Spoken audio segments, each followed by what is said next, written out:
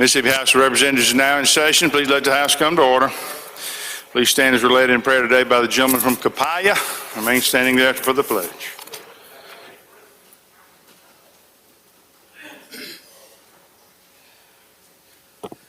Thank you, Mr. Speaker. Good morning.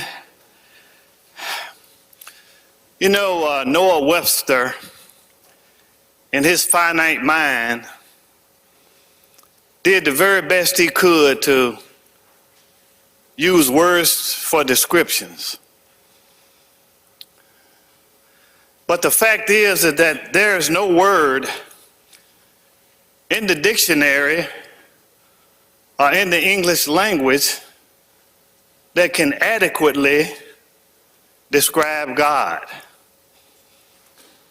Because we serve a then-some God. He's awesome and then some. He's magnificent and then some. He's all-powerful and then some. He's majestic and then some. And he's God all by himself and then some. Let's go to the Lord in prayer. Most holy and glorious Lord God, we come this morning with a heart of thanksgiving, thanking thee for the many wonderful blessings that have bestowed upon us. Because you have been so good to us, you have been better to us than we have ourselves, and all we want to do is say thank you. If we had 10,000 tongues, we couldn't thank you enough. We want to thank you for our families. We want to thank you for our homes. We want to thank you for our communities. Lord, we ask that you would continue to bless our leaders, local, state, and federal. Bless the leaders of this great state, the governor, lieutenant governor, and particularly the Speaker of the House, Philip Gunn, that he would be able to see the forest through the trees, and that every decision that he makes would be with your consultation. Lord, we need you. We can't do without you. Lord, we ask that you would continue to strengthen us where we're weak, build us up where we're torn down. And we'll be very, very careful to give you the praise in the wonderful, magnificent, majestic name of our Lord and Savior, Jesus Christ, we pray. Amen. Let's pledge, attention, salute, pledge. I pledge allegiance of the United States of America and to the republic for which it stands, one nation, under God, indivisible, with liberty and justice for all. Good job. Appreciate that, friend. Open the machine, Madam Clerk.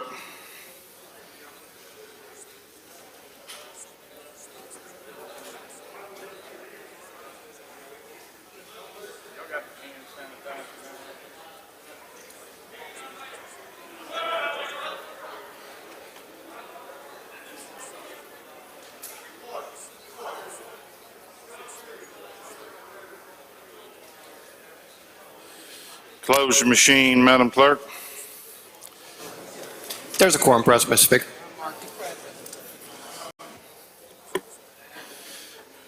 We'll have the reading of the journal. The gentleman from Itawamba moves we dispense with the reading of the journal. All in favor say aye. Opposed nay. The ayes have it. Report of select committees. We have none, Mr. Speaker. Report of standing committees. We have reports on the calendar, Mr. Speaker.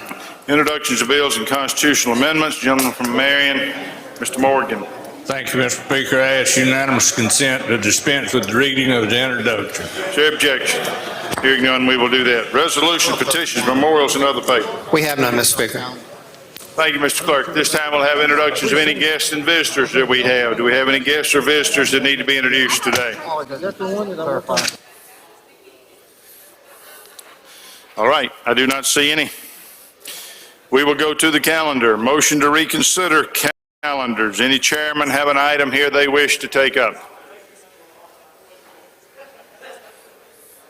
I do not see any.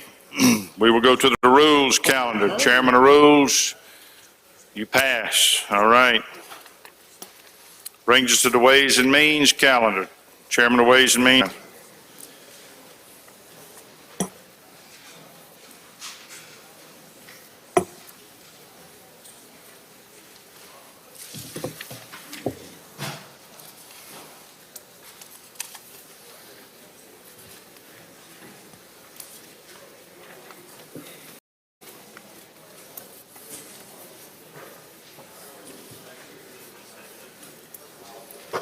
Mr. Speaker, we would go to item 1 on the Ways and Means calendar, and we would skip past that item, actually. That's a revenue bill. We're going to wait on that one. Okay. Item 2, House Bill 518. We'll call that bill up, make the usual motion. Gentleman calls the bill up, moves that the rules be suspended. Bill considered in gross read the third time, placed on final passage. All in favor say aye. Opposed, nay. The ayes have it. Gentleman's recognized. Mr. Speaker, this bill is a bill that has come to us from the Department of Revenue. We placed a reverse repealer in this bill, and just to keep it alive, there are some. It basically would create a wholesale to retail accountability program to assist the department in their audits of certain retail businesses to determine what particular businesses may not be reporting all of their income, or at least reporting correctly. And so this would require, in certain circumstances, wholesalers to provide information returns of the sales, the products that they provide to the retailers. This bill, as I said, comes to us from the department. They need this. I've had many conversations with the commissioner over there. They need this to assist with people who aren't paying their fair share of taxes. There was some concerns from the business industry, FEB, and different folks. And my understanding, the latest I got from last night, is they had talked. They were okay with putting a reverse repealer in this to continue this bill along the process, to let them try to work out some of their differences. And so that's an explanation of the bill. Questions? Gentleman from DeSoto, Mr. Criswell. Thank you, Mr. Speaker. Will the gentleman yield?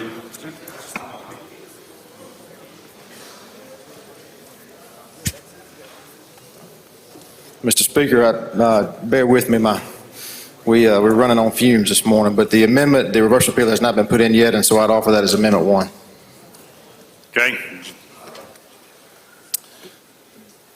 Have you explained that amendment already? That's the reverse repealer, yes, sir. Reverse repealer. Any questions on the amendment? I don't see any. If you favor the amendment, indicate by saying aye. Opposed, nay. The ayes have it.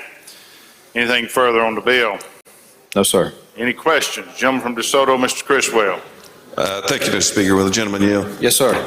So I'm just wondering, do you have any idea how much this might cost some of these small retailers that now then they've got to keep? I mean, this is going to be a lot of additional record keeping. Is that gentlemen, correct? look, you're exactly. I was worried about that yesterday, and I had a meeting last night with the commissioner, and this doesn't apply to the retailers. This is just to the wholesalers. So it's not your small mom and pop retailers, because I had that exact same concern. This would allow the department to get information returns, essentially what amounts to information returns from wholesalers who provide to the retailers. The retailers are, as you know, already file monthly sales tax returns. Right, but I guess I'm still trying to figure out why, even if we're talking about the wholesalers, why is it important that the Department of Revenue have this breakdown of candy, food, and bottled soft drinks and such? Well, that's the products that the wholesalers provide to the retailers, gentlemen, and therefore, if they have another accountability measure from the wholesalers that, hey, I provided store A with this many Cokes and this many sacks of chips and this many candy bars, but the store is only reporting something less than this many Cokes, chips, and candy bars, then they know they're not getting the full story there. And that's what it's dealing with, gentlemen. Okay, thank you very much. Designed to help find tax cheats. Gentleman from Prentice, Mr. Turner. Thank you. Would the gentleman yield? Sir. I'm a little concerned about some of the similar, same things that the other gentleman was concerned about. Okay. Is this not going to put some more bookkeeping on both the retailer and the wholesaler? Not the retailers. I had that, that's what I just told him. I just get through explaining that no, I had those same concerns yesterday and was told no. Was the DOR having trouble auditing the retailer because of they didn't have the records or what? They have good reason to believe there are some retailers who are not doing things properly. Let's just say it that way. Retailers. Yes. And they're going to put the burden on the wholesalers. Well, the wholesalers are just, they already have this information, gentlemen. If I sell you 10 sacks of chips, I know I sold you 10 sacks of chips. Okay? That's really all it is. But if you only report that you sold 8 sacks of chips, okay, there's a problem there. And there are ways to manipulate cash registers and sales tax returns and things of that nature, and the DOR and their professional roles and capacity have come to me. Their sole job, or their primary job, is to collect taxes for the state. And they come to us and they say, look, we have a serious problem here. There are people cheating the system in this state, and we need extra tools to try to help combat that and find out where the cheats are. Then I think we deserve to look at it, and we put a reverse repealer in it. We need to let this continue along the process. Thank you, gentlemen. Yes, sir. Gentleman from Madison, Mr. Bumgar. Thanks, Mr. Speaker. Will the gentleman yield? Yes, sir. Gentlemen, some of the same concerns. My question is more around, in any sort of retail location, you've got shrinkage from shoplifting, you've got spoilage of product that gets thrown away, you've got stuff that gets damaged, gets thrown away, you've got stuff that gets given for free to food pantries. So if the DOR is looking at the wholesaler and saying, 10 bags of chips, we gave you 10, you only are counting 9, you owe us for 1 bag of chips, the retailer now has to go track down, did we give that bag of chips to a food pantry? Did we throw it away because it was spoiled? It seems like we're going to be chasing a bunch of retailers here, trying to track down, they're going to end up getting charged sales tax on shoplifted products. What do we do with? No, sir. No, sir. All those things are easily explainable. If you come to me and you audit me, and I've had a break-in a month ago, and I'm missing 10% of my inventory, then I'll be able to explain that. I mean, I see what you're saying, gentlemen, but that's really just a rabbit trail. Well, gentlemen, but it requires an investigator from DOR to go to that retailer and say, I mean, even if the conversation is like an audit, I mean, even if at the end of the audit you explained everything in the audit, you're still forcing these retailers to go through this entire audit process where at the end of it, they've wasted weeks of time. They've accounted for every bag of chips they gave to a food pantry. They've accounted for everything they threw away. They've accounted for everything that was spoiled. And then the DOR investigator leaves and says, good job, you did everything just right. You've accounted for everything. Meanwhile, the retailers spent days or weeks accounting for every bag of chips just to find out that they did everything right and they explained it all. It seems... Gentlemen, that is the exact process that has been on our books for 50-plus years. Every business in this state is subject to an audit right now. This is not affecting or changing that in any respect. But if that's the process, we don't need this bill. Or why do we need this bill, gentlemen, if that's the process? Gentlemen, I just explained it. It's another tool in the toolbox for them to find the people that are cheating the system. And it's unfair to everybody in this body. It's unfair to me, my family, my constituents, your constituents who pay their taxes fairly when we have certain businesses in this state that are cheating the system. It's as simple as that. And gentlemen, wouldn't you agree that there is going to be a disparity with 100% of retailers? Every single retailer is going to show a discrepancy between what the wholesaler sold them, and because they're all going to have some level of shrinkage, spoilage, or donation. So all of them are going to show a disparity. They're all going to look like they're cheating on their taxes. Gentlemen, look, I hear your concerns, but if you show me, if there's a 5% spoilage, as you say, like I don't know how a bag of chips or a candy bar spoils, as you say, but if there was 5%, I get it. But if somebody comes up and they shows they're missing 40%, that's a problem, okay? That's a problem. And there has been documented cases with the DOR where people have manipulated cash registers, they're doing cash businesses on the side, and our auditors are having a hard time finding the tools they need to go after these folks. Now, if you want to continue to prop up businesses cheating the government and cheating other taxpayers, then just say it. But this is not some big boogie bear that's hiding out there somewhere. It's just a simple tool. I had these exact concerns as I told the gentleman, hey, look, I'm worried about the burden on small businesses. Had this exact conversation less than 24 hours ago, and I put a reverse appealer in it, and they asked if they could continue this bill along the process to work with NFIB and other businesses to make sure that the cheats are getting caught and the ones who are doing business fairly don't get overly burdened. And I'm telling this body that's what's happened, and there we are. I've answered these questions probably several times now. Well, gentlemen, is there, I mean, the retailers, and hopefully the last question here, the retailers, every retailer that's going to want to make sure they're 100% compliant, why would they not feel it incumbent upon them to then account for every bag of chips that gets thrown away, all the spoilage? I mean, if you know at some point an auditor from DOR is going to come, why would the best practice of every small business not be to catalog every single thing you think got stolen, everything that spoils, every bag of chips that breaks open that you throw away? Why would they not feel the burden to do that, knowing at some point in the future a DOR investigator is going to show up and expect them to account for everything? Gentlemen, I've answered your questions. Gentleman DeSoto, Mr. Hopkins. Mr. Speaker, will the gentleman yield? Yes, sir. For new questions. Just one question, it's new, I promise. Were you aware that NFIB is against this bill? Gentlemen,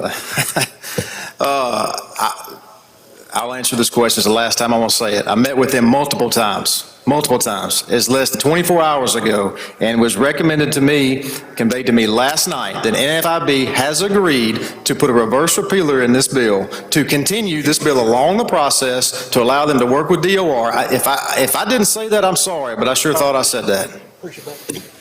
Thank you. Gentleman DeSoto, Mr. Criswell. Motion, Mr. Speaker. Okay, state your motion. Motion to table. Motion is to table. Those opposed have 5 minutes. Any opposed? I don't see any. If you favor the motion, indicate by saying aye. Aye! Opposed, no. Noes have it. Noes have it. All right, anything further on the bill? Nothing. All right. Don't see any further questions. Open the machine, Madam Clerk. Question occurs on House Bill 518. If you favor the bill, vote aye. If you're opposed, vote nay. Has everyone voted? Has everyone voted?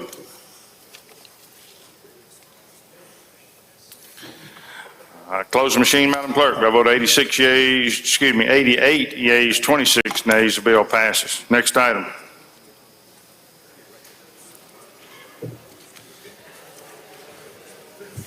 Next item. Item 3, House Bill 1091. We'll call it up, make the usual motion. The gentleman calls the bill up, moves that the rules be suspended, bill considered in gross read, the third time placed on final passage. All in favor say aye. Opposed, nay. The ayes have it. You got a committee sub, gentlemen. Do you want it? Yes, I'm going to ask that the gentleman from Jackson be recognized. The gentleman moves committee substitute be adopted for consideration in lieu of the original bill. All in favor say aye. Opposed, nay. The ayes have it. The gentleman from Jackson is recognized. Thank you, Mr. Speaker, Mr. Chairman, ladies and gentlemen of the House. Let me start off by saying House Bill 1091 is basically an agreement so far. We haven't come up with all of the specific language that we need, but it's an agreement so far with all of the parties of interest, including but not limited to the beer distributors, the package retailers, and the small craft or the brew pubs. Now, what it does mainly two things. First and foremost, it creates a new beer manufacturing permit called a microbrewery, which will allow a microbrewery to produce up to 3,000 barrels annually, which is about 31 gallons per barrel. Now, under that new permit, ladies and gentlemen, both the microbreweries and the small craft manufacturers can qualify for a retail permit and basically sell other products on site. Secondly, under that new permit, both the microbreweries and the small craft beer manufacturers can qualify for a on-premises retail liquor license to sell liquor and basically wine on-site by the drink. Now, the second thing that this bill does is that it increases the alcohol content for products sold in Mississippi by weight from 4% to presently 8%. So that will allow your products that we refer to, ladies and gentlemen, as RTDs, ready-to-drink products, to be sold in Mississippi. Now, again, I told you, and I have an amendment later on that will put a reverse repealer in this bill, ladies and gentlemen. So we have an agreement among all the parties. We just haven't tied down all of the language yet. And it looks like we're going to it looks like we're going to decrease that alcohol content by weight from maybe 8 to possibly 6% or 6.5%. And that's what the bill does. And Mr. Questions Speaker, on the bill? well, like I said, Mr. Speaker, I have an amendment. Well, okay. Offer it. You recognize for your amendment. As I mentioned earlier, Mr. Speaker, the amendment is a reverse repealer. Questions on the amendment? I don't see any. If you favor the amendment, indicate by saying aye. Opposed, nay. The ayes have it. Anything further? No, sir. Jim from Washington has an amendment he wishes to offer.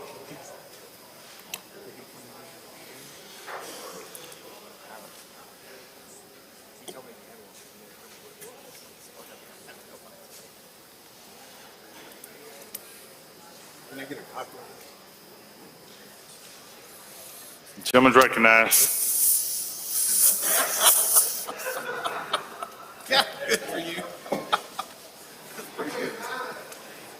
It ain't personal. I'm just trying to be protected. Sprays the lights up. Okay, my amendment is quite simple. If we're going to allow big box stores to sell alcohol, then let's level the playing field for the small package stores. So my amendment says they will be allowed to sell beer, cigarettes, potato chips, nabs, ice, cups, just the small items. So the mom and pop liquor stores right now can't sell any of that stuff. So if we're gonna open up the doors for the big boys, at least level the playing field for the smaller liquor stores, the small community. That's all my amendment does, is say that they can sell beer, cigarettes, potato chips, and any perishable consumer item, nabs, peanuts, whatever. So that's all it does. I'll take any questions, Mr. Speaker. Questions? Jim from Tallahatchie, Mr. Reynolds. Now, gentlemen, if you have this, would this lead like Tennessee has to perhaps wine in the grocery stores one day, or is that, are we precluded from having that in this state? Well, Forever. I could care less if they have wine in the grocery store. I'm trying to take care of the mom and pop liquor stores that will be allowed to sell. If Walmart can sell liquor, then TJ's package store ought to be able to sell beer.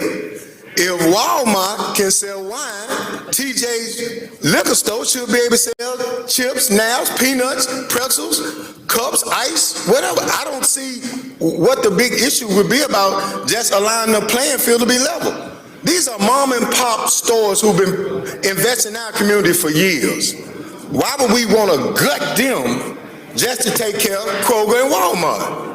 All I'm asking you to do is just level the playing field. Because all of us got our own little personal place we go for our own little personal purchases.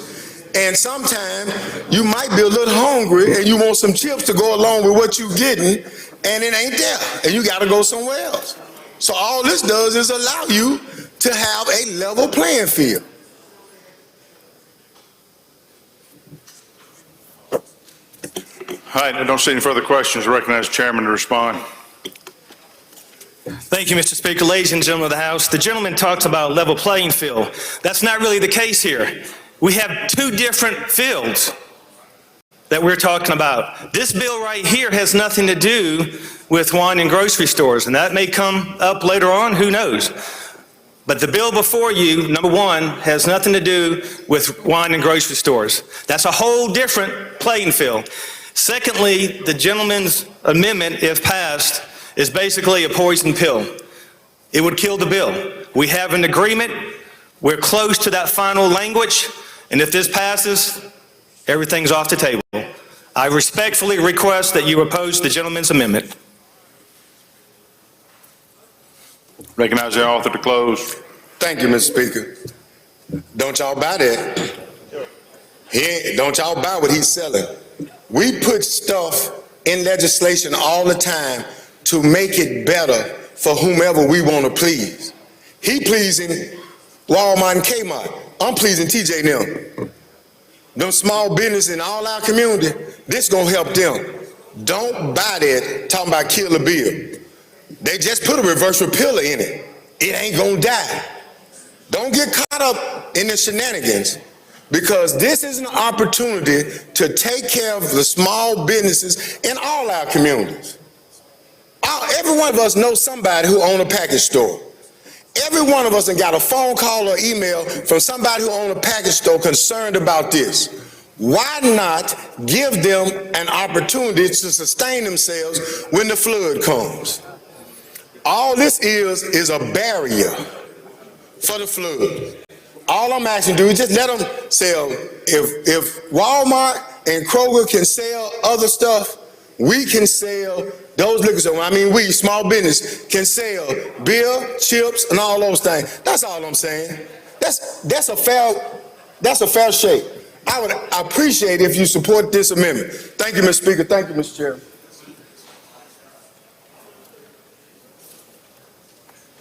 All right. Question now occurs on amendment number 2. If you favor the amendment, indicate by saying aye.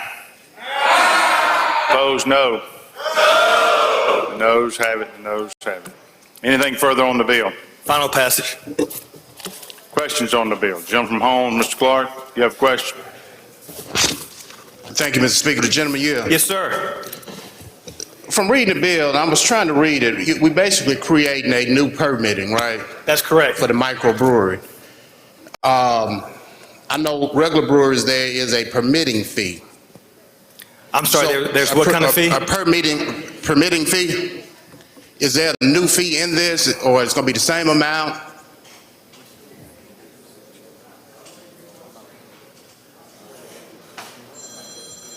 Gentlemen, that's a very good question. We're not aware of any type of new fee in this bill.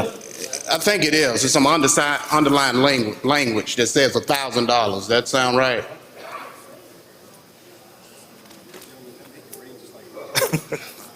If that's what it says, gentlemen, I can double check that, but. And with that being said, I don't see an attorney down there, but why wouldn't this be a 3/5 vote? Gentlemen, if I had to take a guess, based on previous rulings, if there is a fee in it, that would not be the primary purpose or intent, as you know, of this bill.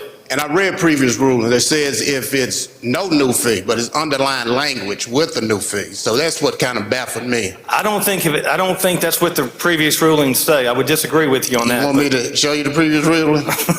If you got it, I'd be happy to look at them, gentlemen. I have no further questions. Thank you. Good questions.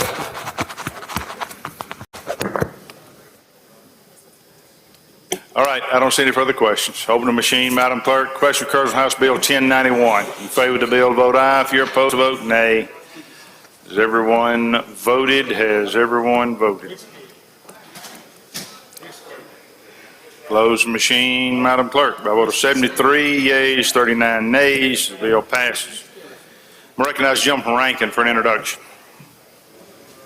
Thank you, Mr. Speaker. Ladies and gentlemen in the North Gallery, I'd like for y'all to make welcome our doctor of the day. It's Dr. John Cross. He's an intern of medicine and he's a medical director at Southern Farm Bureau, but more importantly, he's from Rankin County. Please make him welcome. Thank you, Doctor. We appreciate your service today. Gentleman Harrison, Mr. Bennett, what purpose do you seek recognition? Request, Mr. Speaker. Yes, sir. My desk mate who was presenting the bill, I accidentally voted him wrong on Ways and Means, item 2, House Bill 518. I need to change it from a yes to a nay. Any objection? Change the gentleman's vote. Gentleman from Washington, Mr. Hines, fourth vote. Thank you, Mr. Speaker. I'd like to hold that previous bill, 1091 on motion. Okay, we can do that. Next item.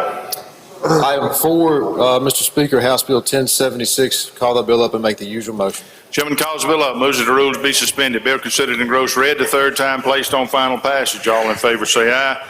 Opposed, nay. The ayes have it. Gentleman's recognized. I want everybody to understand that we have a very, very business-friendly piece of legislation here. I'm going to recognize the gentleman from October to explain it.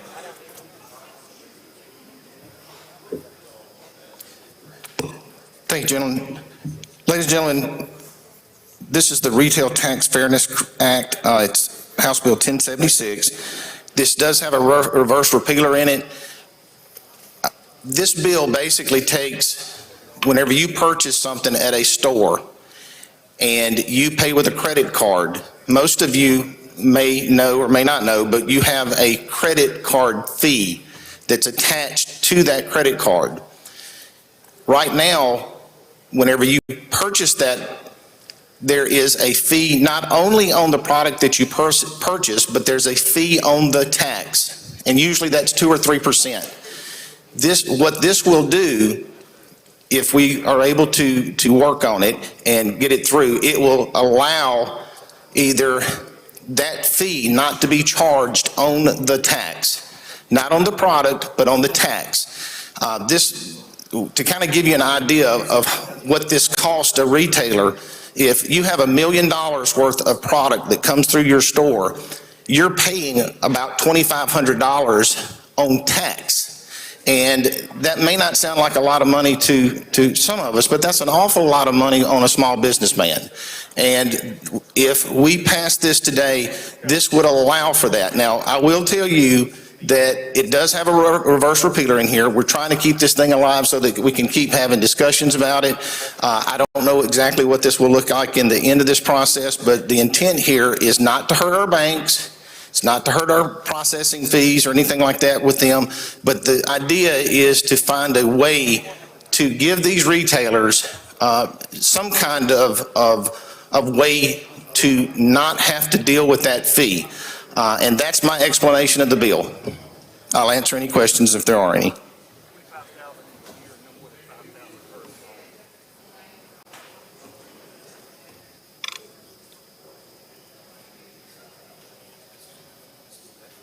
Questions on the amendment? I don't see any. If you favor the amendment, indicate. You got a question on reverse repealer, gentlemen? Okay, well, we're on the amendment right now. If you favor the amendment, indicate by saying aye. Opposed, nay. The ayes have it. Now the bill. Jim from Lauderdale has a question on the bill. Thank you, Mr. Speaker. Would the gentleman yield? Yes, sir. All right, gentlemen, you talked about retailers. If there are municipalities and or counties that are charging the same fee for credit card processing, is there a differentiation there? No, sir. If you have a credit card, the way it's done right now is, if, for argument's sake, 7% plus, let's say some of your communities have another 2%, right, you're paying that fee on the whole tax. So there's no differential in there at all. That's the reason a lot of this money gets to be pretty expensive to use credit cards for our small business. So no, sir, there is no difference. Thank you, Jim. Yes, sir.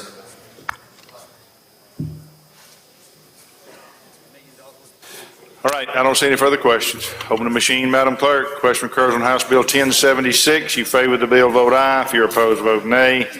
Has everyone voted? Has everyone voted? Closed machine, Madam Clerk. By a vote of 128, 0 nays, the bill passes. Next item.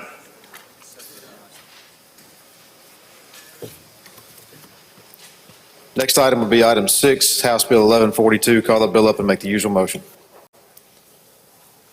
Gentleman calls the bill up, moves the rules be suspended. Bill considered and gross read the third time, placed on final passage. All in favor say aye. Opposed, nay. The ayes have it. Gentleman's recognized. Thank you, Mr. Speaker. 1142 is a bill that comes to us from the construction industry. Don't want to get too bogged down in the details, but we have a system currently, excuse me.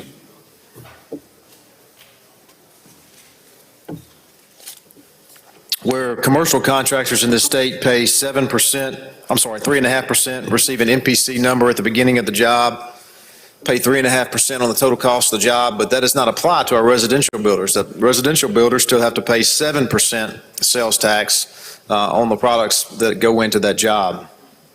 This causes some problems, and it's also dovetails into our licensing or our permitting requirements, as well as businesses licensed in the state. We have an issue with, you can call them different names, fly-by-night companies and/or out-of-state companies that come into Mississippi, whether that be, sometimes it happens prevalently after disasters such as hurricanes or tornadoes, where an out-of-state company will come into the state and do business, put on a new roof, rebuild a house, things of that nature.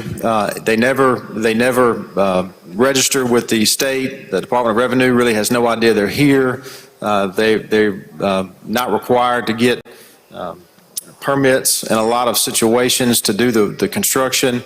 And so what we do, we basically put our home folks at a competitive disadvantage because of the system that we have set up right now. And so what this bill would do would simply just take the residential construction folks and put them over into a very similar program that the commercial folks are in, where they, at the beginning of each job, they'll get an MPC number for that job, and that will allow them to get a permit from the city or the county or wherever they're building. And then what that does is that makes DOR aware that the project is going on, and then they will keep up with the cost of whatever job that is. When the job is complete, they'll have 60 days to pay the 3.5% contractor's tax, and they will be exempt throughout the life of that project from having to pay the 7% sales tax on that project. So we have worked extensively. We had hearings back with the Senate, joint hearings back in the fall, heard from many home builders and other people in the construction business about some of the discrepancies and the irregularities and the competitive disadvantages that they face. This bill, I will tell you, this bill is a work in progress. We do have an amendment that I'm about to offer that would help alleviate some of the concerns, or a few home builders that had some concerns. I've been working with the Home Builders Association. They've had several meetings about this bill over the last few weeks, and the most recent correspondence that I've had and communication I've had with them is that let's keep the bill going, and we're making some headway. So with that, I will offer the amendment at this time.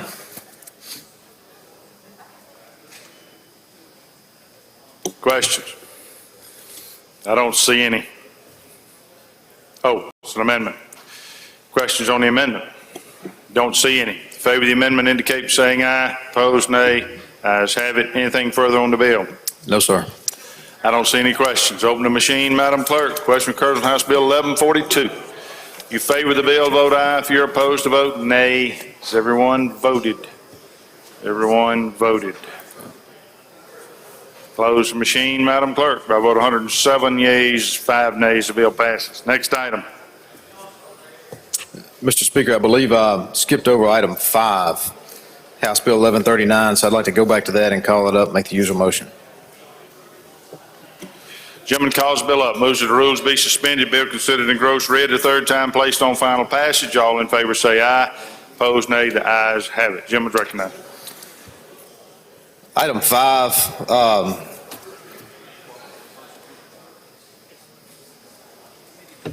this bill, it does have a reverse repealer in it to keep it alive, but we want to keep this bill going throughout the process. I'll tell you what this bill does.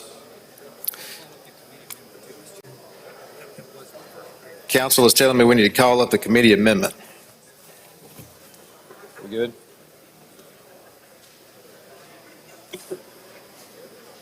You recognize for an amendment? It's a committee amendment, Mr. Speaker. Is there a particular motion, Council? No. Okay. I'm going to explain the committee amendment. The amendment is just a reverse repealer in the bill. But the bill itself, for those who may not know, this was before, some of you, Tommy Reynolds was probably here. Excuse me, I shouldn't have said that. The gentleman from Tallahatchie was probably here, maybe a few others at the time. But way back when, we were not in near as good a financial shape as we are now as a state.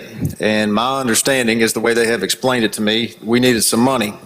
And so what this legislative body did is they went into next year's money and brought it back into this year. And how they did that is they required people to basically pay the July sales tax, estimate the July sales tax collections and made certain taxpayers pay them in June. And so what happens is certain taxpayers get hit with their June sales tax requirement as well as their July sales tax requirement in the same month. That's clearly not a very business-friendly way to do things. The problem with that is it's about a $150 million problem.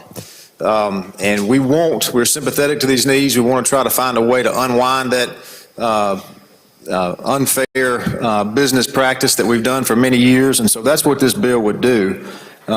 Again, the problem is it's a $150 million problem. It's only a one-time problem, but nonetheless, it is real money. So this bill would basically eliminate that requirement going forward, but we gotta find the money to be able to do it. And so this bill needs to stay alive throughout the budget process of this year, and so to see if we can try to find funds to make that happen.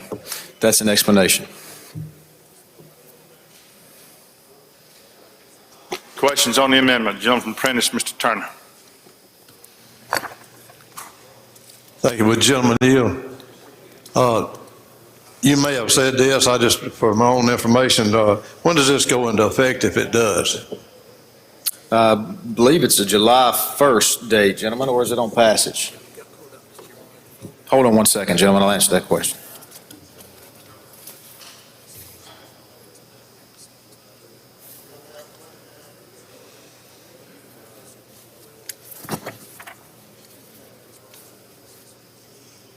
July 1. Gentlemen, do you think that in the process, since you put a reverse repeater in it, that y'all might consider extending this out some period of time, maybe a year or 2 years?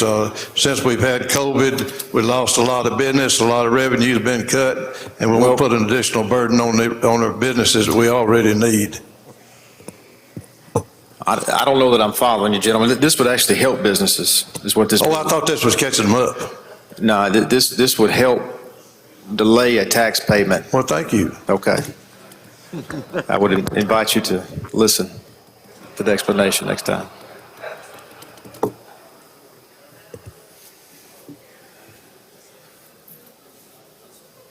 Gentleman from Lauderdale.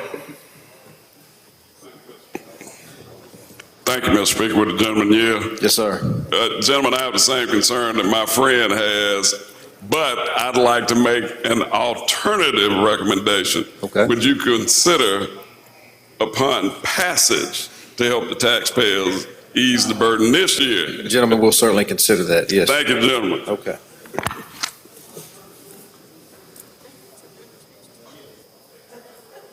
All right, I don't see any further questions. Question occurs on Amendment 1. If you favor the amendment, indicate by saying aye. Opposed, nay. The ayes have it. Anything further on the bill? No, sir. Questions on the bill? I don't see any. Open the machine, Madam Clerk. Question occurs on House Bill 1139. If you favor the bill, vote aye. If you're opposed, vote nay. Has everyone voted? Has everyone voted? Close the machine, Madam Clerk. By a vote 120 yeas, 0 nays, the bill passes. Next item. We'll skip item 7 that still needs some work and move on to item 8, House Bill 1136. Call that bill up, make the usual motion. Gentleman calls the bill up, moves that the rules be suspended. Bill considered in gross read the third time, placed on final passage. All in favor say aye. Opposed, nay. The ayes have it. Gentleman's recognized. Mr. Speaker, I have an amendment. You recognize.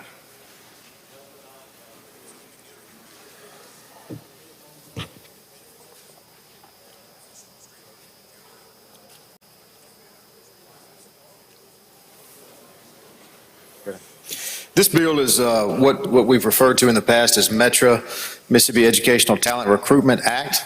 This is a bill substantially the same form that we've passed going on several years in a row now. And I'll just give you a brief explanation for the sections in the bill. Section 2, basically what this does is it provides incentives for businesses and other tax incentives for workers to remain here in this state and to attract out-of-state workers and to keep folks to encourage telework here in the state as opposed to our folks leaving the state. And so Section 2 would be an incentive from businesses to recruit certain employees to come into the state, to live here, reside here, and be employed here. It would provide an annual amount of $25,000 to a particular business. Not more than $5,000 per employee could go toward recruiting that college or university graduate to come here and live in the state. Section 4 would be a a tax credit for teleworkers would be the lesser of the cost or $500. Section 5 would be a deduction to the same teleworkers for the lesser amount, the lesser of the amounts paid by the taxpayer or $1,200. And Section 6 would be a home grant program of up to $5,000 to allow to assist folks with home purchases here in the state of Mississippi as long as they are employed here. And that's an explanation of the bill. Questions on the amendment? Gentleman Smith, Mr. Yes, sir. I appreciate this bill. Yeah. I got just a couple of questions, Sure. if you don't mind. And I'm waiting for this information. Do you know how many in our state universities, what percentage of our professors and teachers at universities are from Mississippi? Originally or live here now? Are originally from Mississippi. Gentlemen, I don't have that information. I'm sorry, but I'm sure IHL could try to help you with that. Okay. And my question centers around, I've went to the Ole Miss website, looked at the professors, and it looks like there's a tremendous percentage from other states that graduated from New York and Connecticut and Vermont.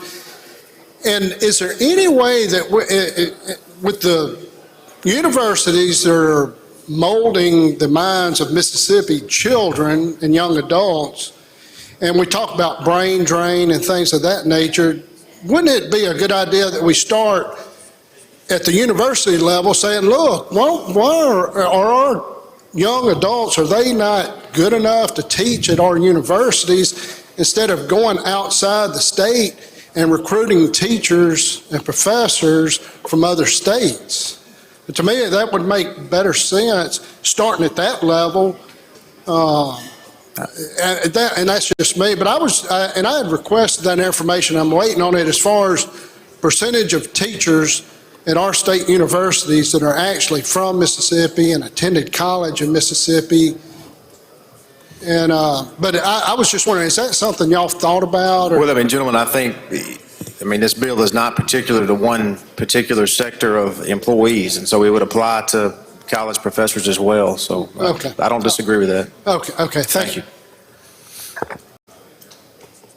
Gentleman from Calhoun, Mr. Beckett. Will the gentleman yield? Yes, sir. Just along that same line, I have no opposition to us hiring faculty from the state, but is it not true that the accreditation agencies for all these universities kind of request or encourage them to hire faculty from other places other than from their schools?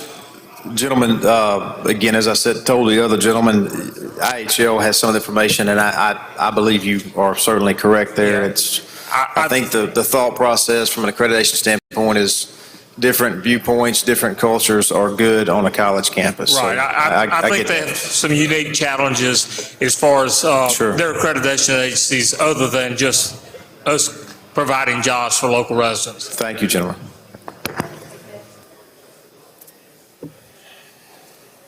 All right, I don't see any further questions. If you favor Amendment 1, indicate by saying aye. Opposed, nay. Ayes have it. Anything further on the bill? No, sir. Any questions on the bill? I don't see any. Open the machine, Madam Clerk. Question occurs on House Bill 1136. You favor the bill, vote aye. If you're opposed, vote nay. Has everyone voted? Has everyone voted? Close the machine, Madam Clerk. By a vote of 107 yeas and 12 nays, the bill passes. Next item. Ways and Means yields the floor. Ways and Means yields. Brings us to the laid on the table calendar. Judd B. Passes. Corrections. Passes. Brings us to the general calendar. Item 1, Judd B.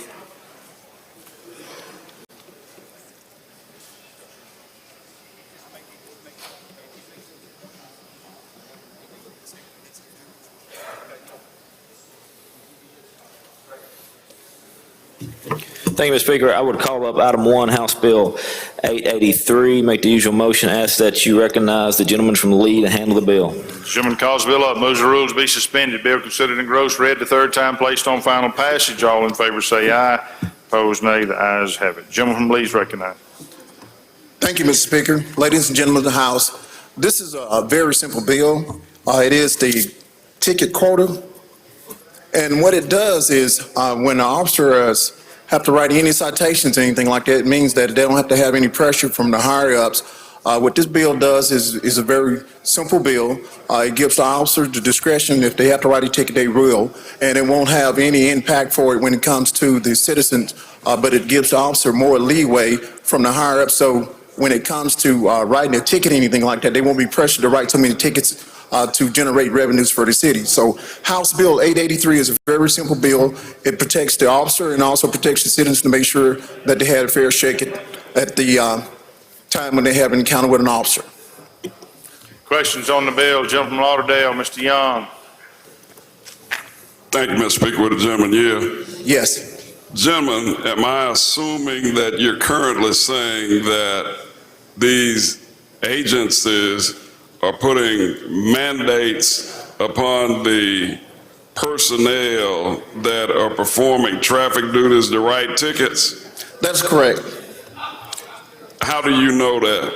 Well, we have some factual information from particular areas that there has been affected where in certain areas they do write so many tickets to generate revenues for the city. Factual information that law enforcement officers are going out generating revenue based upon pressure that's implemented from the hierarchy. That is correct, yes. Gentlemen, that's some fantastic information. And gentlemen, how would we go about not doing this if it's an unwritten rule now? Well, the only way we can do this, we pass this bill here to ensure that we will have more transparency when it comes to ticket writing process when officers involved in certain encounters with individuals. So I'm again lost as to how we monitor this interagency to know that there are no quotas for writing tickets. Well, far as, can you repeat that again? How do we monitor? How do we know that it's not taking place? What type of monitoring system can we put in place to know that no one is telling an officer or officers that they have to write so many tickets? What?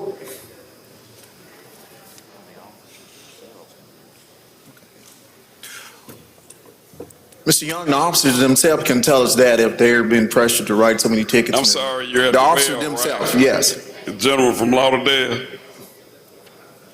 No names at the well. Excuse Thank me. you, gentlemen. The gentleman from Lauderdale, excuse me, sir, yes. Thank you. Okay. Thank you, Mr. Speaker. Gentleman from Newton, Mr. Rushing. Thank you, Mr. Speaker. Gentleman yield? Yes, I yield. Gentlemen, assuming that this takes place, okay. Assuming this takes place in our state and this is a good law, my question is there any, what are the fines, penalties, repercussions from an agency that does that? I mean, if you've got an officer out there that under the table's being told you better write 10 tickets this week, and he says, oh, that's against the law, what's going to be if that agency winks at him and says, well, do you want to continue working here? If there's no teeth in this, what guarantee do we have that we're accomplishing anything just by passing the law, I guess is the question. As of right now, what we're doing now, make sure we have something in place for the officer, but later on we can amend that to make sure that they have more teeth in it right now. This is an opportunity for us to move forward, to get this bill passed, and then when we get the stats and everything, we can come back and add more to the bill to have more teeth to it. Thank you, gentlemen. If we need it. Thank you. Don't see any further questions. Open the machine, Madam Clerk. Question occurs on House Bill 883. Good job. If you favor the bill, vote aye. If you're opposed, vote nay. Has everyone voted? Close the machine, Madam Clerk. I vote 117 yeas and 1 nay. The bill passes. Next item. Thank you. Mr. Speaker, I'd like to go to item number 2 on today's calendar. Call that bill up and make the usual motion. Gentleman calls the bill up, moves that the rules be suspended, bill considered and gross read the third time, placed on final passage. All in favor say aye. Opposed, nay. The ayes have it. Gentleman's recognized. I'd like to recognize a senior gentleman from Lee to explain the bill. Gentleman from Lee recognized. He is a senior gentleman, isn't he? Hard to believe.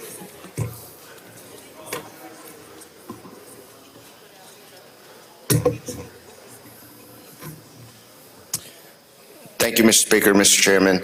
House Bill 488, this bill would authorize public libraries to be able to accept credit cards, debit cards, or any other electronic payments for various fees and accounts receivable by the libraries. The fees would be applied to the balance of the patron's account, and it would not come from the library. And that's my explanation of the bill.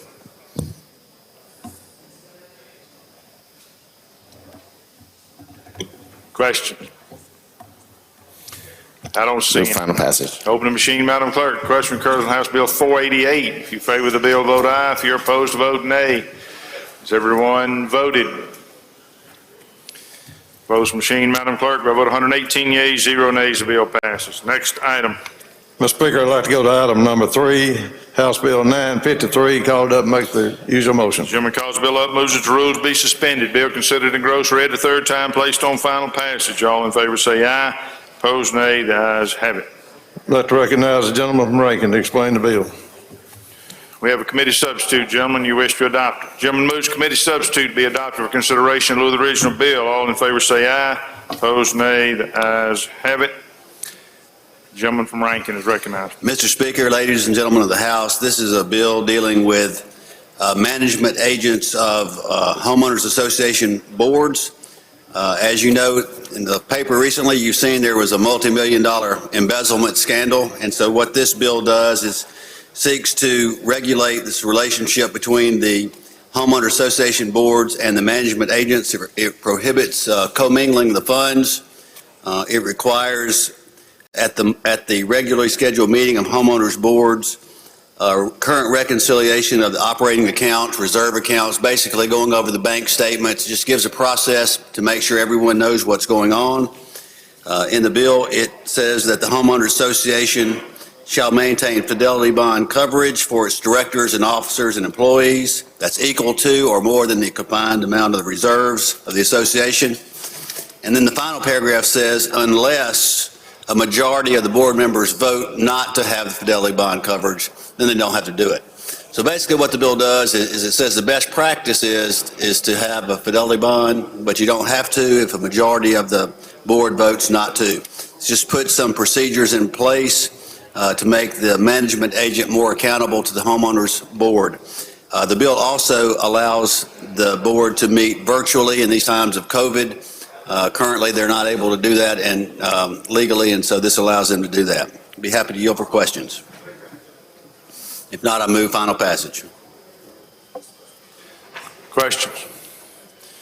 I don't see any. Open the machine, Madam Clerk. Question occurs on House Bill 953. If you favor the bill, vote aye. If you're opposed, vote nay. Has everyone voted? Has everyone voted? Close the machine, Madam Clerk. By a vote of 116 yeas, 0 nays, the bill passes. Next item. Mr. Speaker, I'd like to go to item number 4, House Bill 1075.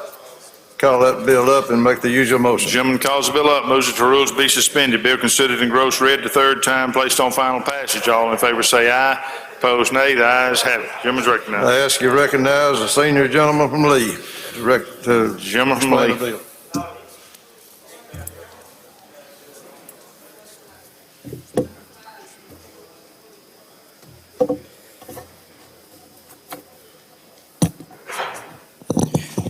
Thank you, Mr. Speaker, Mr. Chairman. House Bill 1075, this bill does 3 things. It extends the repealer on the Mississippi Credit Availability Act until 2026. It removes the repealers on the Mississippi Title Pledge Act and also removes the repealer from the Mississippi Check Cashers Act. That's my explanation of the bill.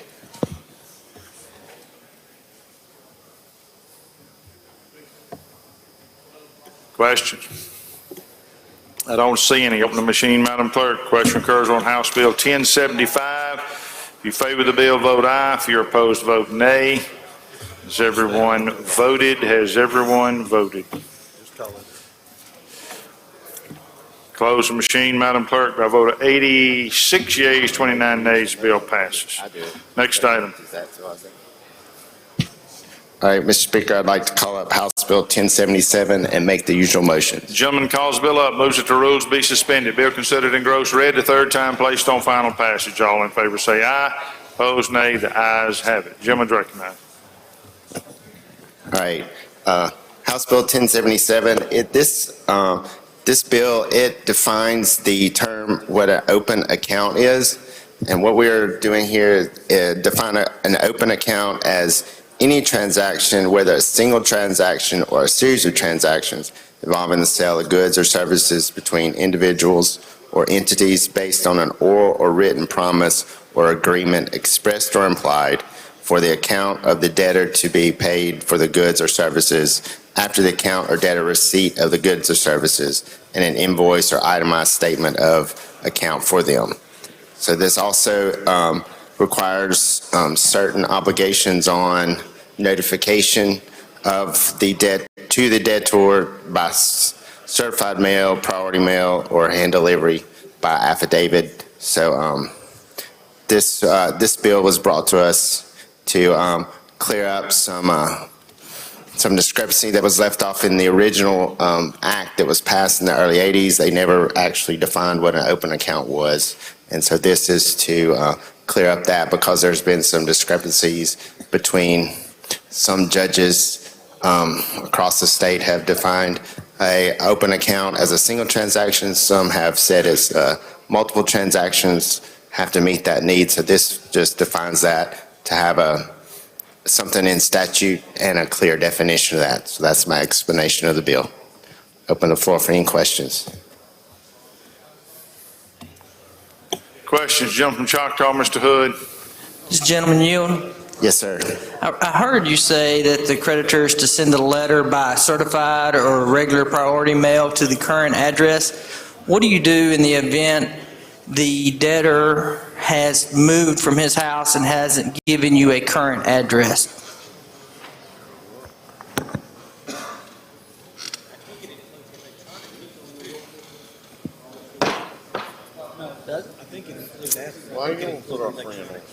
I don't see any wording in this that covers that. What about electronic means? Does it have anything about electronic means? No, it just says priority mail, registered or certified mail, hand delivery, or first-class mail, postage prepaid. And sometimes there's an issue that an individual enters into a loan agreement at one address and then moves and doesn't give a forwarding. Just think about that as this bill moves through the process. Thanks. Yeah, sure will. Thank you. Don't see any further questions. Open the machine, Madam Clerk. Question occurs on House Bill 1077. If you favor the bill, vote aye. If you're opposed, vote nay. Has everyone voted? Has everyone voted? Closed machine, Madam Clerk. By a vote of 117 yeas and 2 nays, the bill passes. Next item, workforce. Thank you, Mr. Speaker. I'd like to call up House Bill 1253. Gentleman calls the bill up, moves that the rules be suspended. Bill considered in gross read the third time, placed on final passage. All in favor say aye. Opposed, nay. The ayes have it.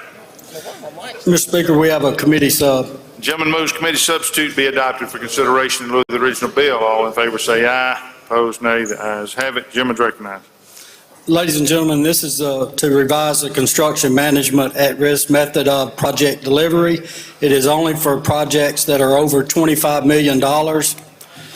And basically all it does is it allows the construction company or the at-risk management company to pre-select bidders, knowing that they can do that type of construction, the scope of this construction, and the size of the construction.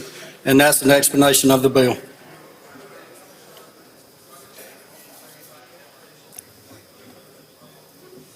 Questions?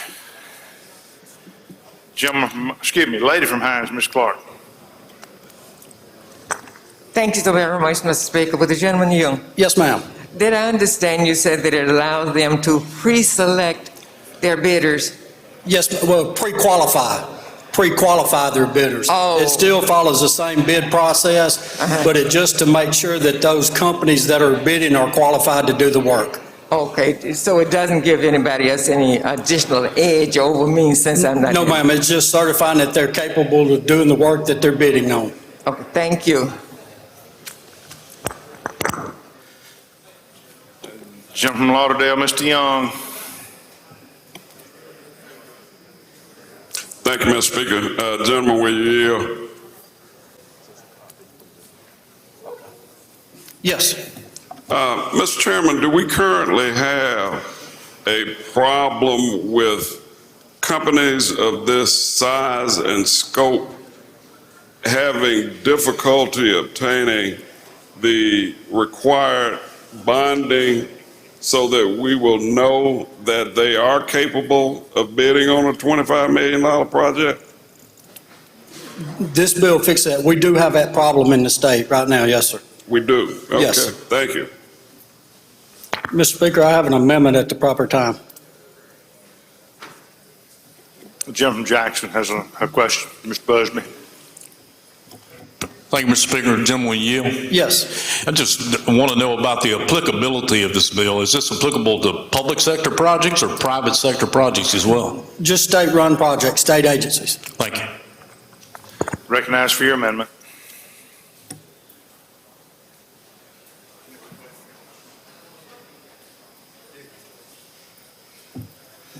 Ladies and gentlemen, I'll explain the amendment, Mr. Speaker.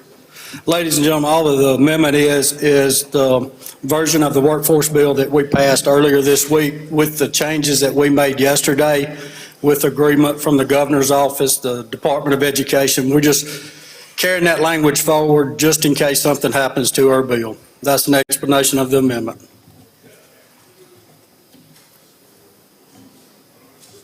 Questions on the amendment? I don't see any. Open the machine, Madam Clerk. Question occurs on Amendment 1. Oh, I'm sorry. Don't open the machine. We're just going to vote on Amendment 1. If you favor the amendment, indicate by saying aye. Opposed, nay. The ayes have it. Anything further on the bill? Final passage. Questions. Gentleman from DeSoto, Mr. Criswell. Thank you, Mr. Speaker. Will the gentleman yield? Yes. I'm looking on, well, it's line 615 is what I'm found.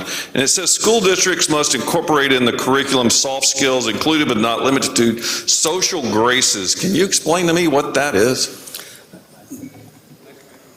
Gentlemen, I guess the best way is how to act in public. Some people, some of the skills are not taught at home, how to address their classmates or adults, and that is in the amendment section, yes, sir. That will. So we're adding this to K through 12 public schools? Yes, sir. So now then we're already having enough time teaching reading, math, the basic school skills. Now then, do we have any idea how the schools are going to implement teaching social graces?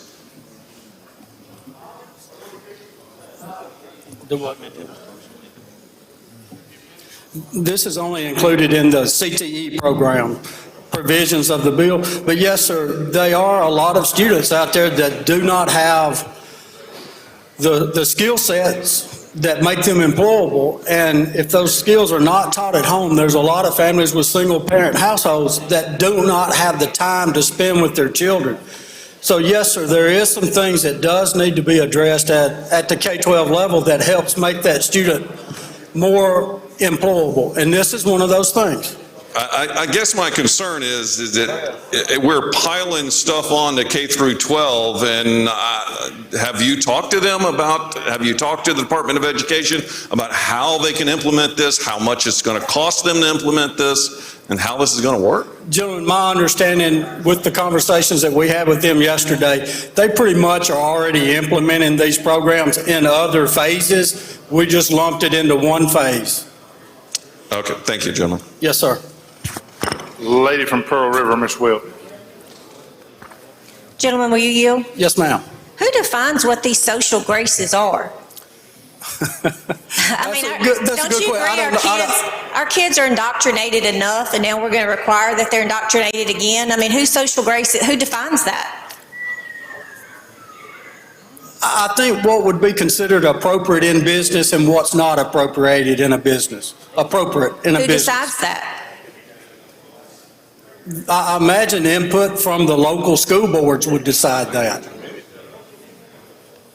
I think that needs to come out, or we should lay this bill on the table, gentlemen.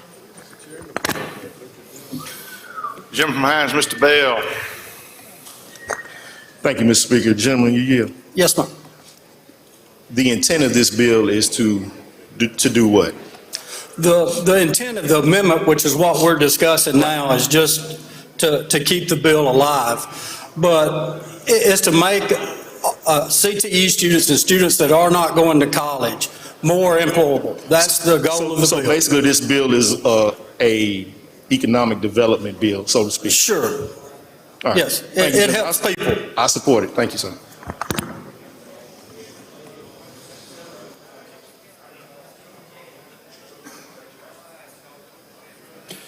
Gentleman from DeSoto, Mr. Eubanks.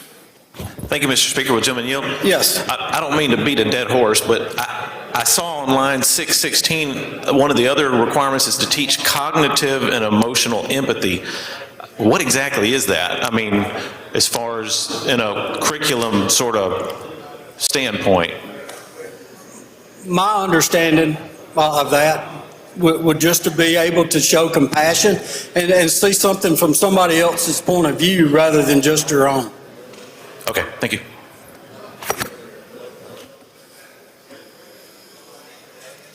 Gentleman from Hines, Mr. Brown. Gentleman, yield. Yes.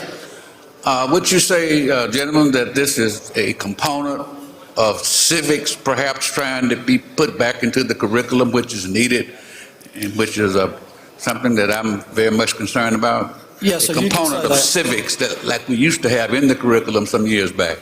You could use that terminology, yes, sir. Thank you.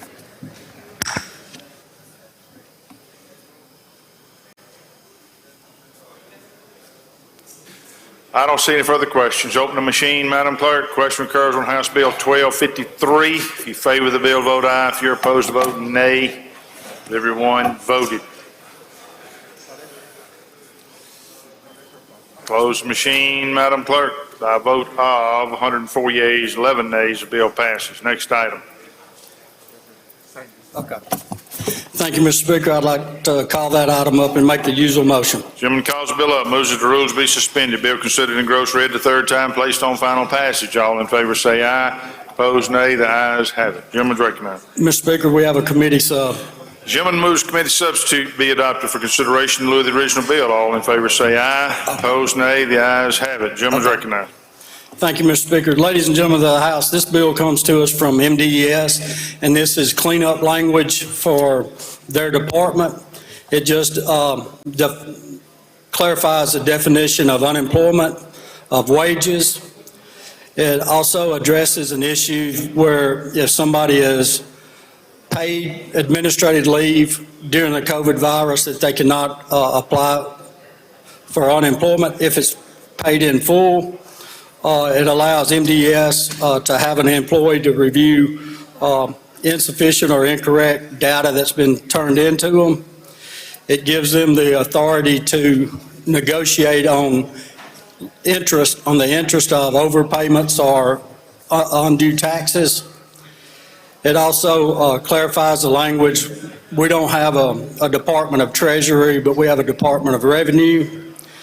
And then it clarifies the fact that they've asked, many employers have asked for if a company isn't avoiding paying taxes, it puts a 2% penalty fee on top of that. And that's an explanation of the bill. Questions? Gentleman from Washington, Mr. Hines. Thank you, Mr. Speaker. Jim, are you? Yes. Jim, is any consideration about the increase in the amount that an individual was receiving from 235 to 300 or 350 something? Has there been any consideration about that? We've had discussions about it up to the COVID hit. We were looking at doing that, but we didn't know the impact with so many Mississippians being on unemployment on what that would do to that fund, if we would have enough money in that fund to do it. But I do assure you, we will work to address that issue. All right, thank you, Jim. Yes. Don't see any further questions. Mr. Speaker, I have an amendment. Oh, okay. You recognize for your amendment. Ladies and gentlemen of the House, this is the identical amendment that we just discussed briefly. We're just putting it in this bill also. That's an explanation. Questions on the amendment? I don't see any. If you favor the amendment, indicate by saying aye. Opposed, nay. The ayes have it. Now the bill. Anything further on the bill? Final passage. I don't see any questions. Open the machine, Madam Clerk. Question occurs on House Bill 536. You favor the bill, vote aye. If you're opposed, vote nay. Has everyone voted? Closed machine, Madam Clerk. By vote 115 yeas and 3 nays, the bill passes. Next item, wildlife.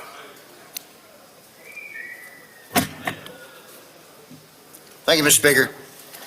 I'd like to call up House Bill 382 and make the usual motion. Gentleman calls bill up, moves that the rules be suspended. Bill considered in gross read the third time, placed on final passage. All in favor say aye. Opposed, nay. The ayes have it. Call up a committee sub, please. Gentleman moves committee substitute be adopted for consideration in lieu of the original bill. All in favor say aye. Opposed, nay. The ayes have it. Gentleman's recognized. Ladies and gentlemen of the House, we are called up House Bill 382 is to deal with the CWD testing within deer enclosures. Last year we addressed that issue. We revised some penalties. We've since gone back and did further work on it. Last year, the Senate bill was 2722. This year, what we did is we included any deer that are naturally die in an enclosure to be included in their minimum testing. And their minimum testing is 1 deer per 200 acres. And we changed the penalties from a class 1, that is a $2,000 to $5,000 fine and 5 days in jail, to first offense being $500, second offense being $1,000. That's an explanation of the bill. Question? I don't see any. Open the machine, Madam Clerk. Question occurs on House Bill 382. If you favor the bill, vote aye. If you're opposed, vote nay. Has everyone voted? Close the machine, Madam Clerk. By vote 111 yeas, 9 nays, the bill passes. Next item. Public health. Thank you, Mr. Speaker. I'd like to go to item number 9, House Bill number 72, called up. Make the usual motion. Gentleman calls the bill up, moves that the rules be suspended. Bill considered in gross read the third time, placed on final passage. All in favor say aye. Opposed, nay. The ayes have it. Gentleman's recognized. Thank you, Mr. Speaker. Ladies and gentlemen in the House, this is a piece of legislation that we passed last session, 115-0. Of course, we had some issues with COVID last session, so this one did not make it out of the Senate. But basically, Mr. Speaker, House Bill 72 would add dentist to an existing statute to provide immunity to healthcare providers providing charitable for medical or healthcare in good faith. And that is the explanation of the bill, Mr. Speaker. Questions on the bill? I don't see any. Open the machine, Madam Clerk. Question occurs on House Bill 72. If you favor the bill, vote aye. If you're opposed, vote nay. Has everyone voted? Close the machine, Madam Clerk. By vote 109 yeas and 9 nays, the bill passes. Next item, military affairs.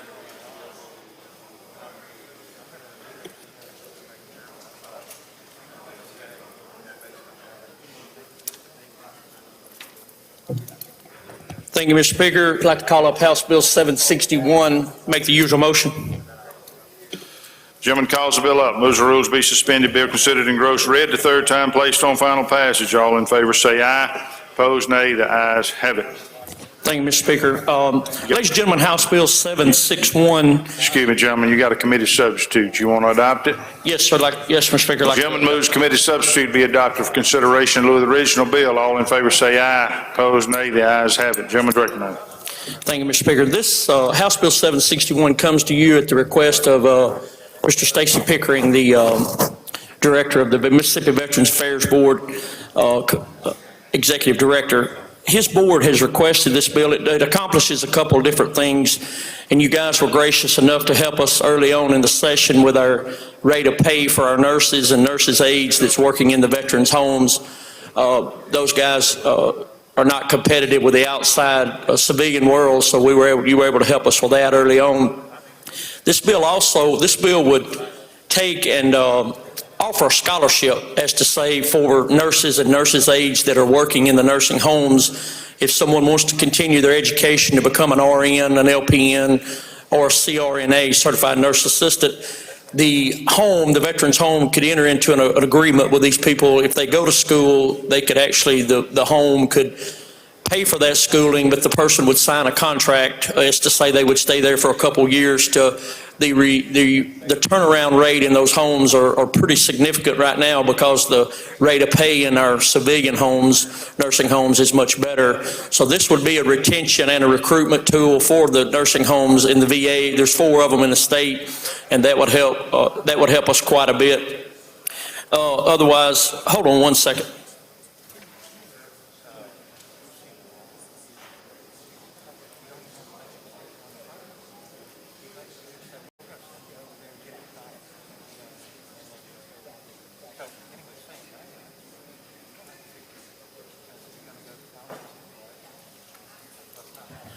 I was checking with council there on the scholarship program. In a just, that's what this bill does, and it also it was double referred to appropriations, and it passed out of appropriations to help with some of the money in the homes to make the rate of pay competitive to some of these employees. Mr. Speaker, that's the explanation of the bill. I yield for any question, or the committee sub. I yield for any questions. Questions on the bill? Don't see any. Open the machine, Madam Clerk. Question occurs on House Bill 761. If you favor the bill, vote aye. If you're opposed, vote nay. Has everyone voted? Close the machine, Madam Clerk. By a vote of 117 yeas, 0 nays, the bill passes. Next item, transportation.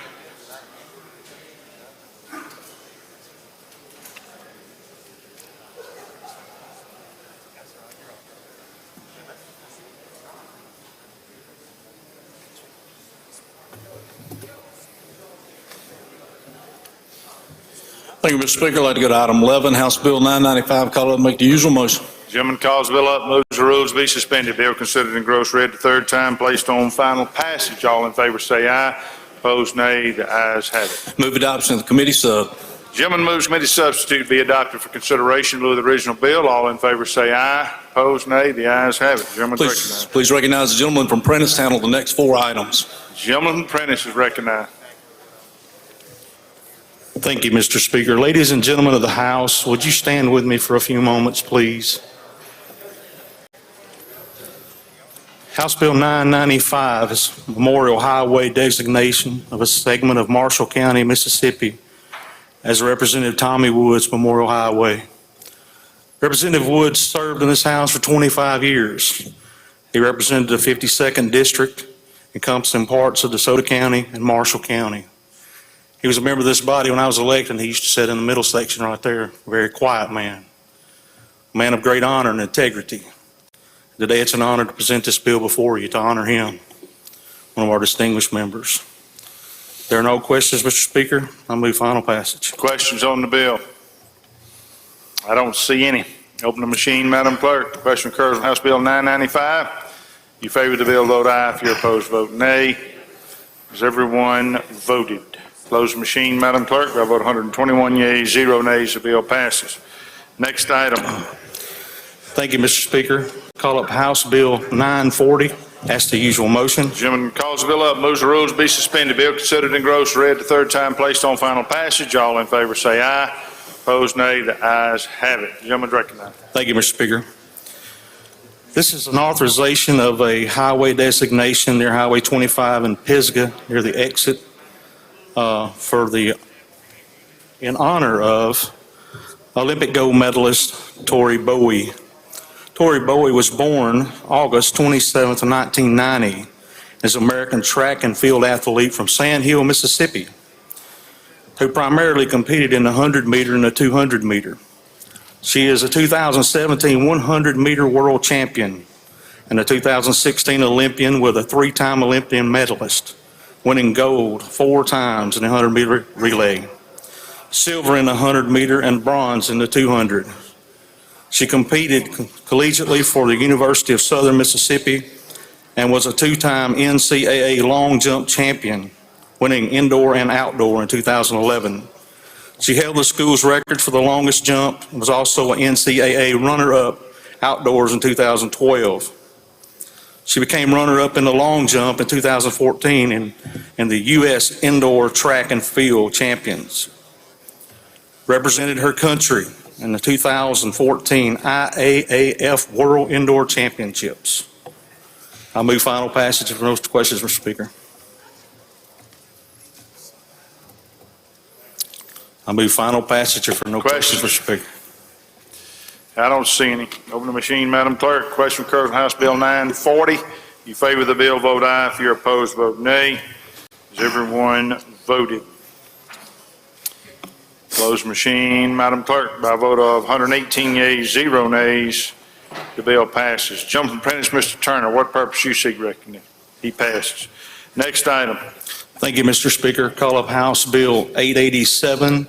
Ask the usual motion and move to adopt a committee substitute. Gentleman calls the bill up, moves that the rules be suspended. Bill considered in gross read the 3rd time, placed on final passage. All in favor say aye. Opposed, nay. The ayes have it. Gentleman moves committee substitute be adopted for consideration in lieu of the original bill. All in favor say aye. Opposed, nay. The ayes have it. Gentleman's recognized. Thank you, Mr. Speaker. Ladies and gentlemen of the House, would you stand to your attention for one of our military men that has dedicated his life to our freedom? House Bill 887 is a memorial highway designation of a segment of U.S. Highway 82 in Webster County as Corporal William Juster Cooper Memorial Highway. Corporal William Juster Cooper was a Marine from Upora, killed in Afghanistan on May 19, 2008, serving during Operation Enduring Freedom. No greater love to have any man than to lay down his life for his friends. This man laid down his life for our liberties and our freedoms that we enjoy today, and he deserves the highest honor. This is a small token of the contribution that he's given to our society. I move final passage, Mr. Speaker. Questions on the bill? I don't see any. Open the machine, Madam Clerk. Question occurs on House Bill 887. If you favor the bill, vote aye. If you're opposed, vote nay. Has everyone voted? Opposed machine, Madam Clerk. By a vote of 121 yeas, 0 nays, the bill passes. Next item. Thank you, Mr. Speaker. I call up House Bill 872. Ask the usual motion. Chairman calls the bill up, moves that the rules be suspended. Bill considered in gross read the 3rd time, placed on final passage. All in favor say aye. Opposed, nay. The ayes have it. I ask that we adopt a committee substitute. Gentleman moves committee substitute be adopted for consideration in lieu of the original bill. All in favor say aye. Opposed, nay. The ayes have it. Gentleman's recognized. Thank you, Mr. Speaker. House Bill 872 is a memorial highway designation, a segment of U.S. Highway 61 in Jefferson County. As a highway patrolman, Lieutenant Troy Morris Memorial Highway. Highway Patrol Lieutenant Troy Morris had 27 years in law enforcement. He was killed at the age of 58 on Highway 61 in Jefferson County on August 2020 while off duty working his mail delivery truck. Ladies and gentlemen, if there's ever been a day that we need to honor and respect the men that protect and serve in our law enforcement, today is the day. And we're looking here today at a gentleman that was willing to pay the ultimate cost, not only this day, but every day as they're sworn in. Today it's an honor to recognize this gentleman, his achievements, and his sacrifice of giving his life for our society, and to remember him by this Memorial Highway dedication. If there are no questions, I move final passage, Mr. Questions on the bill? I don't see any. Open the machine, Madam Clerk.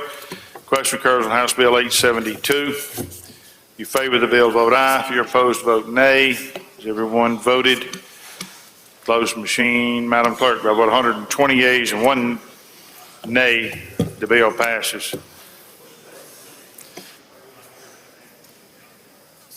Excuse me, gentleman from Lauderdale, Mr. Young, you voted your desk mate nay on that. Did you intend to do that, or I didn't figure you did? All right, change the gentleman's vote. Next item. Thank you, Mr. Speaker. Let's go to item 15, House Bill 576. Colin, make the usual motion. Gentleman calls the bill up, moves that the rules be suspended, bill considered and gross read the third time, placed on final passage. All in favor say aye. Opposed, nay. The ayes have it. Gentleman's recognized. Thank you. Ladies and gentlemen, this bill comes to us from the Office of State Aid. It is, revises the definition of a deficient bridge to match that of the federal definition and revises the allocation formula by replacing the number of road miles in a county to the area of the bridge deck in a county proportionate to bridge decks in the remainder of the state. And that's an explanation of the bill. Questions on the bill? I don't see any. Open the machine, Madam Clerk. Question occurs on House Bill 576. If you favor the bill, vote aye. If you're opposed, vote nay. Has everyone voted? Has everyone voted? Close the machine, Madam Clerk. By a vote of 117 yeas, 0 nays, the bill passes. Next item. Let's go to item 16, House Bill 424. Call it up, make the usual motion. Gentleman calls the bill up, moves that the rules be suspended. Bill considered and gross read the third time, placed on final passage. All in favor say aye. Opposed, nay. The ayes have it. Gentleman's recognized. Move adoption of the committee sub. Gentleman moves committee substitute be adopted for consideration in lieu of the original bill. All in favor say aye. Opposed, nay. The ayes have it. Gentleman's recognized. Thank you, Mr. Speaker. Ladies and gentlemen, this bill comes to us from the gentleman from Marion. It's an honor for Mr. T.L. Wallace naming a portion of Highway 44 in Marion County for this esteemed businessman and philanthropist. I believe that the gentleman from Jackson has an amendment. Okay. Gentleman from Jackson, you recognize for an amendment.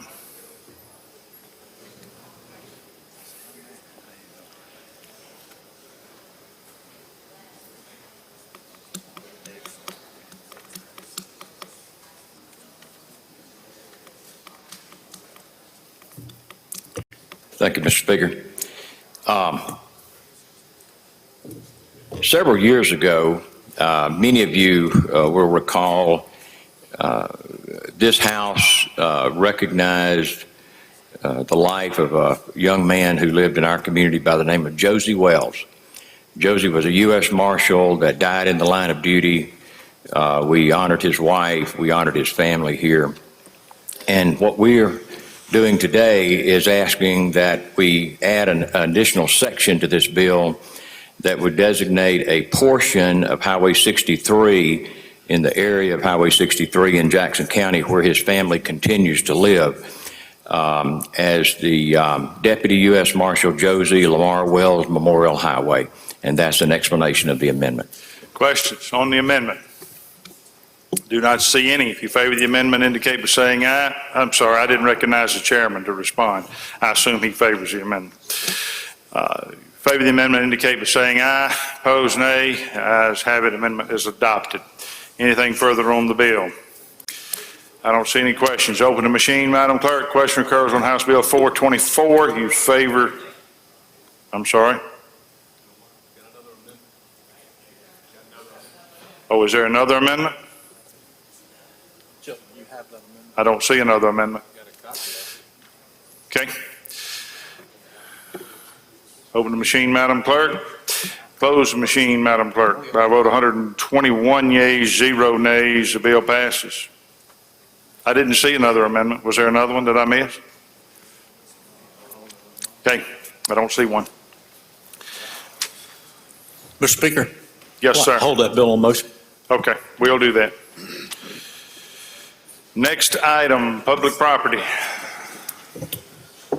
Thank you, Mr. Speaker. I'd like to go to item 17, House Bill number 1167. Call it up, Mr. Speaker, and make the usual motion. Gentleman calls the bill up, moves that the rules be suspended. Bill considered and gross read the third time, placed on final passage. All in favor say aye. Opposed, nay. The ayes have it. Gentleman's recognized. Mr. Speaker, ladies and gentlemen of the House, House Bill 1167. This bill codifies what has been previously customary practice of the Secretary of State's office with respect to the distribution of flags, state flags. Previously, any member of the legislature could request a flag from the Secretary of State to present to a constituent for significant occasions. These flags were typically new and unflown. What this bill seeks to do is require the Secretary of State to do three things. First, require the Secretary of State to procure a requisite number of official state flags to be displayed at the state capitol daily. That includes the flags flown over each chamber when the legislature is in session and each respective chamber and when each respective chamber is convened, as well as the flag flown over the center flagpole on the south side of the state capitol. Secondly, it requires the Secretary of State to make flags that's flown over the state capitol are previously displayed on state capitol grounds available to members of the legislature for purposes of presenting them to their constituents. Lastly, it requires the Secretary of State to adopt rules to govern the distribution of flags displayed on the state capitol grounds. That's an explanation of the bill, Mr. Speaker. I'll yield for any questions. Questions on the bill?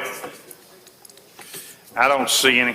Open the machine, Madam Clerk. Question occurs on House Bill 1167. If you favor the bill, vote aye. If you're opposed, vote nay. Has everyone voted? Close the machine, Madam Clerk. By vote 119 yeas and 2 nays, bill passes. Next item. Tourism. Thank you, Mr. Speaker. I'd like to call up House Bill 413 and ask for the usual motion. Lady calls the bill up, moves that the rules be suspended. Bill considered and gross read the third time, placed on final passage. All in favor say aye. Opposed nay. The ayes have it. You have a committee substitute, lady. You want to adopt it? Yes, sir. Lady moves committee substitute be adopted for consideration in lieu of the original bill. All in favor say aye. Opposed nay. The ayes have it. Ladies recognized. Thank you, Mr. Speaker. Mississippi has so much talent, and one of the things that is so much fun about being chair of tourism, I get to help identify that. And once we do these things and we promote all the talent in Mississippi, guess what? People come here and spend their money, and we want them to continue to do that. So today I'm proud to tell you that we want to start the Gospel Music Trail. We've had so much success with our blues trails. We started the country music trail, and one we did not do was the gospel music trail. And there's so much talent in the state that we want to be sure and make sure that we do that. We have the Williams brothers from Macomb, the Wilson singers, the Mississippi Mass Choir, and I'm not going to keep going because I'm going to leave somebody out and hurt their feelings, but what this will do, it will start the gospel music trail. It will be run just like the blues. We're going to have the committee, the boards that will go through this. They will have some from the speaker, the lieutenant governor, the governor, just like other boards. They will not make any money. There's no money attached to this bill because the first year it will be getting this all together, and we'll look at putting some money in it later. But I'm very excited to present this bill, and that's my explanation of the bill, and I'll answer any questions. Questions, gentleman from Tate, Mr. Lamar. I don't see any questions. Open the machine, Madam Clerk. Question occurs on House Bill 413. If you favor the bill, vote aye. If you're opposed, vote nay. Has everyone voted? Close the machine, Madam Clerk. By 119 yeas and 2 nays, the bill passes. Announcements, Mr. Clerk. Announcements, Madam Clerk.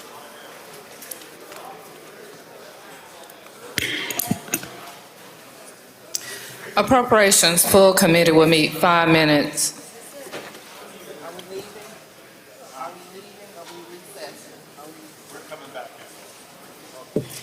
5 minutes upon recess in room 201A.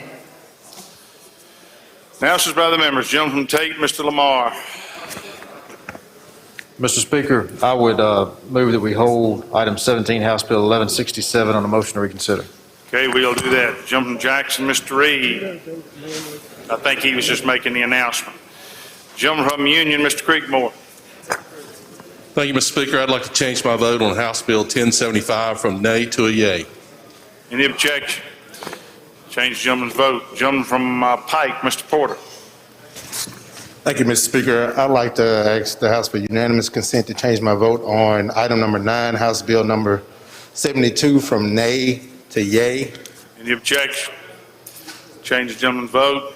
I'd also like to ask unanimous consent to change my vote on item number 4, House Bill number 1075, from nay to yay. Any No, I'm objection? sorry. That's the wrong Change the one. gentleman. Is that the wrong one? That's the wrong one. Hold on.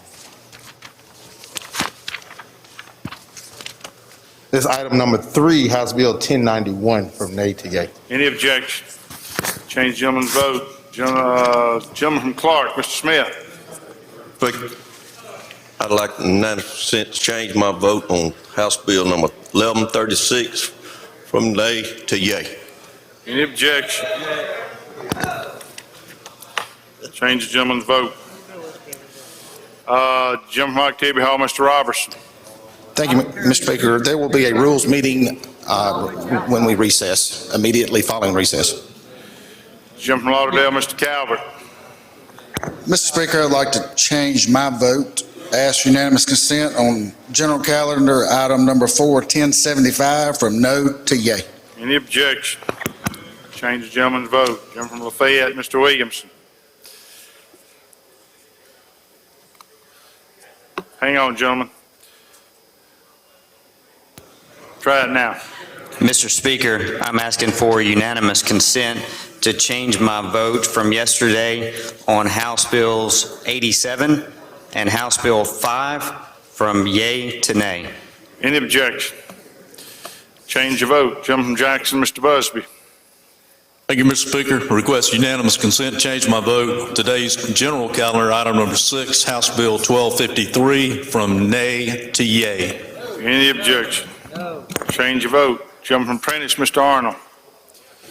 Thank you, Mr. Speaker. On page 5, item 10, House Bill 761, I was not voted, and I'd like to be recorded as yay. I think we have to fill out the form, gentlemen. There's a form over here you got to fill out to do that. Gentleman from Marion, Mr. Morgan. Thank you, Mr. Speaker. On yesterday's calendar, on the House Bill number 163, I'd like to change my vote with unanimous consent from nay to yay. Any objection? Change gentleman's vote. Gentleman from Forest, Mr. Byrd. Thank you, Mr. Speaker. I was not recorded on House Bill 1075. I would like to be recorded as a yay. Come fill out the form. Fill out the paperwork? Okay, thank you. Got to fill out the form. Ladies and gentlemen, just as a reminder, Madam Clerk has enough to keep up with changing votes. If you were not recorded as voting, there's this form over here that we've been implementing for a few years now that you got to fill out. So if you didn't get voted, just come up here, fill out the form, hand it to Madam Clerk, and when she has time, she will go back into the machine and record all of those. Does that make sense? It alleviates the burden off of her. All right. I don't see any further announcements. Recognize the gentleman from Octavia Hall for the motion. Let's try 1:30, gentlemen. Mr. Speaker, I move that this House stand in recess until 1:30. Heard the motion. All in favor say aye. Opposed, nay. The ayes have it. House is in recess till 1:30.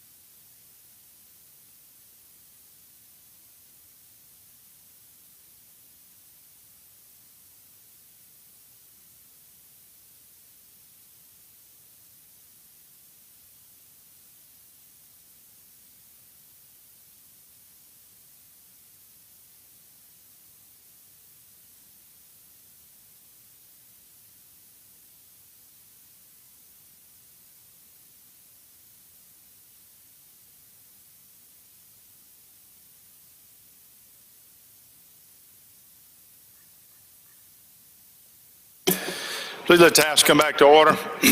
Ladies and gentlemen, during the lunch hour, the Rules Committee met and reshuffled the calendar. You should find a new calendar on your desk. We had worked our way down to number 19. Number 19 is now House Bill 135, Education. So find that calendar. If you don't have one and you need one, let us know.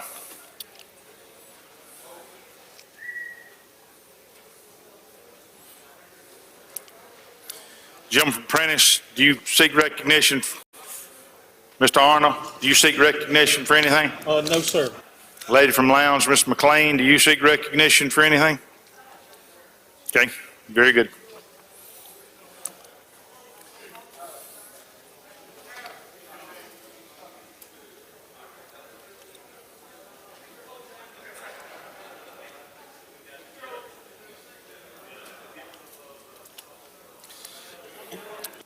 Jim from Washington, you have a question? Yes, sir. Thank you, Mr. Speaker. I'd like to, I held House Bill 1091 on a motion to reconsider. I'd like to withdraw my motion. Okay. All right. And thank you for making me feel better because you couldn't see me, so that means I'm losing weight. Thank you. That's true.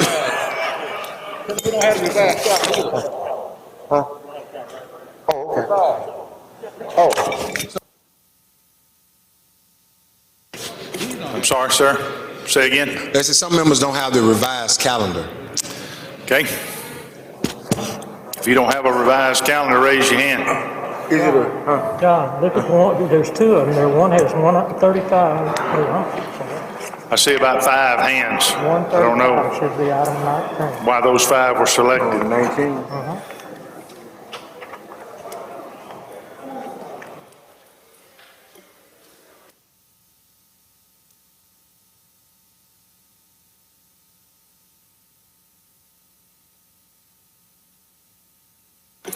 Here comes a gentleman with some calendars. If you need one, raise your hand.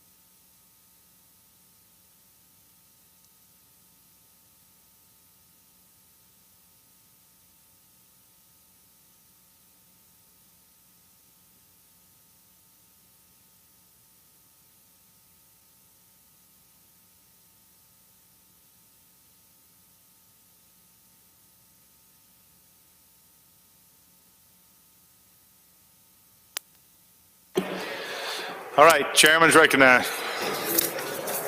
Thank you, Mr. Speaker. I'd like to call up item 19, House Bill 135, make the usual motion. The gentleman calls the bill up, moves the rules be suspended. Bill considered in gross read the third time, placed on final passage. All in favor say aye. Opposed, nay. The ayes have it. Gentleman's recognized. 135, this is a repealer. This is on the Mississippi Critical Teacher Shortage Act of 1998. Again, all we're doing is extending the repealer on this. Questions? I don't see any. Open the machine, Madam Clerk. Question occurs on House Bill 135. You favor the bill, vote aye. If you're opposed, vote nay. Has everyone voted? Everyone voted. Close the machine, Madam Clerk. By vote 113 yeas and 3 nays, the bill passes. Next item. Mr. Speaker, I'd like to call up House Bill 302 and make the usual motion. The gentleman calls the bill up, moves that the rules be suspended. Bill considered in gross read a third time, placed on final passage. All in favor say aye. Opposed, nay. The ayes have it. Gentleman's recognized. I'd like to yield to the lady from Amit to handle the bill. The lady from Amit recognized to present the bill.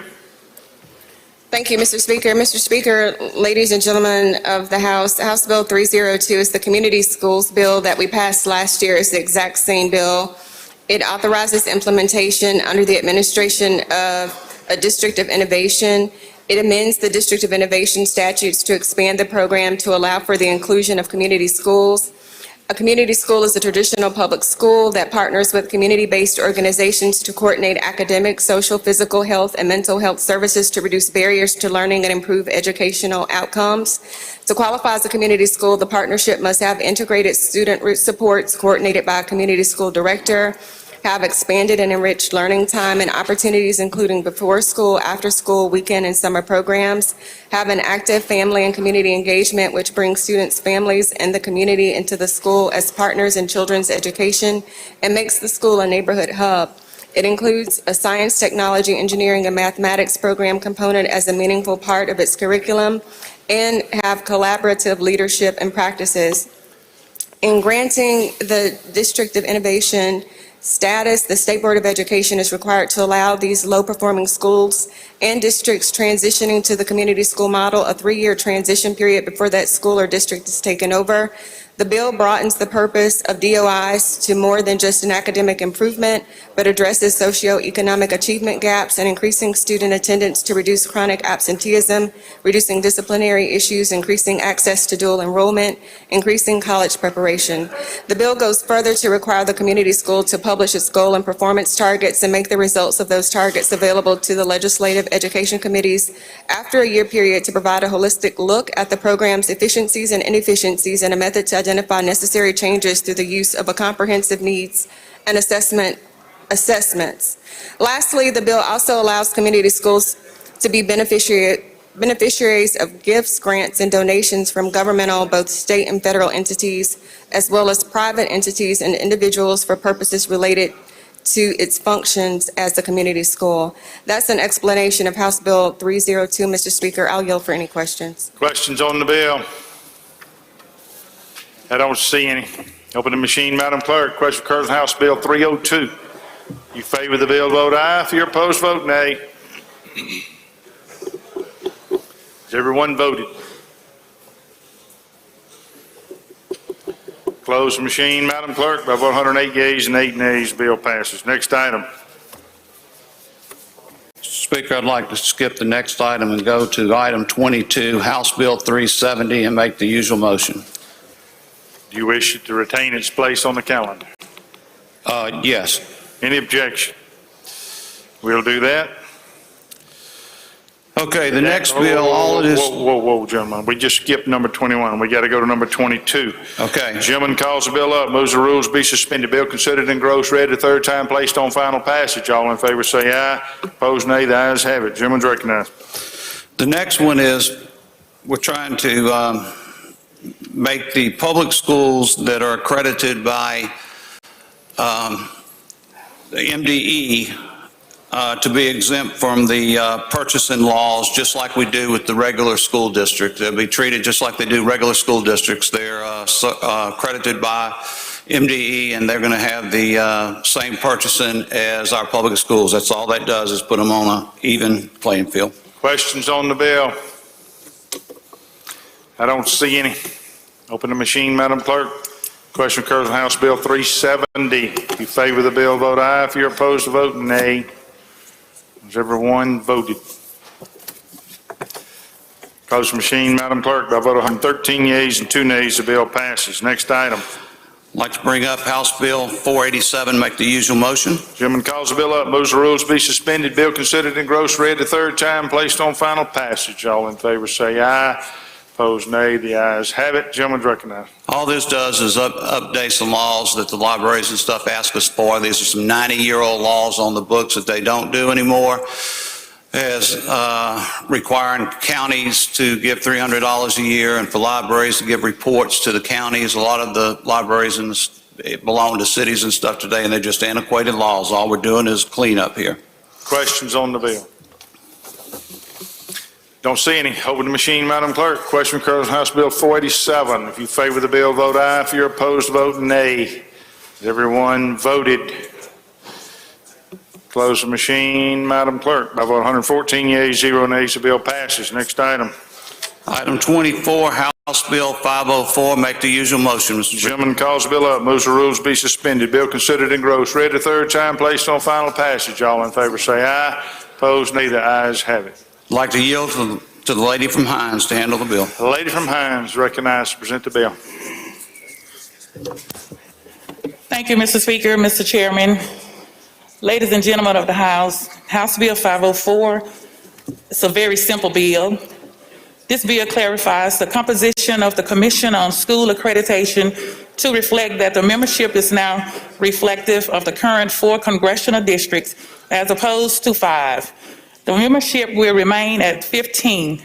However, the 3 members who would have been appointed from the 5th congressional district will be appointed from the state at large. Mr. Speaker, that is my explanation of the bill. Questions? I don't see any. Open the machine, Madam Clerk. Question occurs on House Bill 504. If you favor the bill, vote aye. If you're opposed, vote nay. Has everyone voted?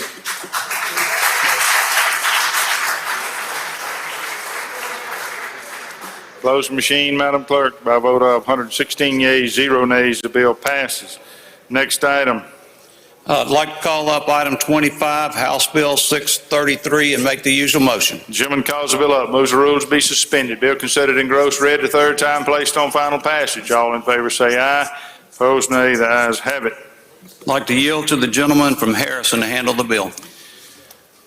Gentleman from Harrison is recognized. We have a committee sub. Do you wish to adopt that? I do. Gentleman moves committee substitute be adopted for consideration in lieu of the original bill. All in favor say aye. Opposed, nay. The ayes have it. Gentleman's recognized. Thank you, Mr. Speaker. Thank you, Mr. Chairman. Ladies and gentlemen of the House, the House Bill 633 provides that MDE implement computer science and cyber education grades K through 12 at the beginning of the school year, by the beginning of the school year 24-25. I'll take you through a brief, I thought he did. I need to adopt the committee sub on that, Mr. Speaker. I thought we did. I thought we did. Okay. I'll take you through a brief explanation of the bill section by section. Section 1 states that the name of the bill shall be the Mississippi Computer Science and Cyber Education Equality Act. Section number 2 states the legislative desire for computer science education and cyber education grades K through 12. Section 3 provides that the definitions of computer science and cyber-related classes. Section 4 states that MDE authorization of approved curriculum shall be based off the 2018 Career Readiness and Curriculum Standards. Also covers the phase-in of computer science and cyber education. Section 5 states that MDE will ensure that quality computer science and cyber education classes are available on the state's virtual school. Section 6 states that MDE assistants will be there for teachers being trained. They will work with Mississippi State's Cyber Education Center, and that preference should be given for schools with the fewest amount of computer science teachers. Section 7 states that IHL will work with member institutions to train teachers in computer science. And Section 8 states that upon passage, the bill will go into effect on 7/1/21. Mr. Speaker, that concludes an explanation of House Bill 633. I'll yield for questions. I'm sorry, what? I'll yield for questions. Gentleman from DeSoto, Mr. Criswell. Thank you, Mr. Speaker. Will the gentleman yield? I do.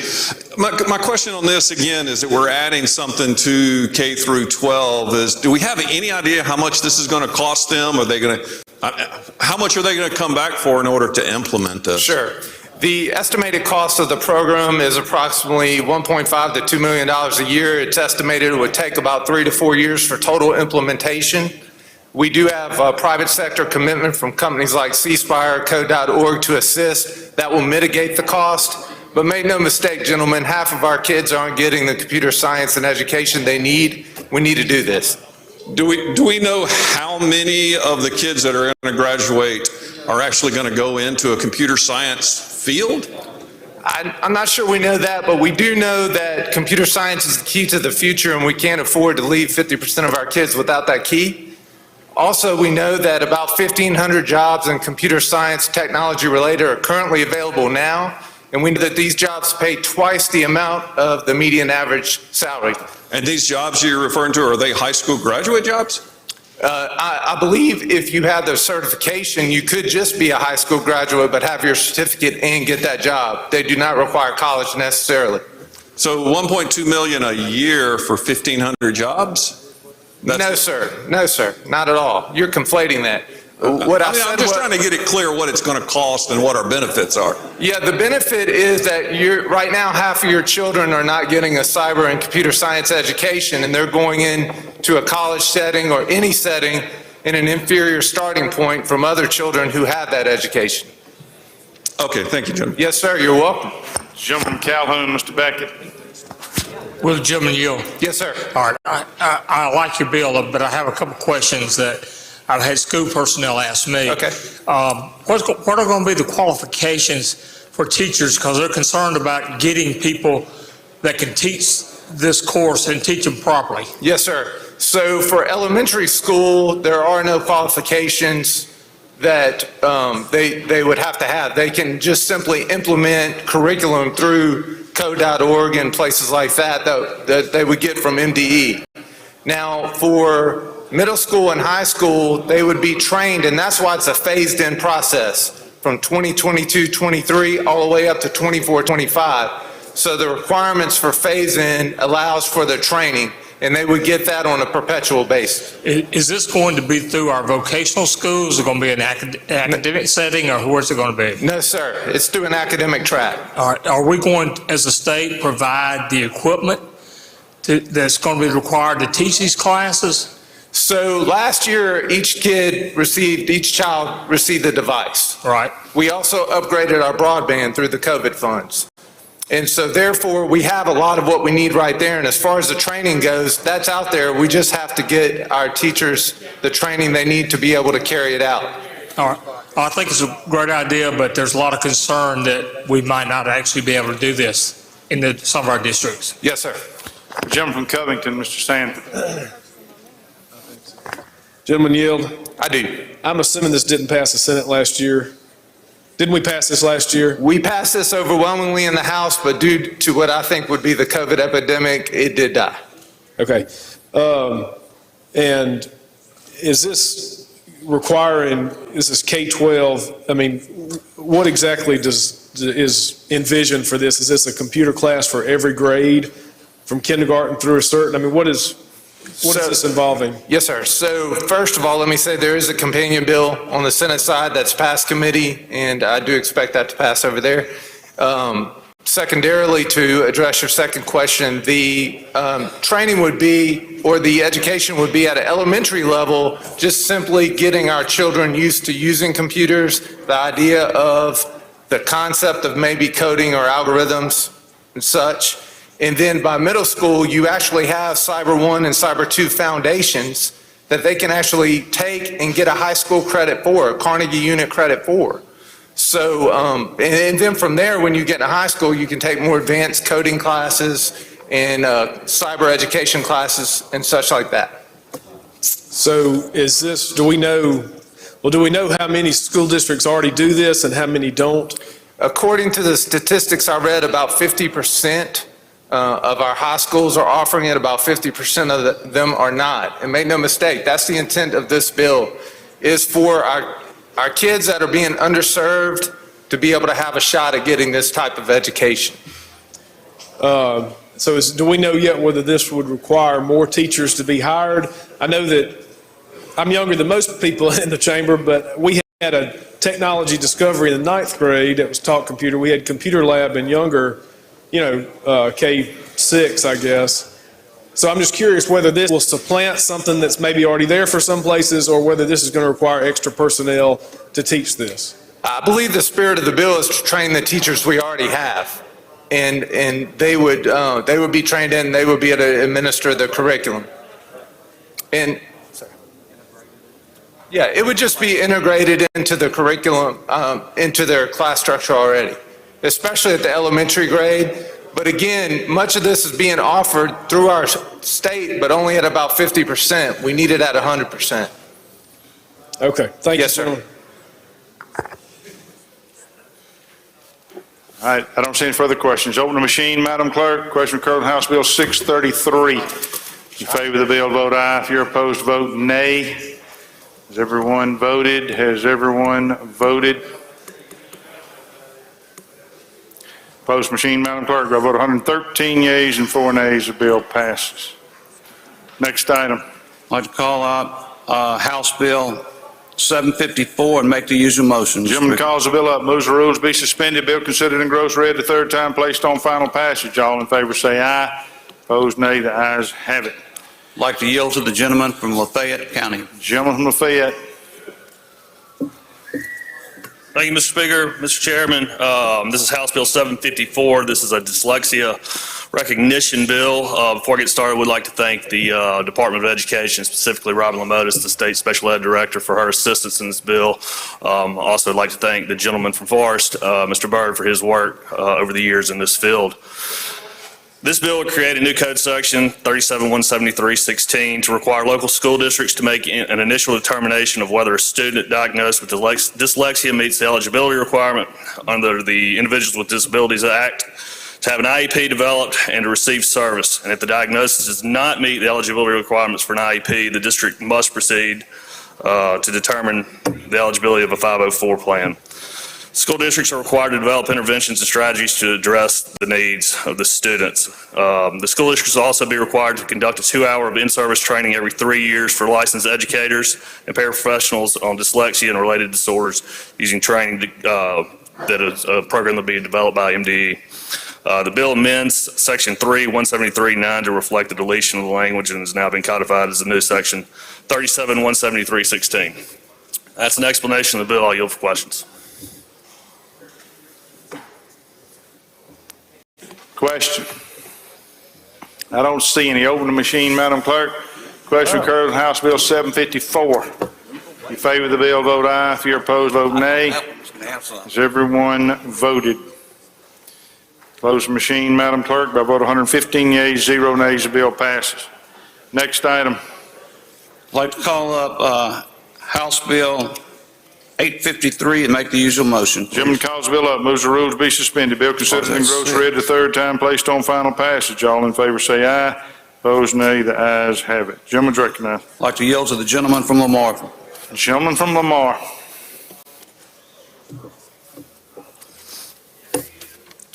Thank you, Mr. Speaker.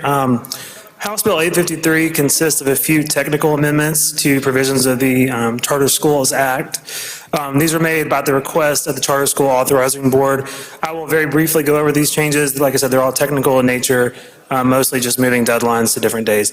So they'll move the deadline by which the board is required to publish a pamphlet of statutory and regulatory updates to charter schools from July 1st to October 1st, revise the requirement imposed upon the authorizer board to publicize requests for proposals by a specific date, to simply require that be an annual publication for such requests, and then to revise the deadline from October 1st to December 1st by which the authorizer board must submit its annual legislative report, as well as the frequency that peer is required to submit an evaluative report from annually to even number years.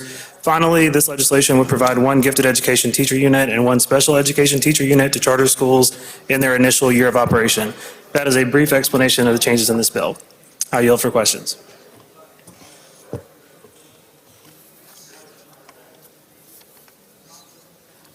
Questions, gentleman from Jefferson, Mr. Harness. Gentleman, you yield. Yes, sir. What's the reason for extending the deadlines? Just a request that authorize our board to make it a little easier for them to complete their filings, more complete reports. Okay.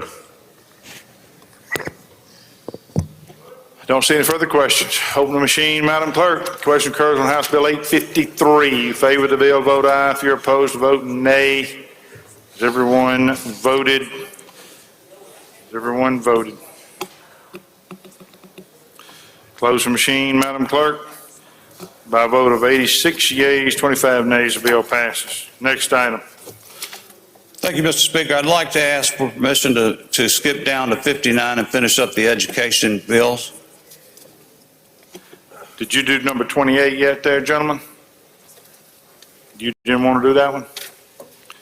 427. No, want to skip it. Skip it? Yes. Okay. And now you want to do what? Now Go to just consent? 59. Item 59, jump House down to Bill 59. 852. I think the gentleman would like to go ahead and knock out his education bills. Any objection to jumping ahead? Hearing none, we will do that. Thank you, Mr. Speaker. This is the teacher pay raise. Oh, yeah, I'm sorry, I want to call up item 59, House Bill 852, and make the usual motion. Gentleman calls the bill up, moves the rules be suspended, bill considered and gross read the third time, placed on final passage. All in favor say aye. Opposed, nay. The ayes have it. You got a committee sub, gentlemen. You wish to adopt it? Yes, I'd like to adopt the sub, please. Gentleman moves committee substitute be adopted for consideration in lieu of the original bill. All in favor say aye. Opposed, nay. The ayes have it. Gentleman's recognized. Thank you, Mr. Speaker.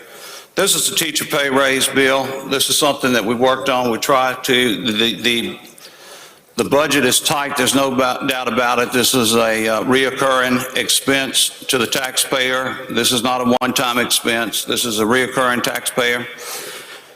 We've got a reverse repealer on this so that we can look at it as we get a little further along.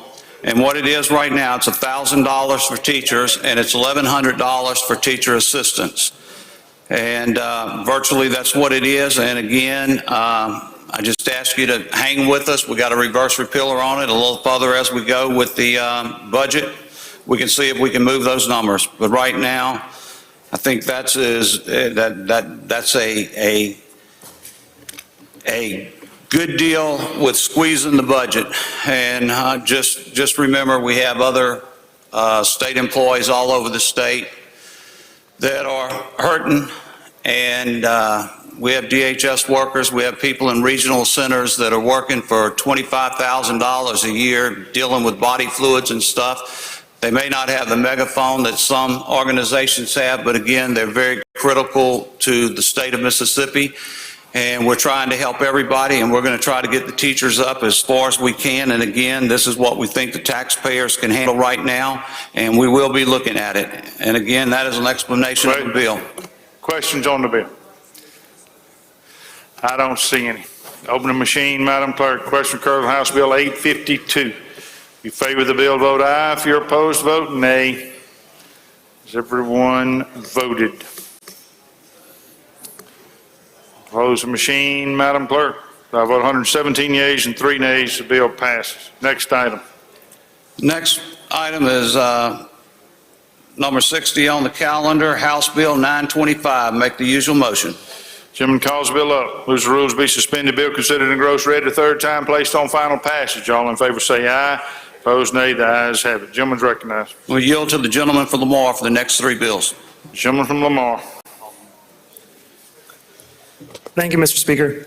House Bill 925 would update the existing building codes that require water fountains in schools, instead requiring water bottle filling stations in all new constructions and when renovations are being done in excess of $100,000. Traditional water fountains are among some of the germiest surfaces in a school building, second only to pencil sharpener handles.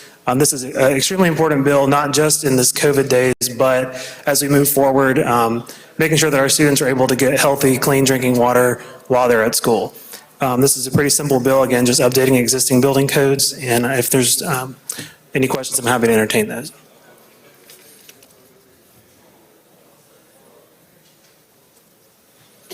questions? Jim Hawk, Tibbetts, Mr. Robertson, he's not even there. Jim from Hines, Mr. Brown. Gentleman Yield, Yes. thank you very much for allowing me to question you about this. Who's going to make the dispensers, these new water bottle filling dispensers? Is that going to be additional cost, of course, to the school system? Will it be? No, they're already required to put water fountains. I'm sorry, I thought you were finished. Yeah, the water bottle dispensers has to have a new apparatus put on it. Right. This would be only in new constructions and whenever a school is performing a renovation. So there's no out-of-pocket cost for a school that's already in existence. So they're going to have to spend the money on a water fountain anyway. These have a negligible cost difference with a regular water fountain. So they're going to. The existing school is going to have to revert to this particular water filler system, aren't they? Say that again? I say the existing schools will have to go to this sanitized water bottle filler system, won't it? The existing schools? No, existing schools, the bill specifically is only for new constructions and in schools with $100,000 renovations or more. Well, we're going to still leave a big void then, looks like, for existing schools to come online. Existing schools are able to do this on their own if they so choose. It costs about $200 to retrofit a fountain with a filling station. So schools that want to do that, I would think that's a great move for them. And you'll see a lot of schools have already done that and will continue to do that in the future. Thank you.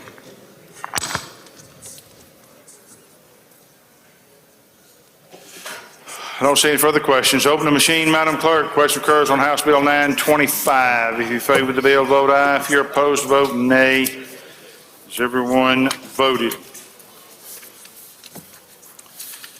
Close the machine, Madam Clerk. By a vote of 114 yeas and 3 nays, the bill passes. Next item. I'm going to call up House Bill 1047 and make the usual motion. The gentleman calls the bill up, moves the rules be suspended. Bill considered in gross read the third time, placed on final passage. All in favor say aye. Opposed, nay. The ayes have it. Gentleman's recognized. All right, I have an amendment at the appropriate time, Mr. Speaker. You're recognized.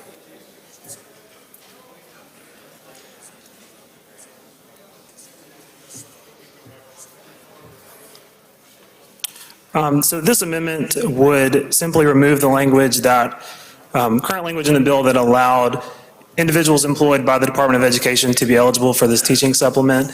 The spirit of this bill was to provide classroom teachers and school employees who are working on the ground in schools with access to the supplement, not those employed by the department. So this amendment would simply take those individuals out of this bill.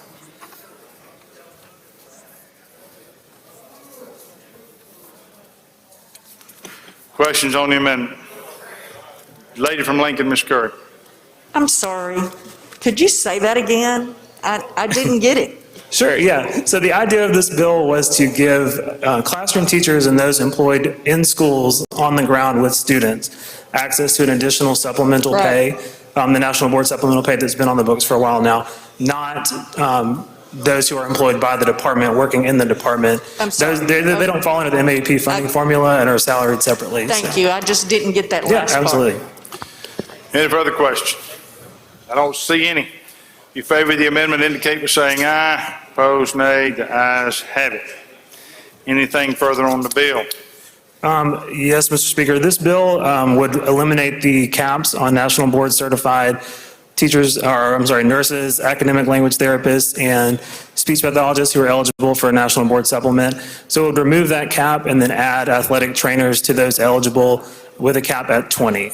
There are currently only 11 of those in the state, so that does leave a little bit of room for new trainers to move in and become employed by school districts across the state. That's a brief explanation of the bill.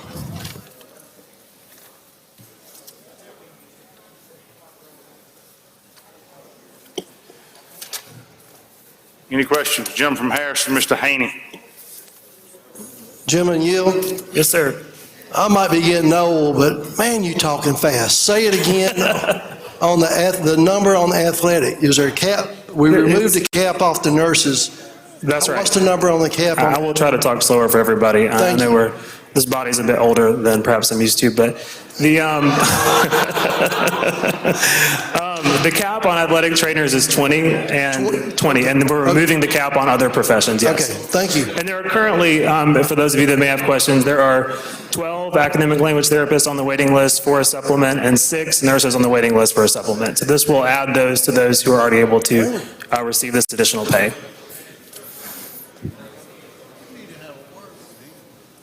I mean, he blew by there. Any further questions? I don't see any. Open the machine, Madam Clerk. Question occurs on House Bill 1047. We got one more. If you favor the bill, vote aye. If you're opposed, vote nay. Has everyone voted? Close the machine, Madam Clerk. By a vote of 117 yeas and 3 nays, the bill passes. Next item. I'd like to call up House Bill 1123 and make the usual motions. Gentleman calls the bill up, moves the rules be suspended. Bill considered in gross read the third time, placed on final passage. All in favor say aye. Opposed nay. The ayes have it. Gentleman's recognized. House Bill 1123 would amend the Early Learning Collaborative Act of 2013 to require evidence-based curriculum that demonstrates significant effect on improving outcomes with statistical data. This was a request that was made by a peer in collaboration with MD to ensure that both the Early Learning Collaborative Act and the Department of Education had similar definitions for the same word. This bill also increases the per-student allocation to no less than $2,500 for students enrolled in a full-day program and no less than $1,250 for students enrolled in a half-day program. This signifies a respective increase of $350 for full-day students and $175 for half-day students. So this change was actually made last year through an appropriation, a line item appropriation. So this bill simply puts those changes into statute. So to reiterate that, there is no additional funding called for with these changes to the way that we compensate for students in the Early Learning Collaborative Act. It represents level funding. No expansion of the program is actually in this bill. With that, I yield for questions.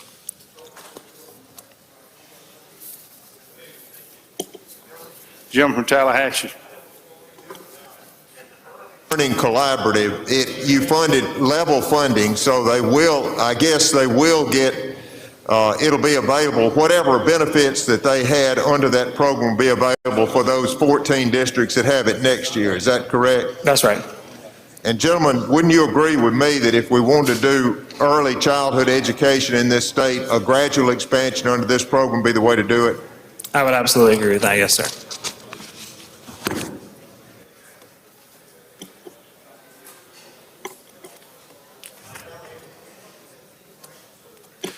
I don't see any further questions. Open the machine, Madam Clerk. Question occurs on House Bill 1123. If you favor the bill, vote aye. If you're opposed, vote nay. Has everyone voted? That was for it. Close the machine, Madam Clerk. By a vote of 112 yeas, 7 nays, bill passes. Next item. I'd like to call up House Bill 1179 to make the usual motions. The gentleman calls the bill up, moves the rules be suspended. Bill considered in gross read the third time, placed on final passage. All in favor say aye. Opposed, nay. The ayes have it. The gentleman's recognized. So this bill simply combines all of the pre-existing forgivable loan programs for that are available for teachers and rolls them into one new program. It obviously is subject to an appropriation. This is simply just to clean up what's on the books now and make it a little more understandable as we seek to solve the teacher shortage and recruit new teachers in our districts. That's a brief explanation of the bill, and I yield for questions.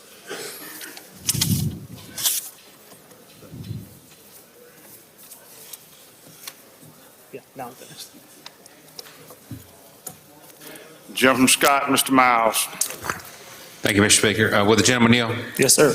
Hey, I had some questions maybe about a year or so ago that we had a William Winter Scholarship before for teachers, and some teachers had gotten notices that had been not funded or combined into something else. Is this the same thing that's going to replace that? This is not related to anything that would have happened last year. The issue that we saw with this before, hopefully we can combine this all together, is that the 5 programs were never funded. So there's different eligibility requirements for each existing program, but there was never any funding appropriated for them. So I think this will make it easier if there are funds available to fund a forgivable loan program for teachers.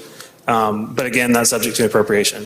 Okay, but I guess what my question is, since I have you and you're speaking about this now, the program that was there that MDE supposedly did away with, that our teachers had got for all those years. Do you know anything about that? No, this bill doesn't concern any of that.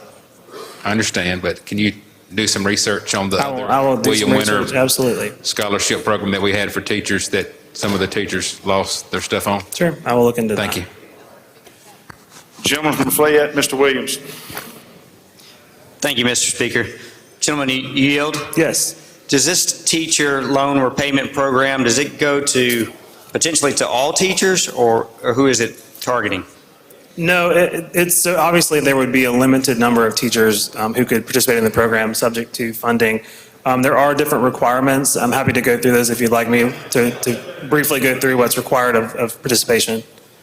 Well, I have a concern. I know it gains me no ground in this House or probably in the public, but my kids are a product of public and private school. I'm a product of public and private school. Every time we make these decisions, not just this one, every time we make a decision in favor of the public school, we harm the $13,000 a year teacher in the private school, the athletic trainer that's making nothing, that volunteers to do his job. So I just want to make sure moving forward, we at least look at the harm that we do to the private sector when we are doing everything we can for the public sector. So my question here is, does this student loan repayment go to all teachers or just a select? This is exclusively for public school teachers, those with a full-time contract. Yeah. I'm not sure how much longer we can do this. Thank you, gentlemen. All right, I don't see any further questions. Open the machine, Madam Clerk. Question occurs on House Bill 1179. If you favor the bill, vote aye. If you're opposed, vote nay. Has everyone voted? Has everyone voted? Close the machine, Madam Clerk. By a vote of 113 yeas, 7 nays, the bill passes. Anything further from education? Education yields. All right, ladies and gentlemen, it takes us back to page 6 of the calendar, item 29. If I may, ladies and gentlemen, I've got to step away and deal with an issue pertaining to item number 31, House Bill 949. I would ask unanimous consent to skip that one and retain its place on the calendar until I can resolve the issues. Any objection to skipping item 31, House Bill 940? We do have an objection. Leader of the Democratic Party objects. We'll make note of that. All right. No objection. Thank you. Appreciate that. Back to item number 29, House Bill 1018. Thank you, Mr. Speaker. I'd like to go to the item, call it up, and make the usual motion. Gentleman calls the bill up, moves the rules be suspended. Item considered engrossed, read third time, placed on final passage. Gentleman, you're recognized. I'd like to yield to the gentleman from Marion. You're recognized, gentleman. Thank you, Mr. Speaker, Mr. Chairman. This bill, 1018, House Bill 1018, does exactly what it says it's doing. A state building named Department of Public Safety, Gulf Coast Regional Forensic Laboratory, to the Gary T. Handgrove Memorial. Gentlemen, do you have a committee sub? Is this a committee sub? It is. You want to call it up, Louis? Yes, sir, go ahead. Gentleman calls the committee sub up. We shifted gears before we got started, didn't we? All in favor say aye. Opposed, no. The ayes have it. All right, we're on the committee sub, gentlemen. Okie dokie. And what it's going to do is, whereas the Harrison County Board of Supervisors of the opinion House Bill 1018 will serve as a tribute to the dedication, selflessness, devotion, and exhibited by Gary T. Handgrove for 45 years of service to the citizens of Harrison County. The Board of Supervisors are named to the Mississippi Department of Public Safety Gulf Coast Regional Forensic Laboratory, to the Biloxi, Mississippi, to the Gary T. Handgrove Gulf Coast Regional Memorial Forensic Laboratory. Any questions, I'll be glad to answer. If not, I'll make the vote of passage. Looks like you got quite a few questions, gentlemen. That's good. Let's get after it. Gentleman from Etowamba, Mr. Bell. He passes. Gentleman from Oktibbeha, Mr. Robertson. He passes. Gentleman from Washington, Mr. Hines, for what purpose? Question, Mr. Speaker. You're recognized. Gentlemen, you yield. You know it, brother. What did you say? You heard Big John. We didn't understand the explanation. We couldn't hear you. You couldn't hear me? Yeah, it was like you was mumbling. You mind telling us that again? Well, you know how it is. I read fast.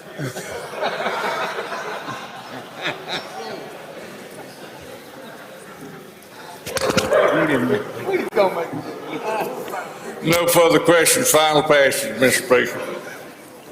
Gentleman moves final passage.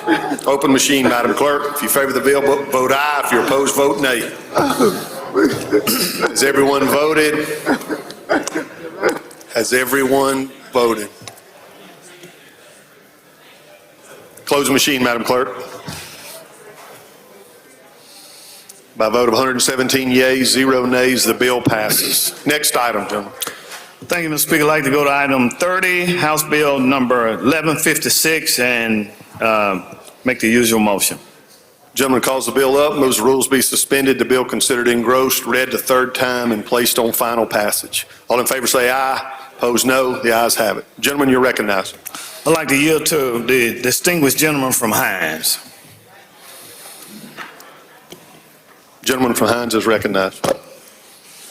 Thank you, Mr. Speaker. Thank you, Mr. Chairman. Ladies and gentlemen, House Bill 1156 basically conveys the land in front of Smith-Will Stadium to be utilized for a Hank Aaron Sports Academy and hotel. Major League Baseball and the late, great Hank Aaron's Foundation has agreed to come in and revitalize that area. And this, ladies and gentlemen, is the explanation of the bill. Questions on the bill? I don't see any, gentlemen. Move final passage. Gentleman moves final passage. Open the machine, Madam Clerk. If you favor the bill, vote aye. If you're opposed, vote nay. Has everyone voted? Has everyone voted? Close the machine, Madam Clerk. By a vote of 114 yeas, 5 nays, the bill passes. Next item, gentlemen. Mr. Speaker, public property yields the floor. That brings us to item 31, which we will skip and retain its place on the calendar. We will, universities and colleges. Mr. Chairman, you're recognized. Mr. Speaker, I'd like to have this bill held and retain its place on the calendar, please, sir. Is there objection? I see no objection, gentlemen.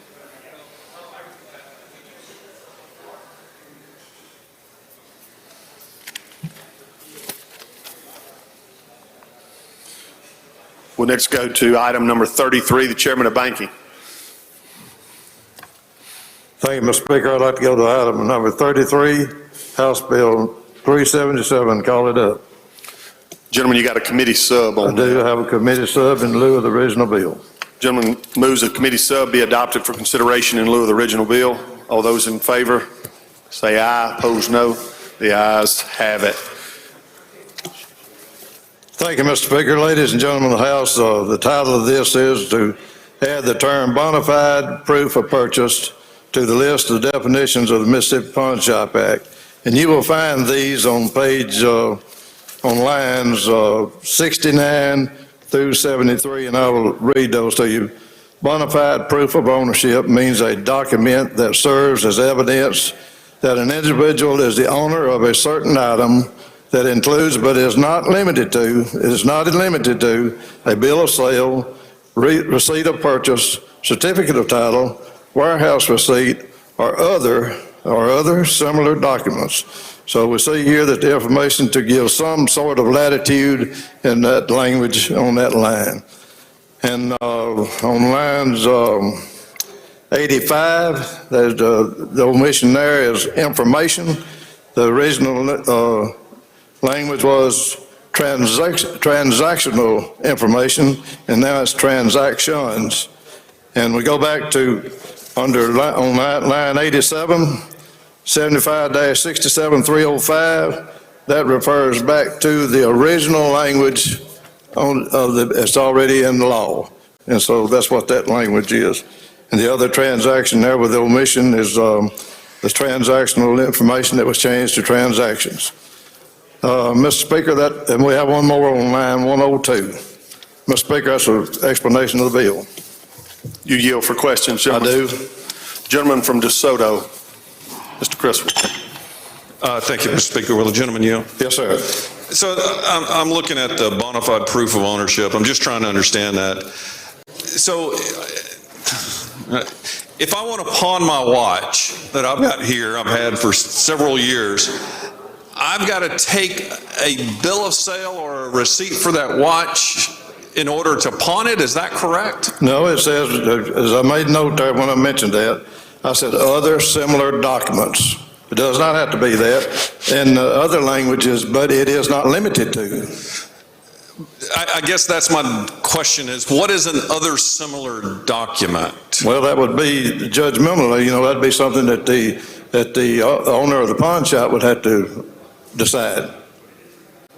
So how would I pawn my watch? I don't have any document that says I purchased it or that it's mine. Right, and you don't have to pawn it. You can put it on eBay, you can put it on auction block. There's many places you can set it. You're not limited to this one place to set it. But I know pawn shops sell a lot of guns. People go and pawn guns. I bought quite a few there. So if I have a firearm that I decide that I need the money and I'm going to pawn it, I don't have a receipt for it. I inherited the gun or something like that. I guess I'm just trying to figure out, this seems to me something that's going to put pawnbrokers out of business. No, it's not. So what document would I use in order, could I write myself a document? Well, you could if you want to go to jail. Okay, thank you, gentlemen. Yes, sir. Gentleman from Lafayette, Mr. Williams. Thank you. Gentlemen, you yield? Yeah, yes, sir. I understand the premise behind this is to prevent stolen items from being sold at a pawn shop. I assume that that's what we're trying to do here, right? That's right. I've been in a few pawn shops, with current times, the way things are, that's pretty much the only place you can buy ammo. And I've seen what is bought and sold there. I have a friend that works there at a pawn shop part-time, but I cannot imagine this being any benefit to the small business, any benefit to the pawnbroker. And I've talked to a couple. I cannot find one that is in favor of this. If you walk in with a screwdriver or a 10-millimeter wrench and you're trying to pawn it, well, now we got to come up with some sort of receipt to. Well, you got other similar. He's going to have to make it up. He's going to have to forge something in order to sell something. No, you don't have to. If you don't own it, you don't need to be selling it. You don't have a receipt or a bill of sale to a 10-millimeter wrench. Gentlemen, let me tell you, I didn't intend to bring this up today because I was asked not to by the pawnbrokers. And I told them if it didn't get a whole lot of debate on it, I wouldn't. But since I have, I'm going to bring this up. I happened to own the Napa building in Baldwin. And I went by one day to pick up some parts for some tractors. And the guy asked me, he said, Mr. Turner, said, how's your new generator working? I said, I pointed out on my truck out there, I had one that had been thrown off the truck 2 or 3 times and the wheels broken off of it and the rails knocked down. And I said, well, it's still working okay, I guess. He said, no, the new one that you brought in here the other day.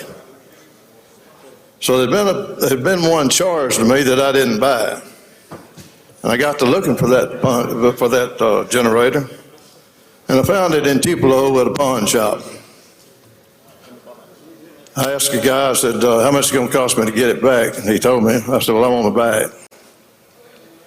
Well, he brings the generator out.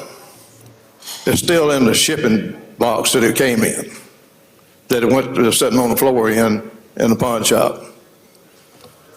So I had to buy that and carry it back. Well, I went to Baldwin Hardware, and not too long after that, And the guy asked me there, he said, Mr. Turner, said, how's your new generator working? I said, well, I don't have one. He said, well, you do? He said, we charged one to you the other day, $1,200 and something. He said, I just wonder if you're satisfied with it. Well, I found that one also in another pawn shop in Tupelo, and I bought it back. Both of those were still in the crates that they were shipped in. They were carried in there and sold, and I had to buy them back at full price. Now, that's what I'm trying to avoid, gentlemen. Yes, that's sir. what we're looking for. I understand And let me that. tell you another little deal. I went by, since you asked for this, and I'll be giving you some reasons. I was working on an auger on my combine head one day, and my grinder, I asked for my grinder, and it wasn't there. I asked the guys that work for me, I said, you seen my grinder? Oh, no, we didn't see your grinder. And I don't know what they had. But anyway, I was aggravated, and I jumped in my truck, and I was going to go to Tupelo to pick me up a grinder to finish my job with. And I was barreling down the road, and I thought, well, I'll just run by the pawn shop over here. They might have one I could purchase. I go by, and I walk through the store, and as I'm walking through there, the guy came out, and he said, can I help you? I said, yes, sir. I said, you wouldn't happen to have a grinder, would you? He said, yeah, I think I have. He said, let me check. He goes back behind the counter, he pulls out a grinder out from under the counter. I said, how much is that? He said, $31. So I bought it.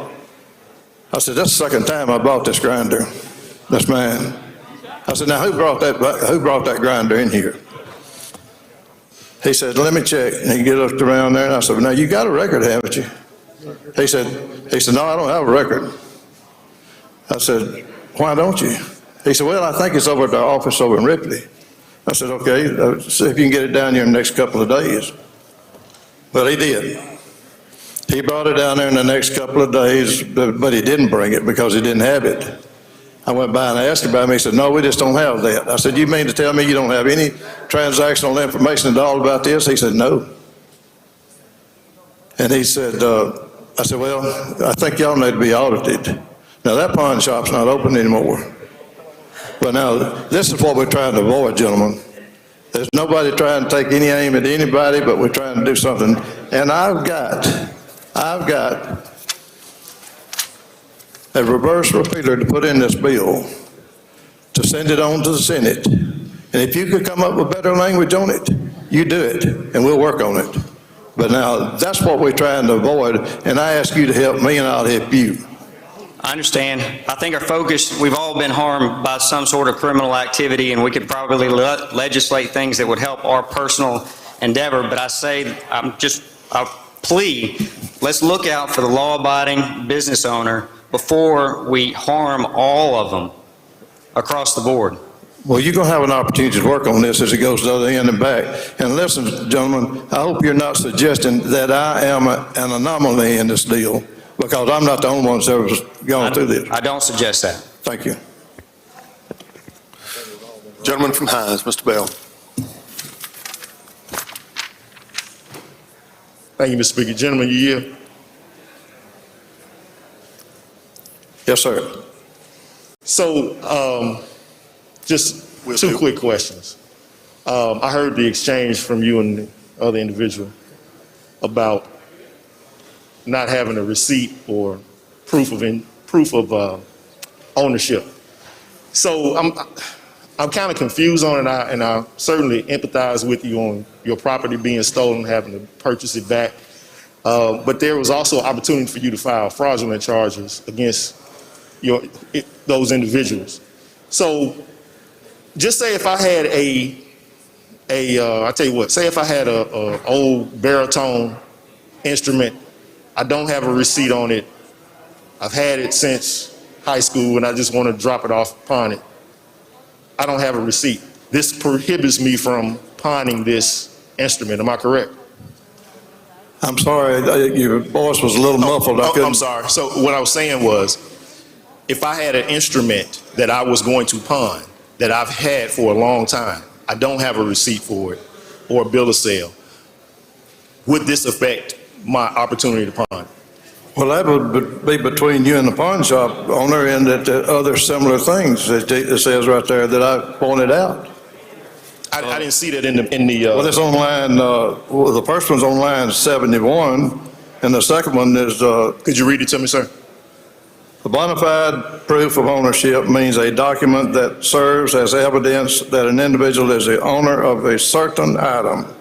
That includes, but not limited to, a bill of sale, receipt of purchase, certificate of title, warehouse receipt, or other similar document.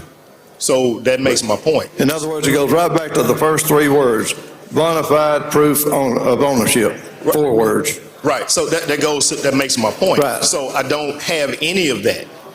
And it's been stored at my home where I don't have to bill myself to store it. Well, gentlemen, that would be something that you'd have to figure out on your own because you're not limited to that one place to sell that. I mean, you have other options. That might not be the place for you to set it. I'm 100% with you on that, but if that's the easiest way, then that's what we do. But thank you, Jim.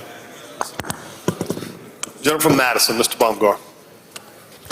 Thank you, Mr. Speaker. Will the gentleman yield? Yes, sir.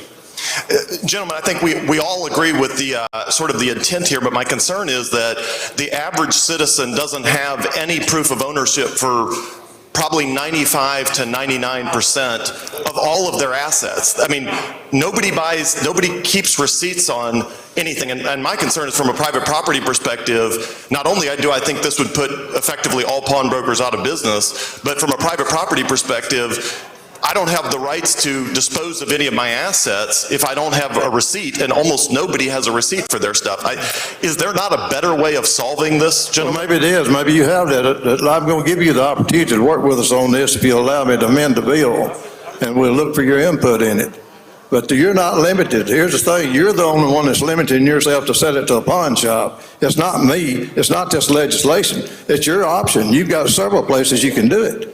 But gentlemen, this bill does say I'm not allowed to go to a pawn shop to pawn something that's mine if I can't prove that it's mine. Well, would your neighbor buy it from you if he didn't know it was yours? Pardon, gentlemen? Would your neighbor buy it from you if he didn't know it was yours? I don't think any of my neighbors question that anything on my property is actually mine. So, okay, that's where you ought to go to set it. I don't know that there's a lot of barter going on in my neighborhood, gentlemen, but Mr. Speaker, I've got a motion. State your motion, gentlemen. I move to table. Mr. Speaker, I'd like to speak against the motion table. You're recognized. Thank you, sir. Now, ladies and gentlemen, I gave you some personal experiences, and I'm going to give you one more to try to help the gentleman back there and some of the others that had some questions on this. And you may choose to table this. That's what this body is all about. This is a place of choice. All you've got to do is push your button. But I had another instance. I went to a pawn shop in Boonville, Mississippi, right across the street from Walden's Big Star. And I was in there looking for something, and I asked the guy about, this gentleman came out and asked me if he could help me, and I told him yes, and I didn't have any particular item I was looking for, but I asked him, I said, about what they did as far as the record of the transactions. He said, we follow the law. And he says, we've got lobbyists. And he said, we help write the law. And of course, I was standing there in my blue jeans with the knees out of them and my straw hat on. And I turned around and I said, I'll see if I can help you write that law. I'll try to help you lobbyists to write that law. And that's what I'm trying to do today, ladies and gentlemen, is make sure that each transaction is a legal transaction. Each person is treated right, both the business person and the seller. And I wouldn't want anybody to be put out of business. I fought and I pledged for other bills in here this week where the people were put out. But this particular bill right here, I don't see where it would put anybody out of business. And if their business hinges on merchandise that they purchase from people that doesn't belong to them, then so be it. Because that is wrong. That's as wrong as two left shoes. And we just cannot tolerate that, and we cannot promote that, and that is not good business. And I wish that you wouldn't table this. I wish you would let us send this on down to the Senate with a reverse repealer in it. And all the people that's got questions about this and wants to add input to it, you're welcome to it. You're welcome to do just that. But I beg you, for the victims of this state, for the victims has merchandise stolen from them, that they could not do anything about it and did not promote that, but they were the victims. Think as much on their behalf as you are on the other. Let them have as loud a voice here today as lobbyists has got. Let them be heard. That's what I'm trying to do right here today. And with that, Mr. Speaker, I ask that we not table this. I believe we got 2 minutes left. Gentleman from Alcorn, Mr. Bain, for what purpose? Question on the bill, if we get there. Gentleman from Marion, Mr. Morgan. Thank you, Mr. Speaker. Would the gentleman answer a question? Gentlemen, we're on a motion to table at this point. Okay, thank you. Gentleman from Adams, Mr. Johnson.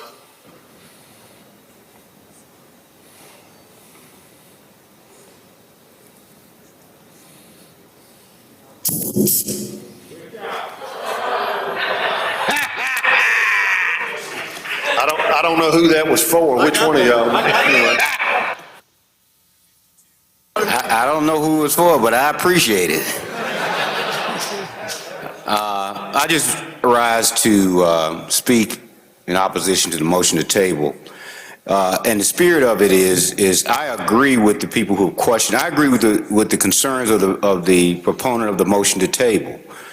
But I understand the import of the chairman's recommendations. I don't like them. I don't agree with them. I know where he's trying to go, but I would trust that we'll continue to work on them. If the bill were to come back, if this was the final vote on the bill and we were voting on it now, I would vote no on the bill because I don't like all the changes, but I know where he's trying to go. I just think there's a better way to get there, and I would like to keep the bill alive so we can keep working on it. You know, the gentleman from Lafayette had great questions, he had great points. I think the chairman did, but what he's trying to do, he's done, I think, in short order, and it may not be the best way to get it done, but he has, I trust that what he said is true, that we'll continue to work on, and he'll listen to your recommendations, my recommendations, see what we can do. And if it doesn't get any better than what it is, we can kill it when it comes back, but let's just keep it alive and keep working on it. Thank you. Thank you, gentlemen. Okay. Question recurs on the gentleman from Madison's motion to table. All those in favor say aye. Aye. Opposed, no. No. Noes have it. Noes have it. Gentlemen, we're back on the bill. Thank you, Mr. Speaker. I'd like to present my amendment to the lady clerk headed. That's the reverse repeater. You're recognized, gentlemen. All right, we got the reverse repeater in here, and I urge you to get with all of us that has a part in this bill and work with us and let's come out with a product that is fair as we can make it for everyone involved. And that's all I'm about. You know, as I've stood before you for 17 years, I've never asked you to do anything where it wasn't fair for everyone involved. And so if you do that, I certainly would appreciate it. With that, Mr. Speaker, I close on it. Question recurs on the adoption of the amendment. All those in favor say aye. Aye. Opposed, no. Ayes have it. Amendment's adopted. Anything further on the bill, gentlemen? He moves final passage. Madam Clerk, open the machine. If you favor the bill, vote aye. If you're opposed, vote nay. You a yes? You a yes? Has everyone voted? Has everyone voted? Has everyone voted? Close the machine, Madam Clerk. By a vote of 68 yeas, 47 nays, the bill passes.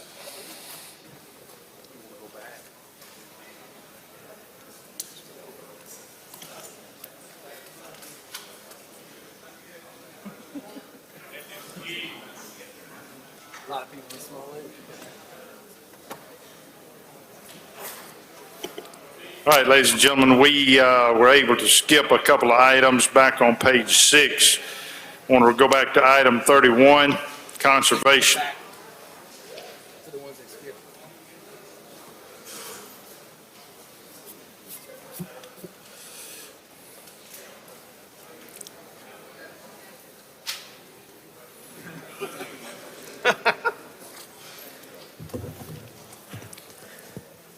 Thank you, Mr. Speaker. I'd like to go to item number 31 and pull up House Bill 949. Gentleman calls the bill up, moves the rules, be suspended. Bill considered and engrossed, read the third time, placed on final passage. All in favor say aye. Opposed, nay. The ayes have it. Gentleman's recognized. Thank you, Mr. Speaker. Ladies and gentlemen of the House, you have in front of you House Bill 949. 949 is a similar bill that we took up last year that deals with solid waste landfills. Last year, we ran into a little language issue in the Senate, so we worked with the gentleman from Jackson, and I think he has an amendment.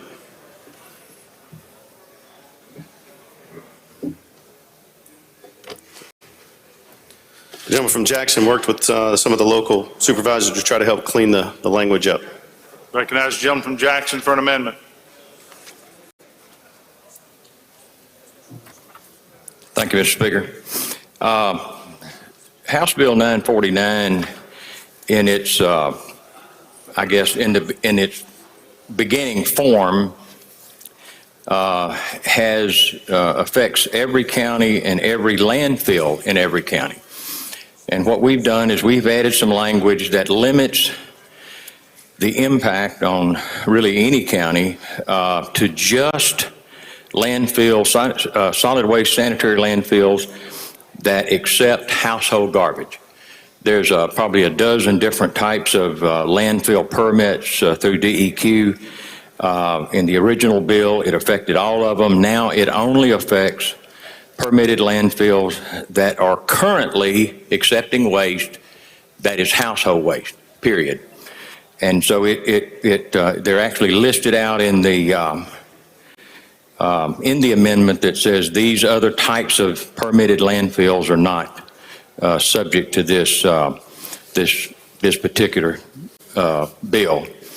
The other thing that it does, there is from a constitutionality standpoint, we've added a second paragraph that literally says that the legislature makes a finding that the residents of the county that already have 2 existing permitted sanitary landfills that are actively receiving solid waste, household waste, have a greater interest in determining whether or not another such landfill should be permitted. And that's an explanation of the bill. I'll be happy to take any questions. There's actually 2 sections in the bill that the exact same language is inserted into, but the bottom line is it limits it to only landfills that are currently active that are receiving household waste, and it exempts all other types of landfills from this particular bill. Jim from Tallahatchie. Mr. Reynolds. Mr. Chairman, if we do not have 2 existing landfills in our county, we don't have a dog in this whole fight on this bill, do we? No, and it would have to be 2 landfills that accept household waste. So the long and short of it is very few counties would be impacted. Is that what you're saying? There's only 1 county in the state that have 2. There's only like 17 in the entire state. So we would be talking but 1 county, so the rest of us would be basically exempted from it. Is that That's right? true.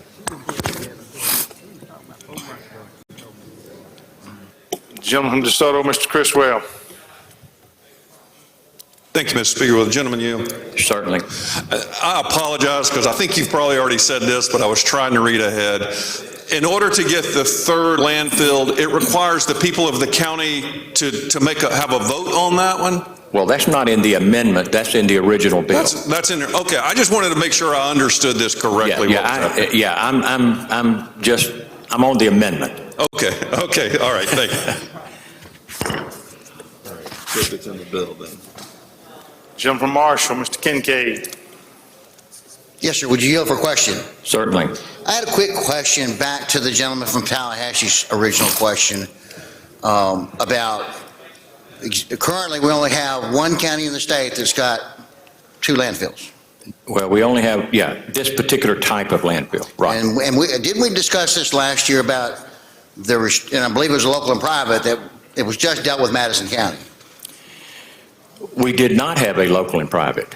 We discussed them doing a local and private, but we never had a local and private that spoke to this particular issue. But the discussion we had last year was in and of itself regarding Madison County and additional landfills.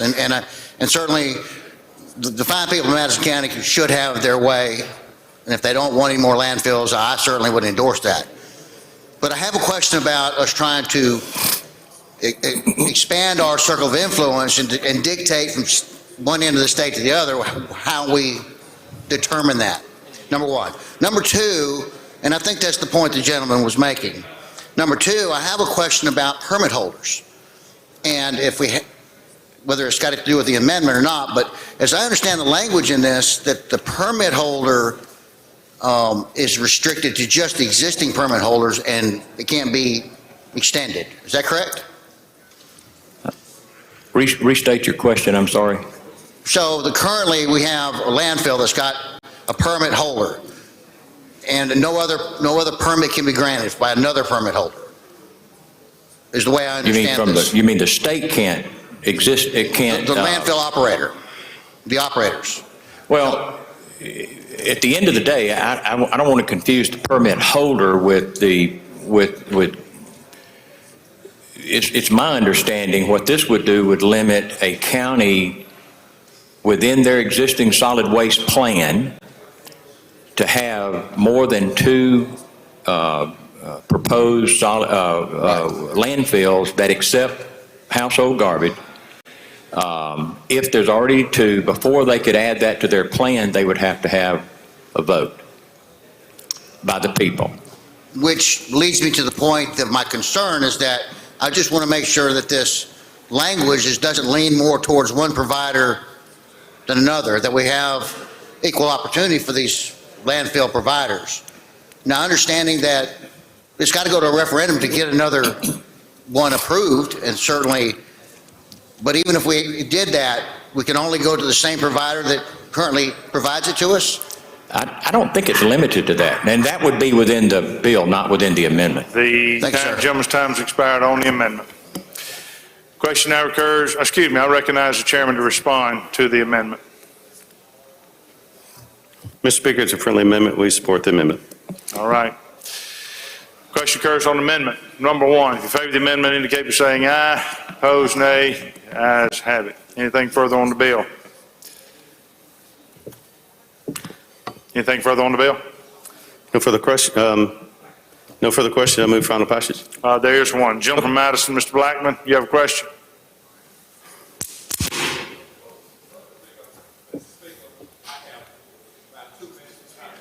Okay. I'm sorry, gentlemen. You want to speak on the bill? Okay, you're recognized.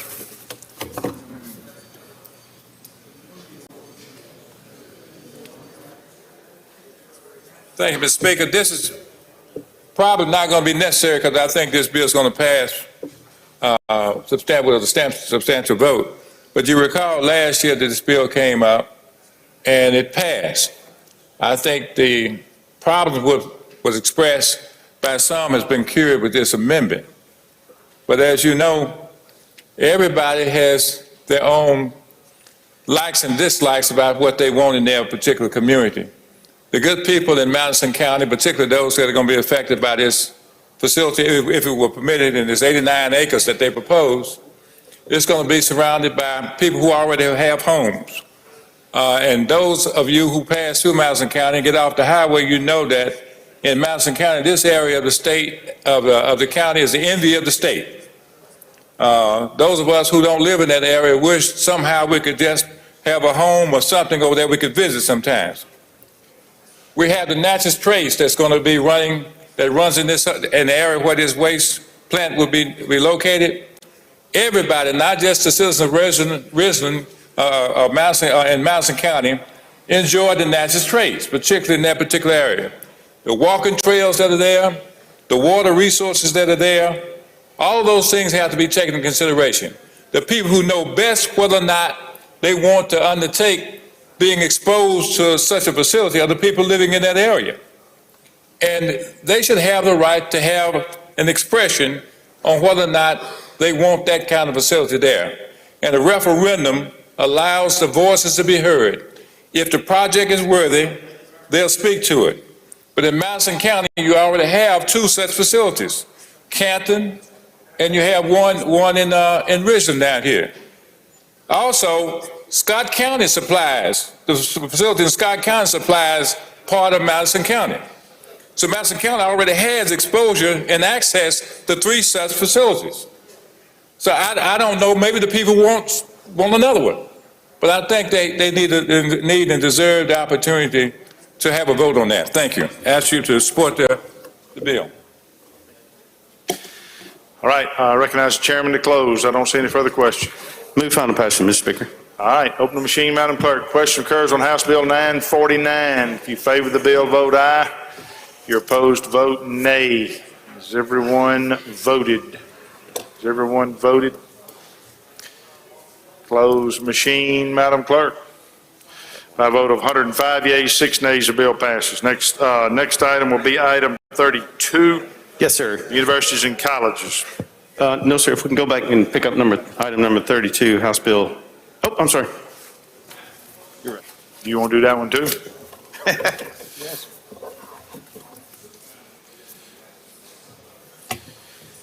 Mr. Speaker, I want to go to that item number 32, House Bill number 1160. And could we have it read the third time? Yes, sir, we can do that. Let's do that. And I'll call on the gentleman from Jackson to present the bill. Okay, gentleman calls the bill up, moves the rules be suspended. Bill considered engrossed, read the third time, placed on final passage. All in favor say aye. Opposed nay. The ayes have it. Gentleman's recognized. Thank you, Mr. Speaker. Thank you, Mr. Chairman. House Bill 1160 is a bill for the community colleges. This bill would create the framework for a program for both academic dual credit program and also a career and technical scholarship program for dual credit. Just a brief kind of a history of how we got to where we are. If you're familiar with the dual credit programs through the community college, this program, for a variety of reasons, has grown exponentially over the last 5 or 6 years. We have, with really no overall plan to handle it, there is a from the high school standpoint, the school superintendents, the dual credit program is a part of the accountability model that the high schools use to up their grades, so they have really encouraged students to use this program. It's actually a very, very good program for the high school kids. However, what we're trying to do here is actually put a framework together so that it can be handled in a uniform manner across all 15 community colleges. There is some suggestions in here in terms of credit hour cost and this type of things. We did 130,000 dual credit hours last year at the community college level. This is a good start. It is subject to an appropriation, so there is no money in the bill. That would come later in the session when we know what we've got to work with. Mr. Speaker, that is an explanation of the bill, and I'll answer any questions.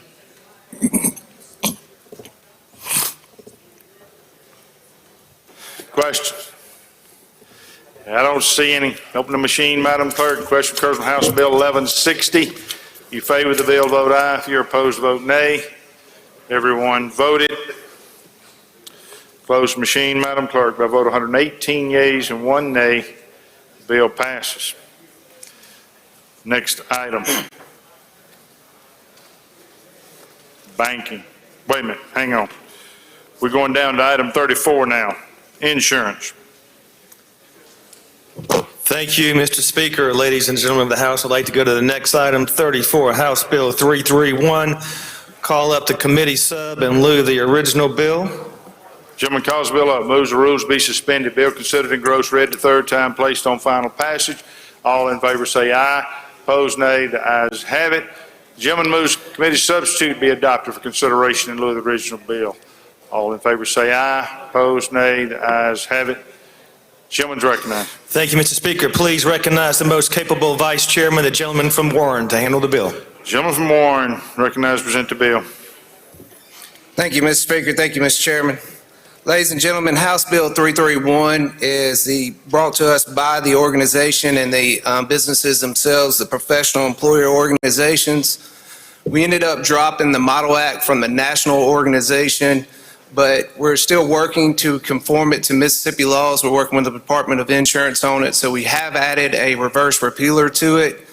This is going to affect about 40 businesses in the state. Don't think staffing solutions, think in payroll companies. So this is designed for the gig economy.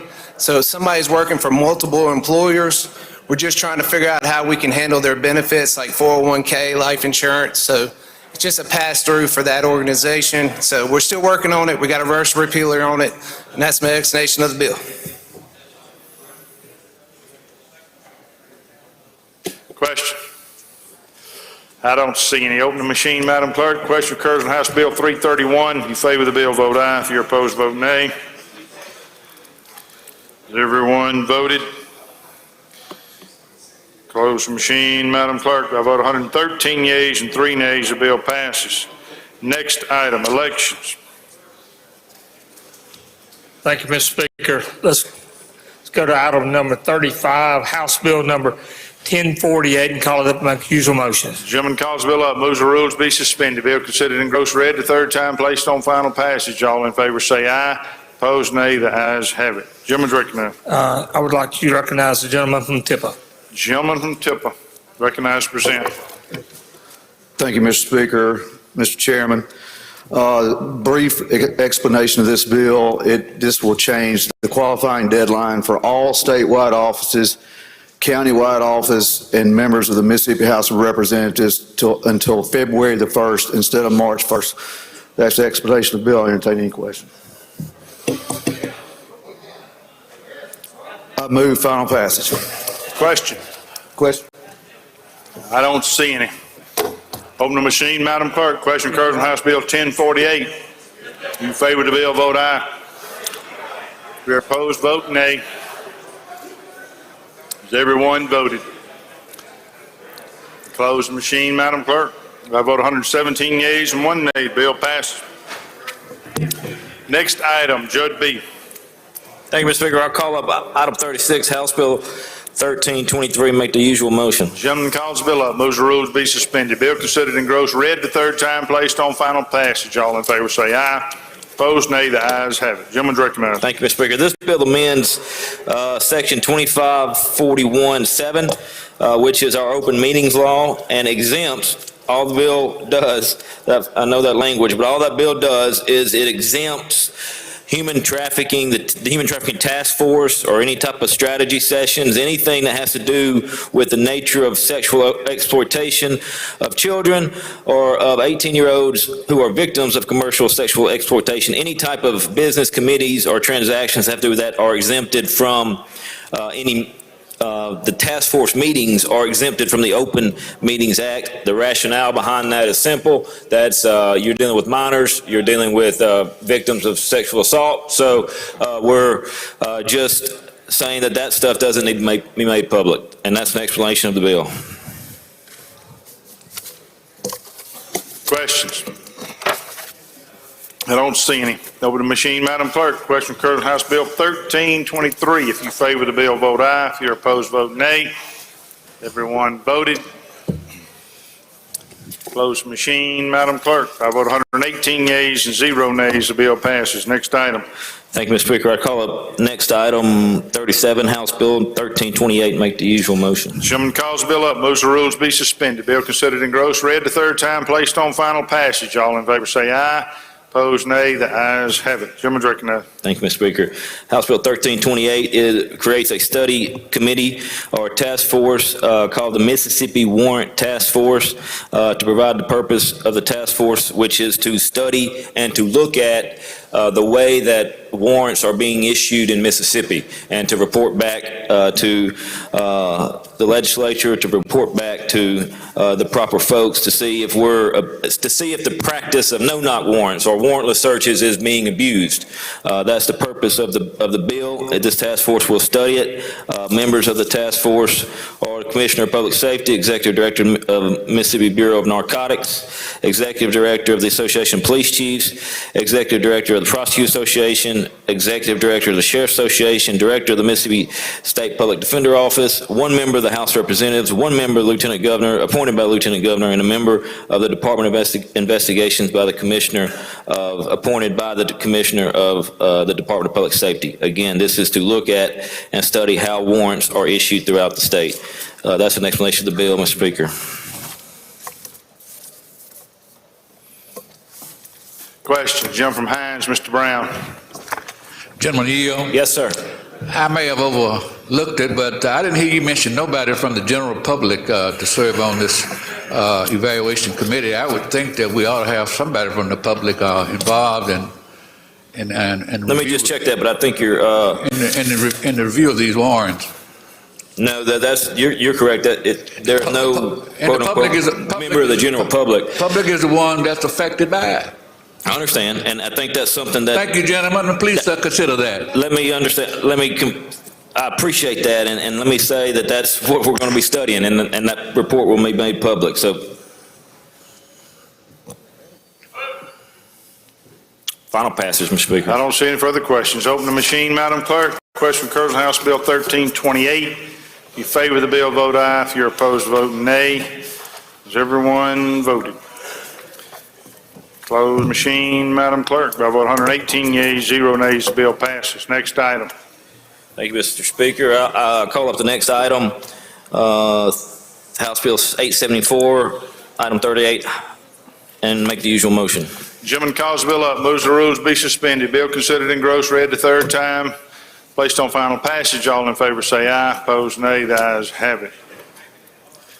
Got a committee substitute, gentlemen. Yes, call the committee sub. Thank you, Mr. Speaker. Gentleman moves committee substitute be adopted for consideration in lieu of the original bill. All in favor say aye.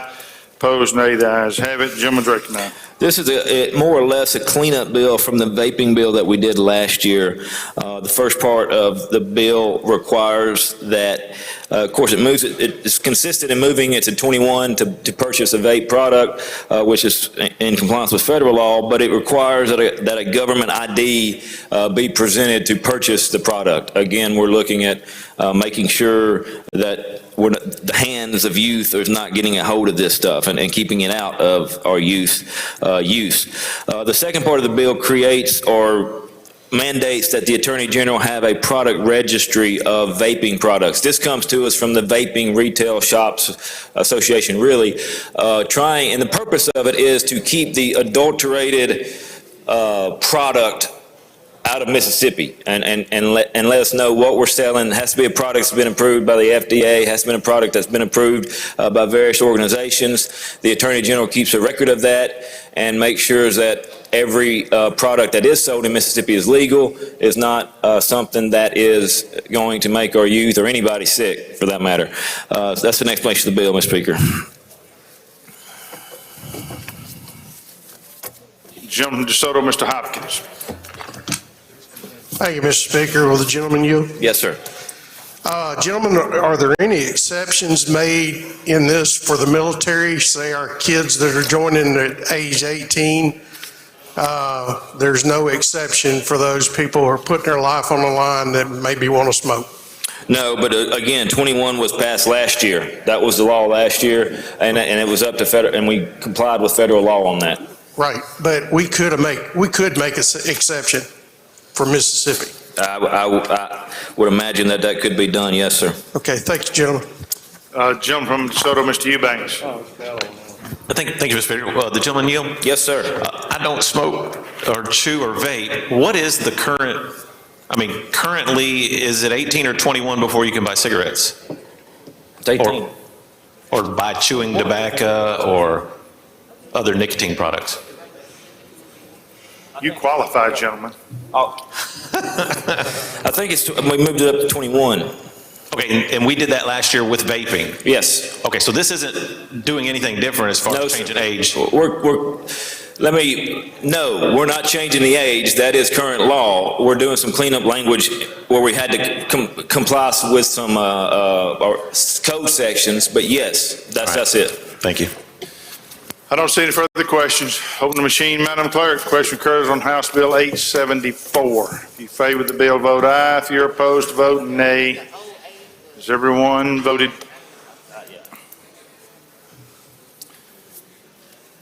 Close the machine, Madam Clerk. By a vote of 108 yeas, 6 nays, the bill passes. Next item. Thank you, Mr. Speaker.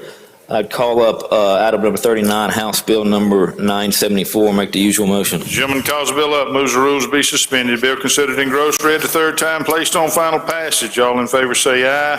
Opposed, nay. The ayes have it. Gentleman's recognized. You got an amendment? You're recognized for an amendment.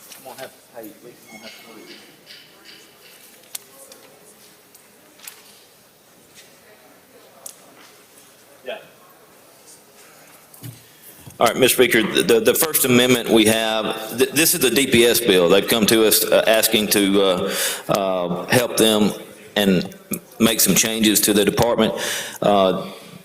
And some of that language is not yet ready, but I want to get the bill out. The first amendment is a reverse repealer. That reverse repealer was actually put in, I think, in committee, but we're asking that the reverse repealer be passed, Mr. Speaker. Questions on the amendment? I don't see any. If you favor the amendment, indicate by saying aye. Opposed, nay. Ayes have it. You have a second amendment? Second amendment. That one. Yeah. Mr. Speaker, the next amendment is, and this comes to us from our local constables. Throughout the course of this bill, we're allowing some law enforcement officials to contract with the Department of Public Safety's. We all have an issue, or we've all seen where some of your local constables don't have the power to go out and investigate something or to arrest something. For example, in a small rural county, you may only have 2 deputies working, and you need another official to do that. Well, the constable's there, but he can't act as a law enforcement official because he doesn't have the authority. We're going to look at this, and I promised a member that we would put this in this bill, so the bill would be able to, that constables would be certified law enforcement officials. Questions on the amendment? I don't see any. You have a question, gentleman from Hines? You're welcome. Thank you, Mr. Speaker. Jimmy, you. Yes, sir. I thought constables were law enforcement officers. To my official knowledge, they are not full-time officials under the statute. All right, thank you.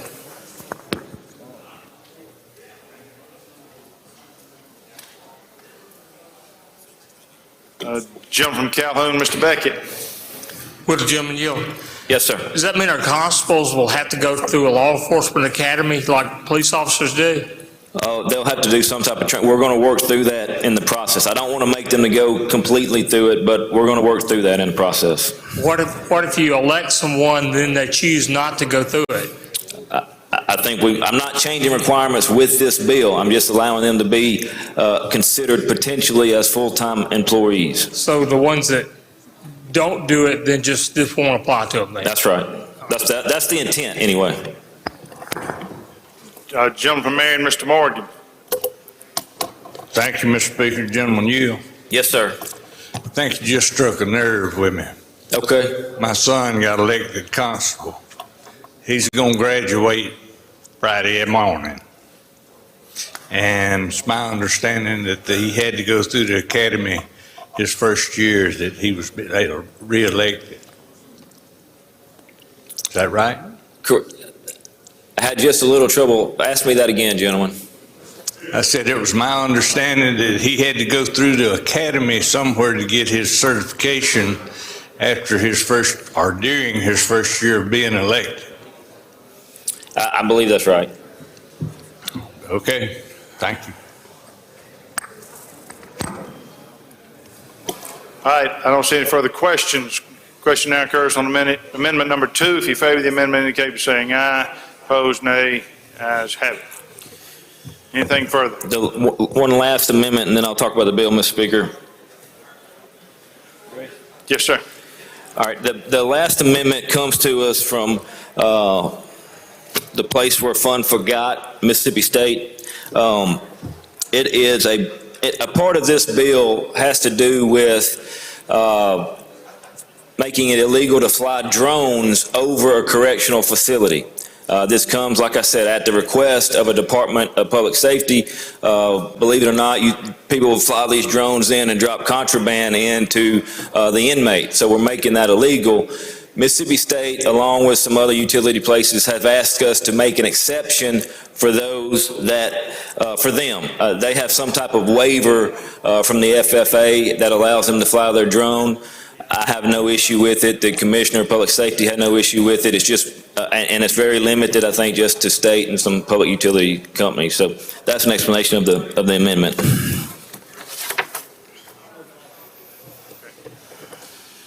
Questions, Gentleman DeSoto, Mr. Eubanks. Thank you, Mr. Speaker. Will the gentleman yield? Yes, sir. Gentlemen, I've had a couple of my constituents reach out to me that are drone flying owners and all that, and they said that there was some restrictive. This only applies to flying over prisons, is that correct? It's not going to affect other private drone owners that want to fly recreationally and... Unless they fly over a prison. Okay. All right, I don't see any further questions. Question now occurs on Amendment 3. If you favor the amendment, indicate by saying aye. Opposed, nay. Ayes have it. Anything further on the bill? Thank you, Mr. Speaker. Let me explain it briefly. It's a large bill, but I'll do my very best to do it briefly. It basically allows for the Department of Public Safety to do things that they're currently not doing. For one thing, it allows for the Capitol Police to come over under the umbrella of the Department of Public Safety. It establishes, back in 2004, I think, under an executive order by Governor Barber at the time, there was the creation of the Department of Homeland Security. That's never been, Homeland Safety, yes. That's never been codified. This is just codifying his language in that, making it a part of statute. It allows for the Department of Public Safety to enter into contracts with the Department of Ag as in terms of being security with the Mississippi Fairgrounds and stuff such as that. One of the biggest things, and I will tell you that this bill has been vetted by the Police Chief Association, the Sheriff Association, the Trooper Association, Coroner Association, and they're all in agreement with what we're trying to do, and that there are some amendments coming to it, but like I said, that's why the reverse repealers are in it. We want to fix this going forward. We're looking at different requirements for getting into trooper school. Some of those requirements have been removed in an effort to try to recruit more people to get into trooper school. And then the last part of the bill, as I said, had to do with flying the drones over a prison place. So that's a brief explanation of the bill. Questions? Lady from Pearl River, Ms. Wilkes. Thank you. Gentlemen, will you yield? Yes, ma'am. Did y'all work out the differences with the troopers over the requirements for the trooper school? Yes, they're satisfied as is the trooper. I forget what the acronym may be, but as is the Retirement Association, which was some of the heartburn. The Troopers Retirement Association. Yes, they're satisfied. But the troopers are satisfied as well? I can represent to that. Yes, they are. Thank you, gentlemen. Gentleman from Montgomery, Mr. Oliver. Thank you, Mr. Speaker. Gentleman, you yield for a friendly question. Yes, sir. There was a bill coming over to us from the Senate Bill 2797 that kind of mirrors a lot of what you've talked about. Is this just a House? It's a companion bill, yes. Thank you so much. And lady from Pearl River, to your question, I will submit to the body that Lieutenant Colonel Ginn, or Jen, I guess it's Ginn, who runs the trooper, has endorsed this bill as well. Lady from Hines, Ms. Summers. Thank you, Mr. Speaker. Will the gentleman yield? Yes, ma'am. Thank you, sir. I see in this bill that it also makes it illegal to fly a drone over a critical infrastructure facility. Okay, where are you at, lady? Let's see here. Such as... Well, I just lost my place, but I think it was 1352 or something like that. Line 1352. Line 1341, which is inclusive of a water intake structure, electrical power generation facility. So if someone is flying a drone over those particular facilities, as the bill is written, that would be a criminal act. I think that is that.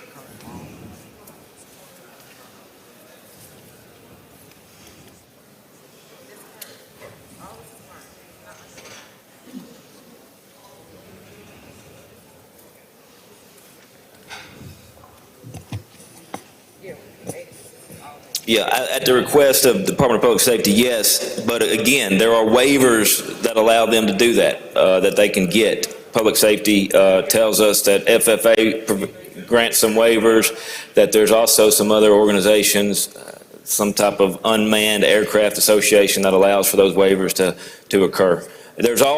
Last year we passed a bill, and I don't know that you remember or not, that had to do with critical infrastructure trespass, and this is a step. This is consistent with that. I'm not going to go a step further. It's consistent with that intent that the legislature passed last year to try to protect that critical infrastructure. Those are potentially hazardous, dangerous bodies of physicality that could potentially harm people, and so this is a step further in that safety measure.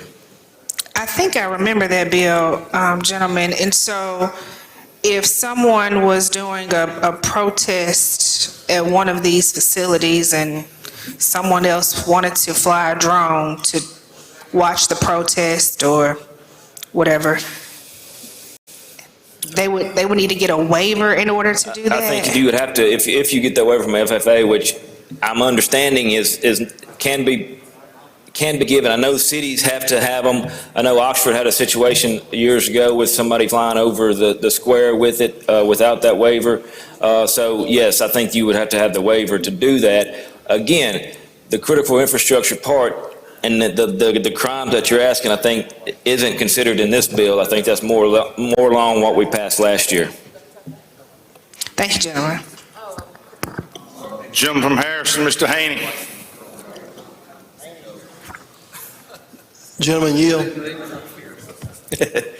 Yes, sir. Starting on line 77, it mentions the Capitol Police.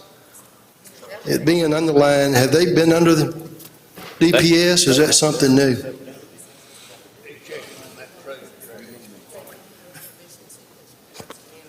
They're separate. They are moving under this bill, under the Department of Public Safety.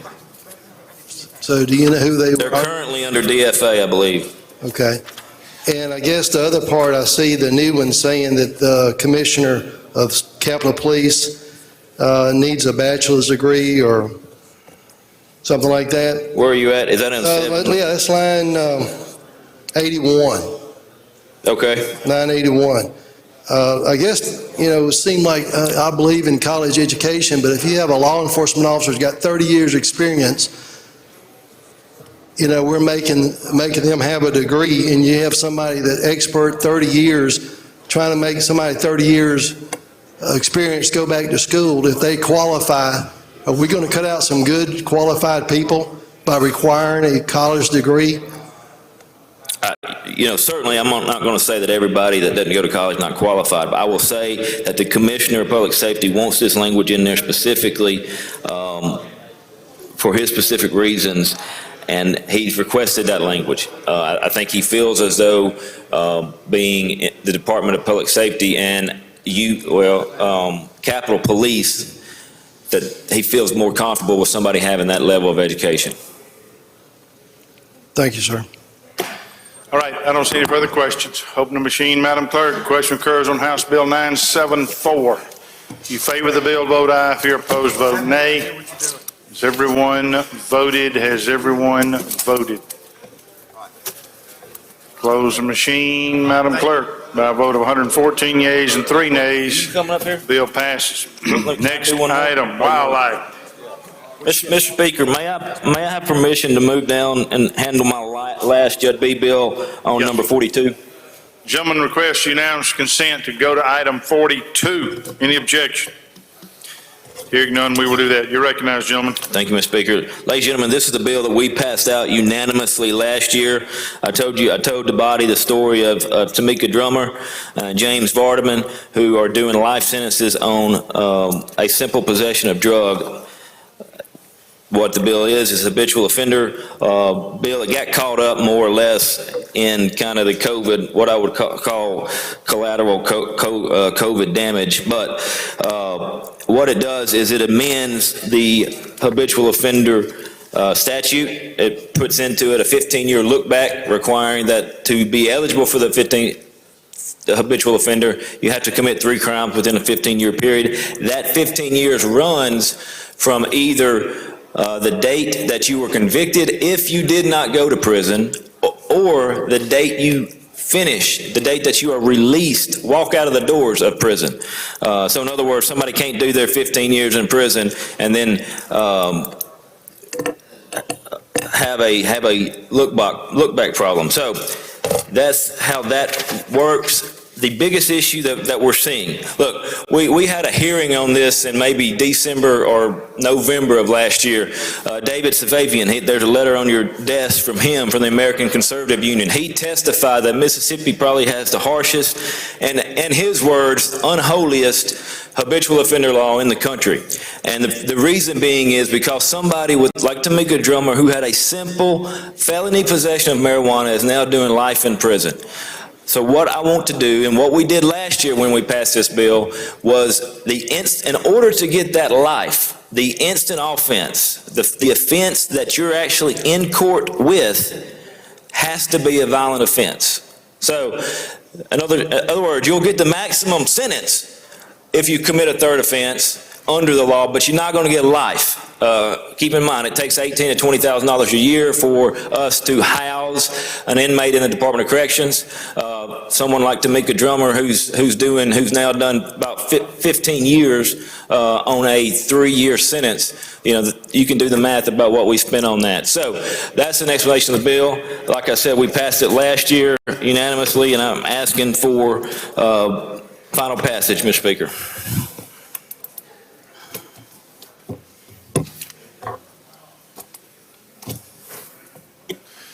Questions? I don't see any. Open the machine, Madam Clerk. Question occurs on House Bill 796. If you favor the bill, vote aye. If you're opposed, vote nay. Has everyone voted? Close the machine, Madam Clerk. I vote 115 yeas, 2 nays. The bill passes. We return now to item 40, wildlife. Wildlife.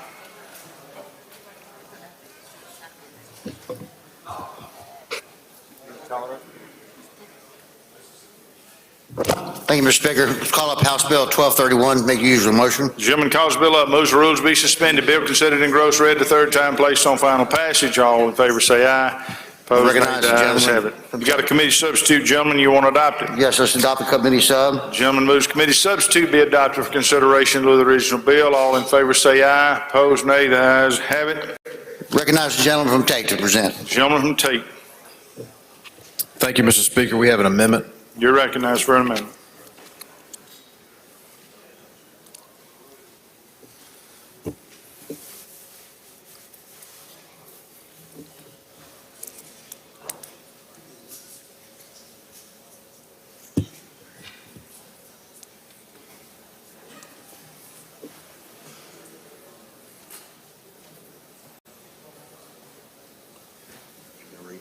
We good? You recognize? Okay. Yes, sir. Thank you, Mr. Speaker and Madam Clerk. We have before us, ladies and gentlemen, this bill would create the Board of Trustees for the Mississippi Outdoor Stewardship Trust Fund. This is probably the greatest piece of legislation, or certainly one of them, that has come before this body, certainly in my time, but maybe in the history of the state, for conservation purposes. This bill passed, as I recall, unanimously out of Ways and Means Committee as well as Wildlife. This bill would create a diversion on sales tax from sporting goods stores.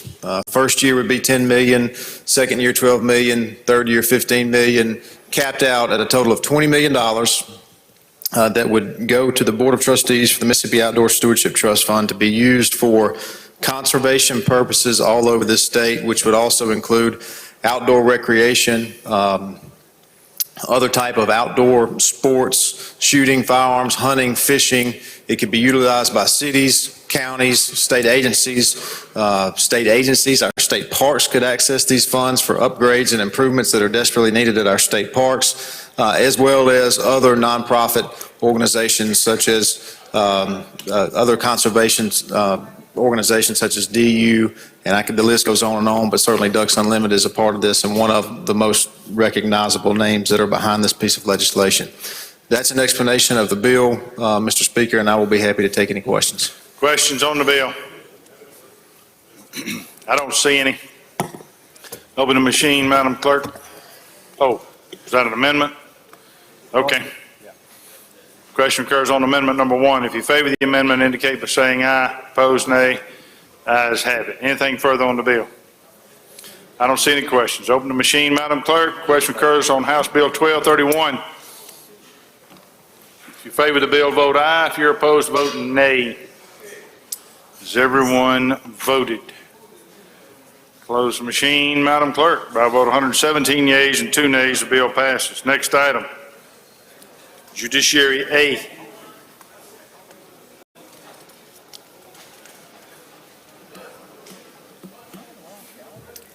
Thank you, Mr. Speaker. I'd like to go to item number 41, House Bill number 933. Call it up and make the usual motion. The lady calls the bill up, moves that the rules be suspended. Bill considered in gross read the third time, placed on final passage. All in favor say aye. Opposed, nay. The ayes have it. Ladies recognized. Mr. Speaker, please recognize the gentleman from Tallahatchie to present the bill.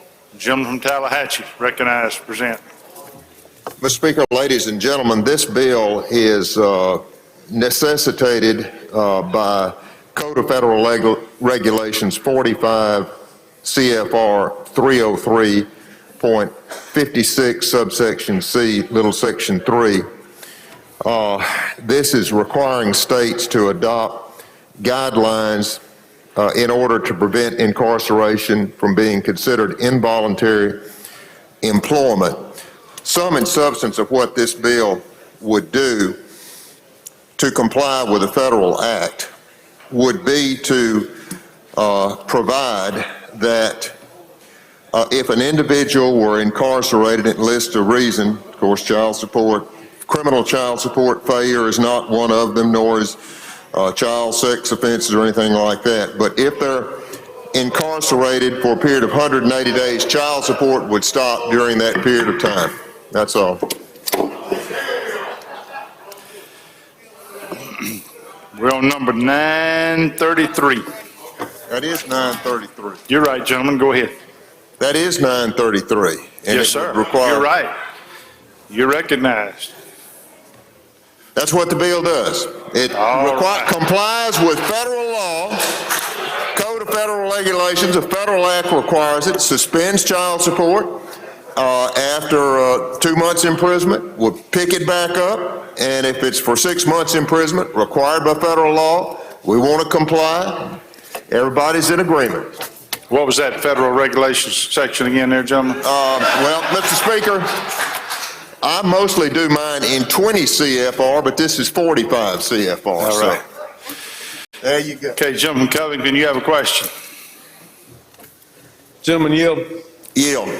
And you may have said this, I missed part of your explanation, but if someone has an income that is, that they still have while they're in prison, how does this affect that? If they have a sufficient income, gentlemen, the child support obligation would continue if they have a sufficient income. So this is only for the income that they're not able to receive because they're in? That is correct, and that is required by federal law for us to deal with. Thank you.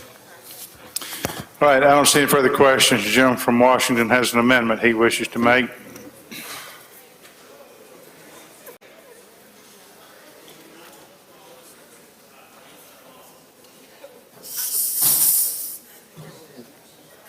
I've been vaccinated.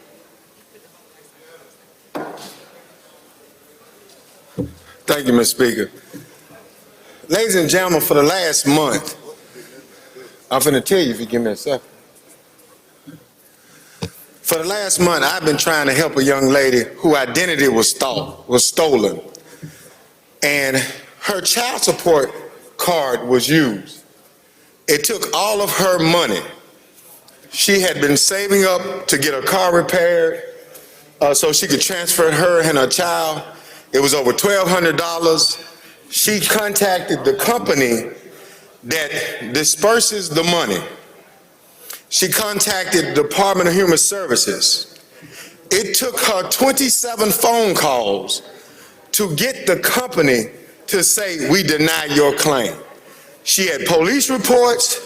She had actual receipts. She lived in Hines County, and all of those claims were out of Florida. had not been out of the state at all.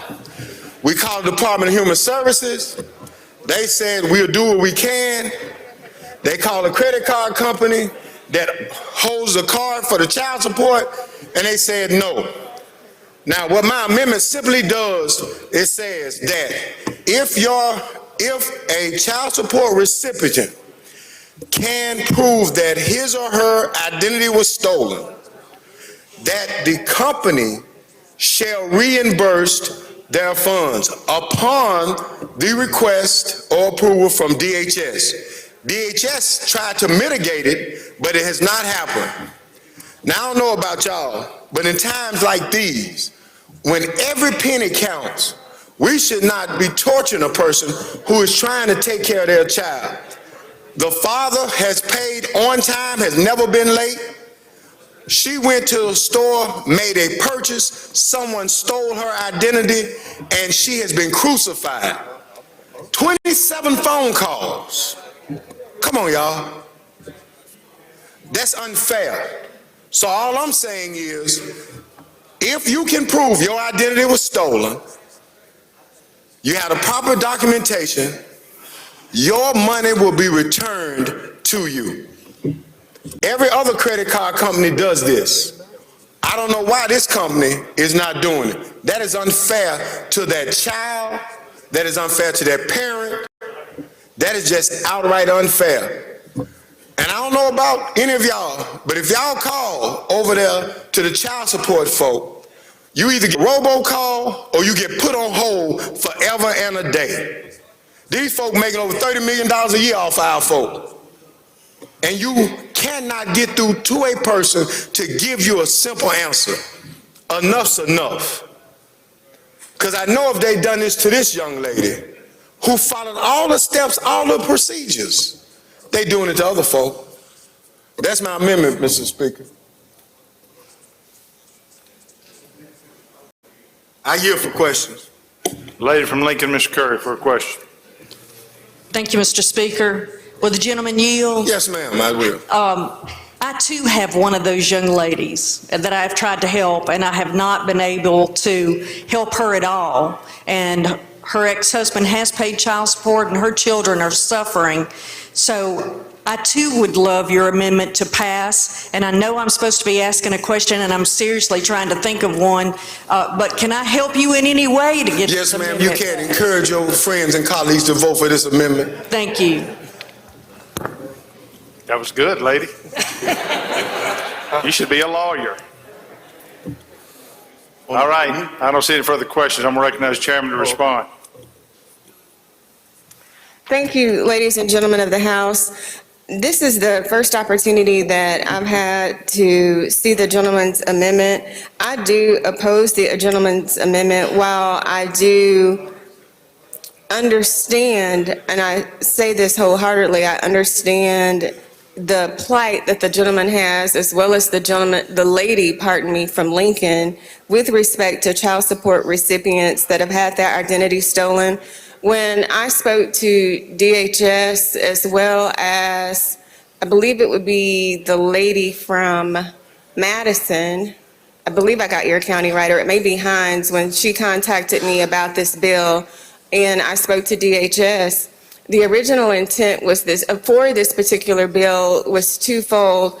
One was to help those individuals who are incarcerated and to make sure that we kept the individuals or the numbers who are incarcerated due to child support down.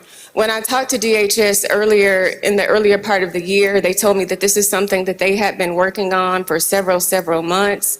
While I applaud the gentleman from Washington for his concerted effort to try to help his particular constituent and any other constituents that you may have, ladies and gentlemen, that have this particular issue, I think that this may be something that gentlemen from Washington, we may be able to help.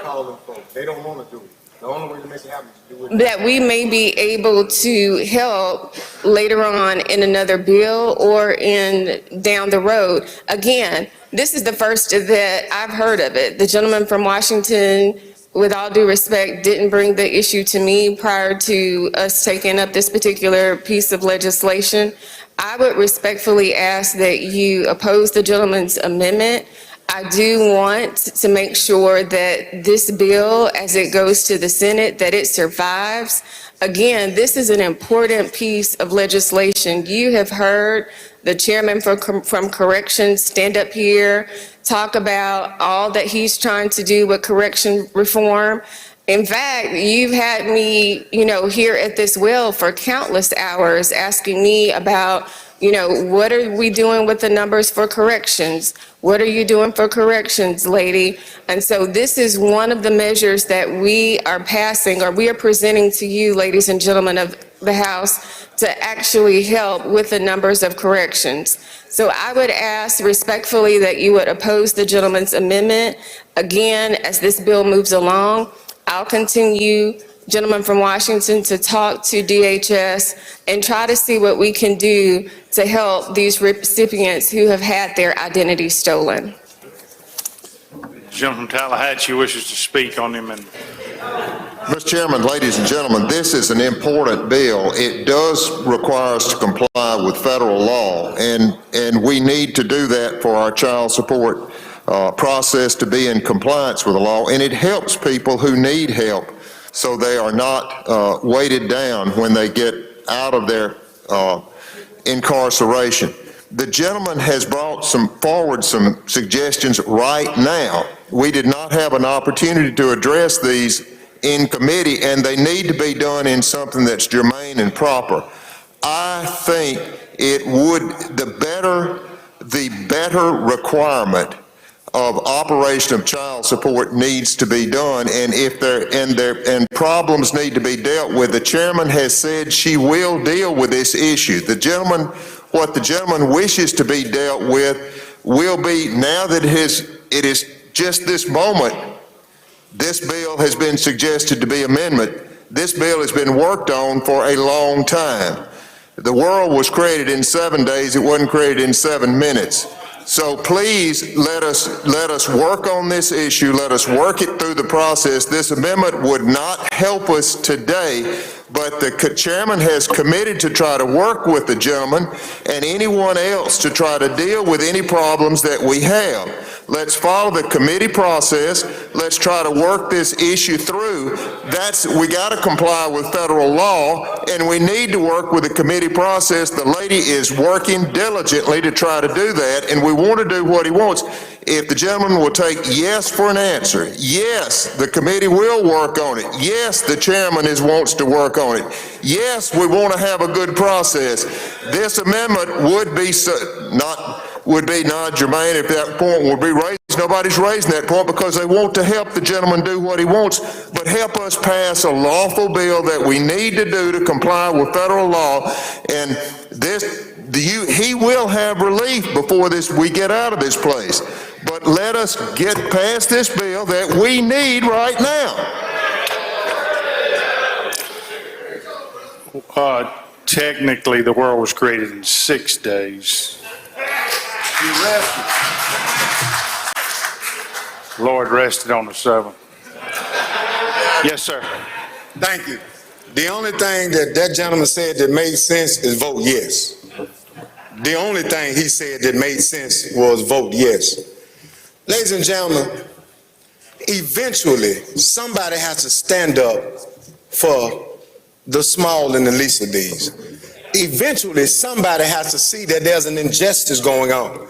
Now let me set the record straight. Working on people who've been incarcerated, whose child support had piled up, where they couldn't get driver's license for 20 years since I've been here. And it has always been a problem. The beautiful thing about this process is you do a little work in the subcommittee, you do a little work in the committee, then when you get to the floor, you do a little more work. This is work. This is part of the process. I have every right to offer an amendment to make a piece of legislation better for individuals who have been wronged. I have every right, regardless if I speak to the chairman or not.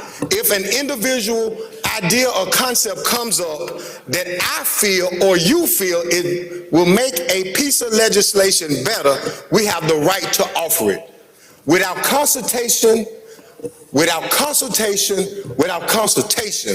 if it makes the legislation better, this amendment will make this piece of legislation better. It will not hurt what we're trying to do with this piece of legislation, but it will allow people to get some relief when they've been wrong. I implore you to vote for this amendment. Think about the people who have been wronged, and every time they turned around and made a phone call, they got either put on hold or got hung up on. Please help us fix this. Thank you. All right, question now occurs on Amendment 1. If you favor the amendment, indicate by saying aye. Aye. Opposed, no.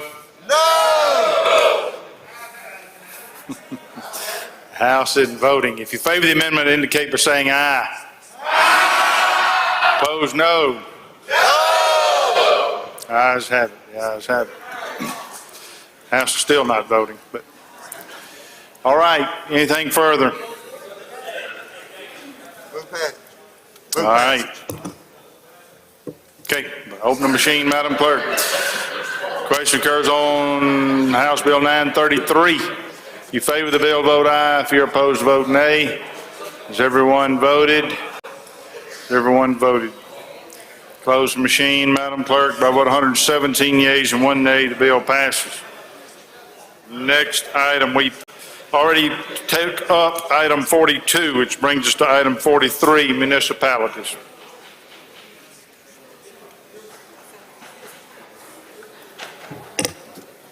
Thank you, Mr. Speaker. I'd like to go to item number 43, House Bill 359, have it read for the third time, please. Okay, we can do that. Mr. Speaker, I'd like to go to item number 44, House Bill 1157, and bring it up and make the usual motion. Chairman calls the bill up, moves that the rules be suspended. Bill considered in gross read the third time, placed on final passage. All in favor say aye. Opposed, nay. The ayes have it. Gentleman's recognized. Thank you, Mr. Speaker. Ladies and gentlemen, House Bill 1157 is the same bill we passed out last year out of the House due to the, I guess the clerk's working on getting us on the right bill, but this same bill we passed out last year, it's regarding golf carts to be used in certain towns. We've had many municipalities throughout the state come up here with local and privates throughout the years. This bill just eliminates that process that a lot of these cities and towns are having to go through, and it takes a little bit of workload off our local and private folks. And it's just a bill to allow at the municipality's discretion, if they choose to do so, they can allow golf carts to be used in streets with 25 mile per hour or less speed zones. It's up to that municipality to make a map of the streets that those golf carts are allowed. There are restrictions. Anyone who wants to use a golf cart on those streets have to get a permit from the municipality. The drivers do have to have a valid Mississippi driver's license. There has to be insurance proof on them, just like it is in any other vehicle on the municipal streets or highways in our state. And that is a quick explanation of the bill. I'll entertain any questions at this time. Questions on the bill? Jump from Prentice, Mr. Arnold. Thank you, Mr. Speaker. Gentleman, Yes, sir. is there any discrepancy in the size of the municipalities that can participate in this, or is it wide open? Good question, gentlemen. It's wide open, and it pertains to all municipalities in the state. Thank you, sir. Jump from Tate, Mr. Lamar. Thank you, Mr. Speaker. Quick interrogation. You may have said this. If you did, I missed it. But would this apply to counties or just cities? I'm sorry, it's applied to. Would it apply to counties or just cities? Just municipalities. Is there any policy reason why we wouldn't also give this same flexibility to counties? Not that I'm aware, gentlemen. It's just in the past that those have been the most requested government agencies. I don't know that there'd be an issue if we did. Well, we've got some neighborhoods just outside the city limits where I'm from that I think would appreciate some legislation. So if we could keep it alive as it goes through the process to potentially include counties, I think that'd be a good thing. Oh, gentlemen, I'd certainly be willing to hold it on a motion for an amendment if that's your will. Thank you. Jim Middlewamp. Okay, Jim from DeSoto, Mr. Eubanks. Thank you, Mr. Speaker. Will gentleman yield? Yes, sir. Gentlemen, I've had some folks back home inquire about like UTVs, the high-end side-by-sides. Would they be allowed if a golf cart's allowed? Could we set this to where local authorities could also approve those as well?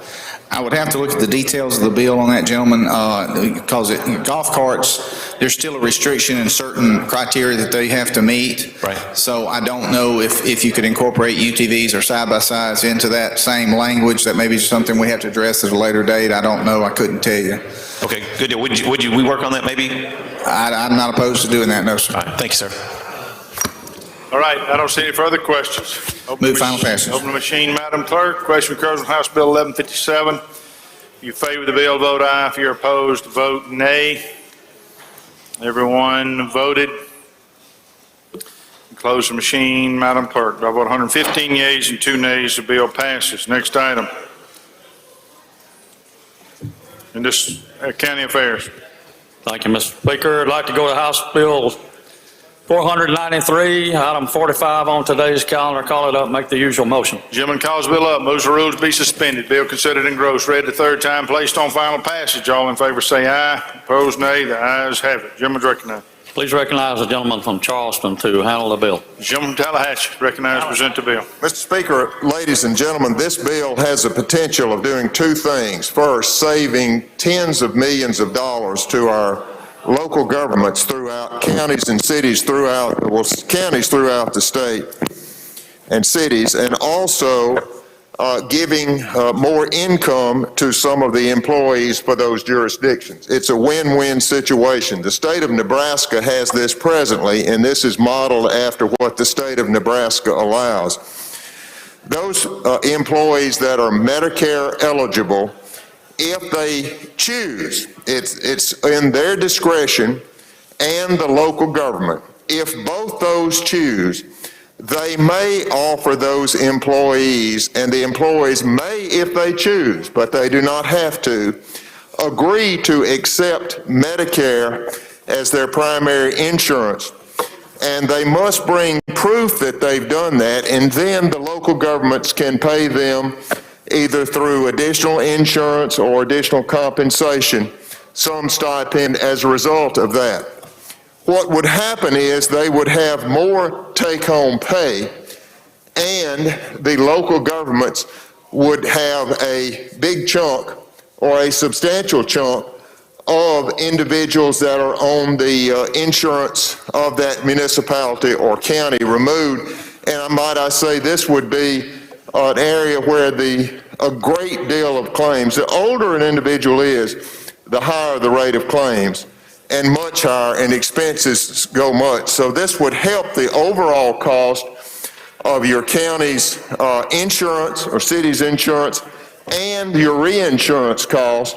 It would put more money in the pocket of the employee. So it is literally a win-win situation. And as I say, Nebraska does it. They say it saves tens of millions of dollars there.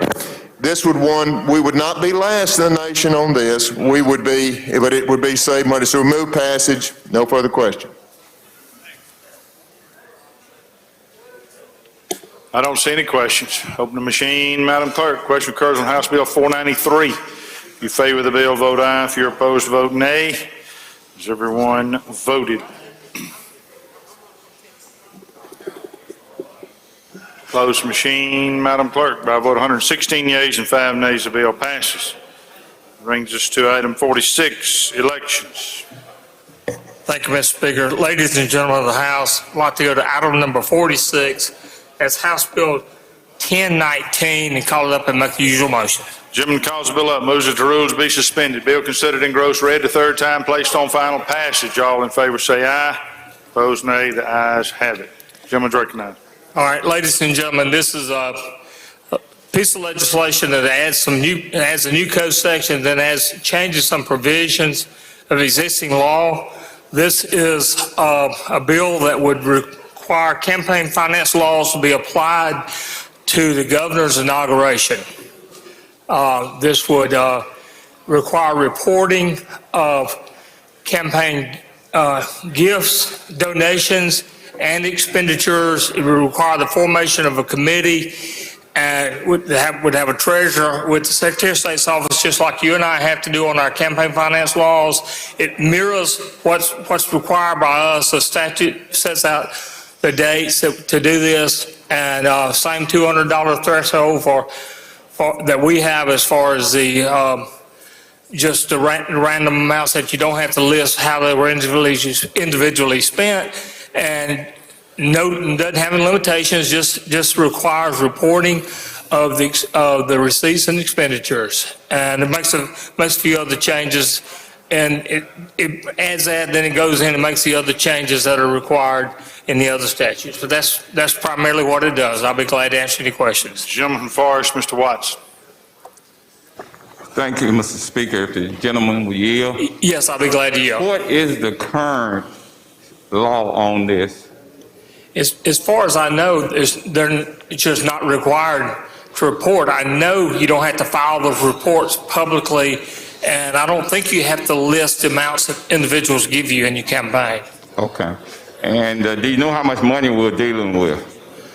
I mean, if this is adopted, it still won't matter how much money, other than we'll have that $200 threshold for expenditures and donations above the 200 will have to be reported who they're from. Underneath that, we're not putting a limitation on what they can spend money on or what they can get money for. It just has to be public information.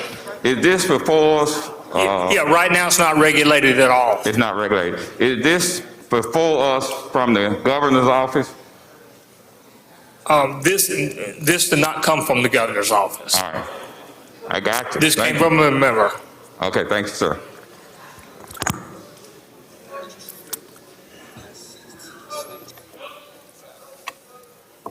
I don't see any further questions. Open the machine, Madam Clerk. Question occurs on House Bill 1019. If you favor the bill, vote aye. If you're opposed, vote nay. Has everyone voted? Has everyone voted? Close the machine, Madam Clerk. By a vote of 116 yeas and 1 nay, the bill passes. Next item. All right, thank you, Mr. Speaker. I would like to go to item number 47. That's House Bill number 586, and call it up and make the usual motions. The gentleman calls the bill up, moves that the rules be suspended. Bill considered in gross read the third time, placed on final passage. All in favor say aye. Opposed, nay. The ayes have it. I would ask that you would represent the gentleman, recognize the gentleman from DeSoto to present the bill. Gentleman from DeSoto recognized to present the bill. Thank you, Mr. Speaker. Thank you, Mr. Chairman. Ladies and gentlemen of the House, House Bill 586 comes to us by way of the Secretary of State's office. Currently, the state and the Secretary of State's office is being sued over the way that we require naturalized citizens to offer proof of citizenship when they go and register to vote. What we've currently been doing is we've required these folks to provide proof on the front end of the registration, and that's where the lawsuit has originated. This bill will repeal the statute that we are being sued over, and it will replace it with lines 102 through 106, which will check citizenship on the backside for folks that register for new registrations with SIMs and with the federal databases. This way, no one or people group is singled out, and it reduces the burden to naturalized citizens and puts us in line with the Equal Protection Clause of the 14th Amendment. And that's the bill in short description. I'll yield for any questions. Questions? I don't see any. Open the machine, Madam Clerk. Question occurs on House Bill 586. If you favor the bill, vote aye. If you're opposed, vote nay. Has everyone voted? Has everyone voted? Close the machine, Madam Clerk. By a vote of 76 yeas, 38 nays, bill passes. Next item. Accountability.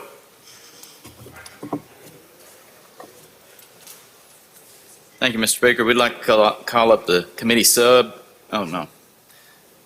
The bill on 1237. I'm sorry, what bill are you on, gentlemen? House Bill 1237. 1237. Item 48, gentleman calls the bill up, moves the rules be suspended. Bill considered in gross read the third time, placed on final passage. All in favor say aye. Opposed, nay. The ayes have it. Gentleman's recognized. Thank you, Mr. Speaker. This bill was brought to us by the peer committee, and what it's asking for is to have some reports from the Child Protection Agency services The bill is needed for a long period of time. That it was every 2 years that they looked at this agency, and it was stopped. And now they want to get it back, and they want to be able to look at everything that they're doing. Some of the times that they have gone through this agency, they found out that they had enough people when they said they didn't, but they had them in the wrong areas. They just want to do this to help them keep in line and help us to be able to promote the money to them that they actually need, and also to help them to do a better job. We've got new leadership over there, and it may work out just fine, but you know, the thing about it is we need information back. This information would come back to the body here in the Senate and the Speaker and the Lieutenant Governor and the Governor. So it's something that they felt like was necessary, and like I say, they asked for this bill. I'll answer any questions. Questions on the bill? I don't see any. Open the machine, Madam Clerk. Question occurs on House Bill 1237. If you favor the bill, vote aye. If you're opposed, vote nay. Everyone voted. Close the machine, Madam Clerk. By vote 118 yeas, 0 nays, the bill passes. Next item. The next item is item 40, House Bill 1246. Gentleman calls the bill up, moves that the rules be suspended. Bill considered in gross read the third time, placed on final passage. All in favor say aye. Opposed, nay. The ayes have it. Gentleman's recognized. This bill was brought to us by a gentleman from Hines, and it's about the Capitol complex. There's areas in the Capitol complex that are blighted, and he was suggesting that we demolish some of these areas, and he picked out some, and it's a list of them. I don't know exactly where they are, but he does, and now the LBO knows where it is. They've made a fiscal note on it of $250,000, and we've talked to the chairman about it, and we believe we can cover that. Questions on the bill? I don't see any. Open the machine, Madam Clerk. Question occurs on House Bill 1246. If you favor the bill, vote aye. If you're opposed, vote nay. Has everyone voted? Close the machine, Madam Clerk. By vote 119 yeas, 0 nays, the bill passes. Next item. The next one comes for the State Board of Cosmetology.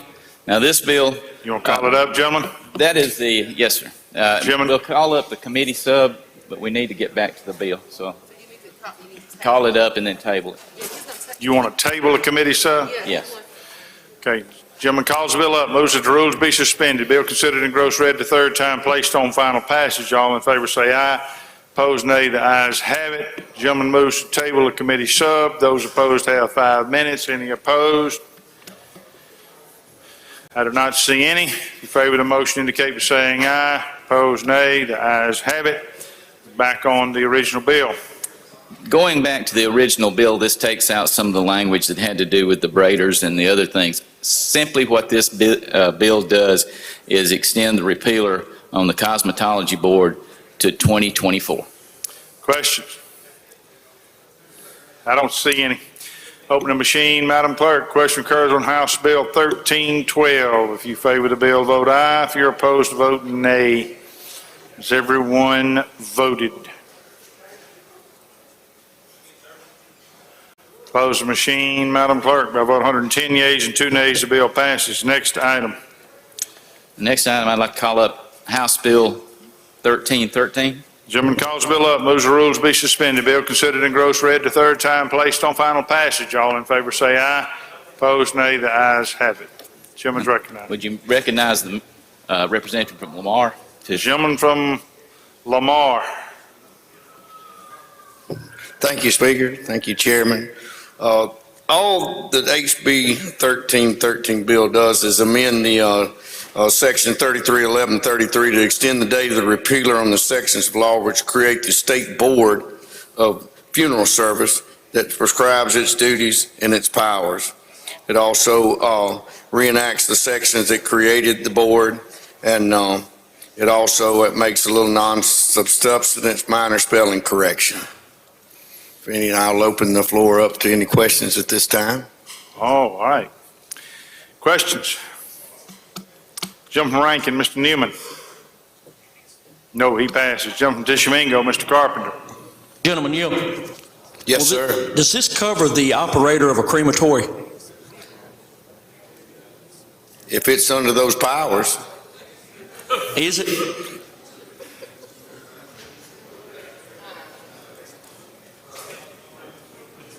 Hold on just 1 second, sir. Petition Mingo. Yes, it does. All right, any further questions? I don't see any. Open the machine, Madam Clerk.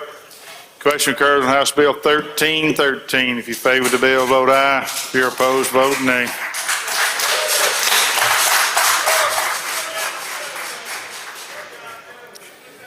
Close the machine, Madam Clerk. By vote 110 yeas and 3 nays, the bill passes. Next item. I'd like to skip item 52, 13, 14. Okay.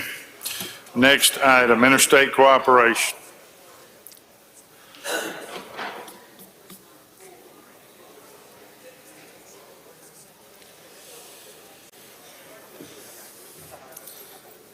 Thank you, Mr. Speaker.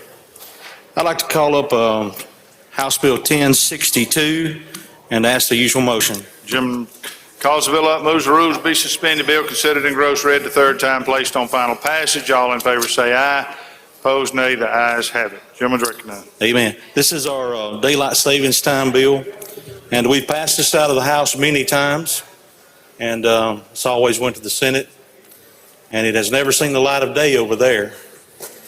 But we intend on working to see this piece of legislation passed out of the Senate and become law. Once the federal government allows it, we will go to the daylight savings time, the standard time all year round. That is the explanation of the bill. I yield for any Questions, gentleman from Marion, Mr. Morgan. Thank you, Mr. Speaker. Gentleman, Yes, gentlemen. why don't we wait till the federal does something with this instead of us bringing this thing up every year? We ain't gonna do nothing till the federal okays it, are we? That's correct, but sometimes they need a little persuasion. Gentleman from Jackson, Mr. Zuber. Will the chairman yield? Certainly, gentlemen. Mr. Chairman, how can we help you to make sure the Senate will take this bill up and pass it, sir? I would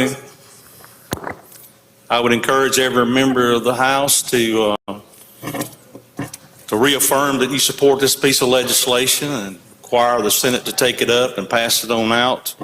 This thing has a lot of ramifications. It has a lot of opportunities for economic development as far as people buying and spending with more daylight hours in the afternoon. There's a lot of different aspects of the way that really affects other people's lives. And there's also research to show that when you change the time back and forward, that there's an increase in heart attacks and other physical ailments as well. So encourage your senators to support it. Let's see if we can't bring it out and get this thing done and over with and shine a little sunshine on it there. Move final passage, Mr. Speaker. I don't see any further questions. Open the machine, Madam Clerk. Question occurs on House Bill 1062. If you favor the bill, vote aye. If you're opposed, vote nay. Where are you from? Has everyone voted? Close the machine, Madam Clerk. By vote 116 yeas, 1 nay, the bill passes. That brings us to item 54, Judiciary B. Thank you, Mr. Speaker. Item 54, House Bill number 581. Call it up, make the usual motion. Gentleman calls the bill up, moves the rules be suspended. Bill considered and gross read the third time, placed on final passage. All in favor say aye. Opposed, nay. The ayes have it. Gentleman recognized. Mr. Speaker, would you recognize the lady from Lowndes? Lady from Lowndes. Thank you, Mr. Speaker. Thank you, Chairman. Ladies and gentlemen, currently in the U.S., a woman who attends college is more likely to be a victim of sexual assault than a woman who does not attend college. On college campuses, a female student is twice as likely to be sexually assaulted than robbed. Law enforcement officials at 30% of institutions of higher education receive no training on how to respond to reports of sexual violence. 73% of colleges and universities have no protocols on how the institution and law enforcement work together to respond to campus sexual violence. This legislation was passed last year overwhelmingly by the House. It went to the Senate where it died in committee. This is a very, very important bill that needs to be passed. And I'll just since we're at the end of the day, I won't go through the bill in detail, but I'll just tell you a little bit about it. What it does, the act is actually called the Sexual Assault Response for College Students Act, and it provides certain definitions for the act, requires that all higher education institutions adopt a comprehensive policy that's consistent with federal and state law regarding the institution's response to allegations of sexual assault, domestic violence, dating violence, sexual exploitation, and stalking. It will list the minimum requirements to be included in such policy, requires that each institution prominently publish, timely update, and have easy accessibility on its official school website. So that means each school must have this policy in place, and it must be published where all students can have access to this. All right, I'll move for final passage. Questions on the bill? I don't see any. Open the machine, Madam Clerk. Question occurs on House Bill 581. If you favor the bill, vote aye. If you're opposed, vote nay. Has everyone voted? Has everyone voted? Close the machine, Madam Clerk. By a vote of 114 yeas and 3 nays, the bill passes. Next item. Judd B. Item 55, Mr. Speaker, House Bill 356. I call it a use motion. If you would recognize the gentleman from Scott to handle the bill. Gentleman calls the bill up, moves that the rules be suspended. Bill considered and gross read the third time placed on final passage. All in favor say aye. Opposed, nay. The ayes have it. Gentleman from Scott's recognized. Thank you, Mr. Speaker. House Bill 356 is a bill that's coming from CPS. At the current time, under the Child Abuse Prevention and Treatment Act that was passed in 2018, we're not compliant. This gives the or people that are investigating the child abuse or neglect, dealing with children, gives them immunity with those that participate in the investigation. If we don't pass this, we're at the stake of losing right around $4 million in federal funds to the state. So this just puts us in compliance with that law that was passed in 2018. Questions on the bill? There's no questions. I move for final passage. I don't see any. Oh, there's, you in or out, gentlemen? All right. Gentleman from DeSoto, Mr. Eubanks. Thank you, Mr. Speaker. Well, gentlemen, yield. Yes, sir. I know that one of our counterparts over in the Senate had this problem where somebody made a fraudulent charge, accusation, and there was issues over there. Is there any kind of protections or penalties for somebody that would make a fraudulent charge? Or maybe? Well, this is really the federal law. We're just restating the federal law. Don't see any further questions. Open the machine, Madam Clerk. Question occurred on House Bill 356. If you favor the bill, vote aye. If you're opposed, vote nay. Has everyone voted? Close the machine, Madam Clerk. By a vote of 118 yeas, 0 nays, the bill passes. Next item, Judd A. Thank you, Mr. Speaker. I'd like to go to item number 56, House Bill number 354. Call it up and make the usual motion. Lady calls the bill up, moves that the rules be suspended. Bill considered and gross read the third time, placed on final passage. All in favor say aye. Opposed, nay. The ayes have it. Ladies recognized. Thank you, Mr. Speaker. I'd ask that you recognize the gentleman from Tallahatchie to present the bill.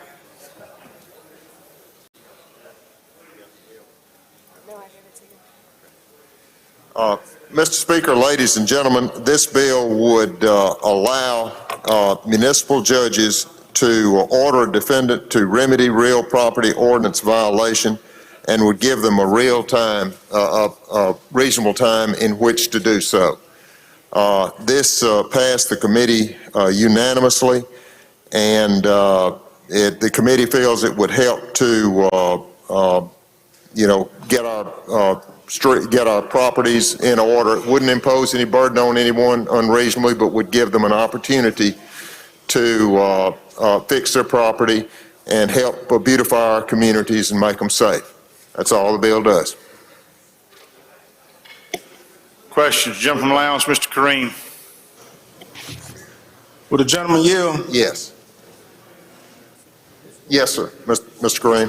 Go ahead, gentlemen. Gentlemen, give me an example of what you're trying to do here, because municipalities already have procedures in place for remedy property. How will this particular legislation? Well, this would let them go to municipal court to do that. And that would be less costly for them, and that would give them another venue in which to make it would give them another alternative venue.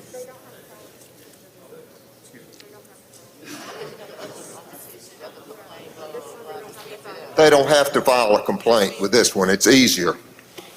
So who would make I'm just trying to understand and follow your course of thinking with this piece of legislation. So who would make the petition to court? How will this process work out? Well, what would happen,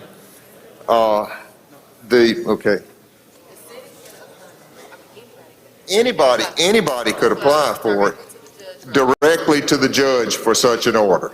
So what you're saying is a person can file a complaint and the process will go to what and who? Municipal judge would make the determination. I'm still not. The complaint shall not be required to conclude with a general averment the defense is against the peace and dignity, and the municipal judge would be allowed to hear the complaint, and I'll go over it with you. The judge shall hold court. The real property, they would be required, a complaint would be made, the person would be required to remedy the property that was in violation of ordinance condition. Gentlemen, my question is, and look, I hear what you're saying, but how do we get to that point? If I want to file a complaint, who do I file a complaint to? I don't go automatically to the judge and file the complaint. What's the process? You would have to file the complaint with the municipal court. You would file the complaint with the municipal court. Gentlemen, this is not my baby, I'm rocking it, but I can tell you, you would file the complaint with the municipal court. It would be less time consuming, less costly, easier for a citizen to use this procedure than the procedure in place now. Gentlemen, I respectfully disagree with what you're doing. It would be a people's bill. It would give a person an easy opportunity to go to the city, make a complaint, and then the municipal judge could make a determination. It would save money, save time, be easier for the citizen. That's the intent. Lady from Pearl River, Ms. Wilkes, for a question. Gentlemen, will you yield? I yield. Are the municipalities good with this? Yes, they're in support of it. They want it. Okay, and what is the reasonable time frame? The reasonable time frame would be determined by the authority. It would be set by the judge. Line 197 through 198. Okay, so there's nothing specific in the bill? No, yes, that is correct. They shall have the power, and this is Representative McGee's bill, and this is what it says, and I'll read it to you. And it's supported by the municipalities completely. For violations of municipal ordinances related to real property, the municipal judge shall have the power to order a defendant to remedy violations within a reasonable time period as set by the judge and in the discretion of the judge. The judge may simultaneously authorize the municipality at its request the option to remedy the violation itself, although the use of its own employees and contractors without further violation thereof, though the use of its own employees or contractors without further notice should the defendant fail to fully do so within the time period set by the judge. That's what the bill does, and Representative McGee is trying to do what the cities requested and help make our cities safer, more beautiful, more decent, and this would give an ordinary citizen and the municipalities the right to avail themselves of this and make a procedure that might actually be used, and we might actually get some improvements to some of these properties and help the lives of our citizens. Jackson, Mr. Zuber. Thank you, Mr. Speaker. Two quick questions. Gentlemen, what, are we taking away Chancery Court jurisdiction? No.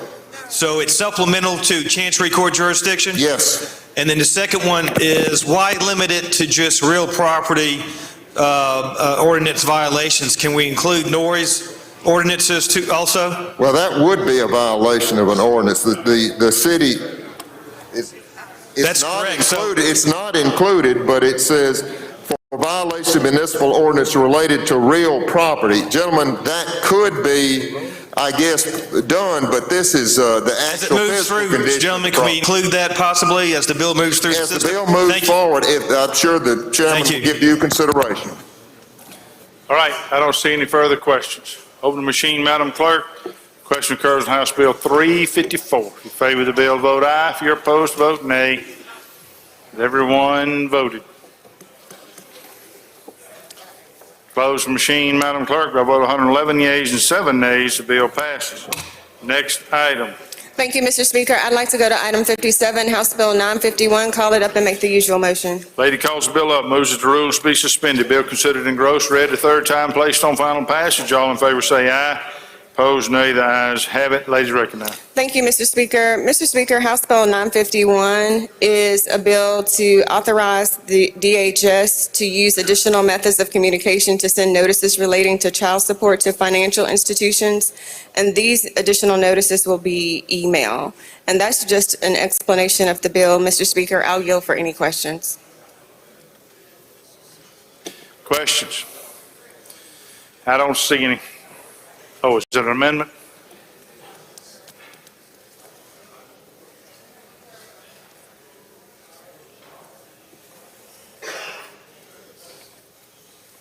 I'm informed you got an amendment, lady?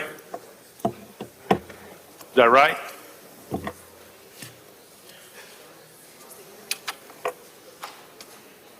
I do, Mr. Speaker.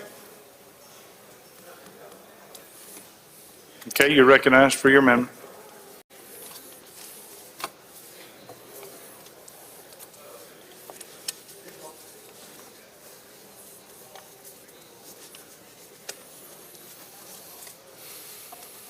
The original is not in here. It just has the copy. Do you have the original? Okay, great. Okay, good. So thank you, Mr. Speaker. I'd like to amend on lines 128 through 132 by deleting all of the underlined language, and also amend by deleting the delete on line 130 and inserting the demand. And that's an explanation of the amendment, Mr. Speaker, and I'll yield for any questions. Questions on the amendment? I don't see any. If you favor the amendment, indicate by saying aye. Opposed, nay. The ayes have it. Anything further on the bill? No, Mr. Speaker. Questions on the bill? I don't see any. Open the machine, Madam Clerk. Question occurs on House Bill 951. If you favor the bill, vote aye. If you're opposed, vote nay. Has everyone voted? Close the machine, Madam Clerk. By a vote of 116 yeas, 0 nays, the bill passes. Next item. Conservation.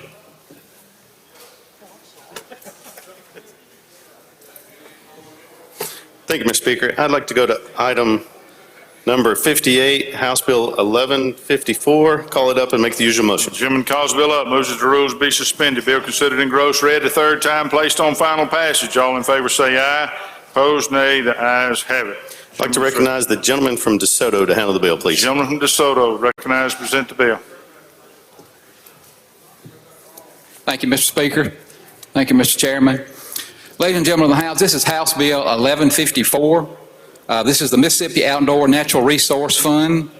It is administered by the Mississippi Department of Wildlife, Fisheries, and Parks, and the department is authorized to solicit and accept donations, gifts, and grants of funds from private sources for deposit into the fund.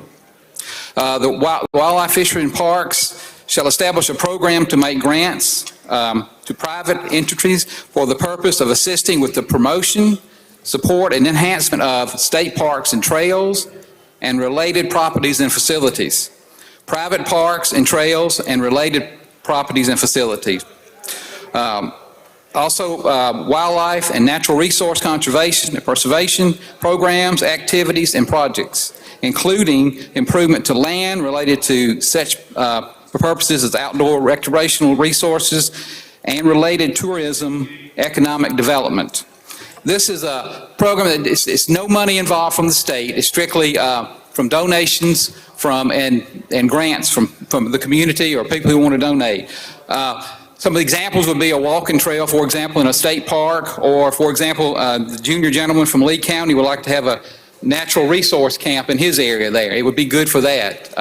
Remember, this is no taxpayers' dollars, and it will be handled through the Wildlife Department. Any questions? Questions on the bill? I don't see any. Open the machine, Madam Clerk. Question occurs on House Bill 1154. If you favor the bill, vote aye. If you're opposed, vote nay. Has everyone voted? Close the machine, Madam Clerk. By a vote of 116 yeas and 1 nay, the bill passes. Next item. Ladies and gentlemen, we took up item 59, 60, 61, 62, and 63 earlier. So now that brings us down to item 64. House Bill 91, Public Utilities. Chairman, recognized. Thank you, Mr. Speaker. Ladies, I'd like to call up House Bill 91 and make the usual motion. Gentleman calls the bill up, moves the rules be suspended. Bill considered in gross read a third time, placed on final passage. All in favor say aye. Opposed, nay. The ayes have it. Gentleman, recognized.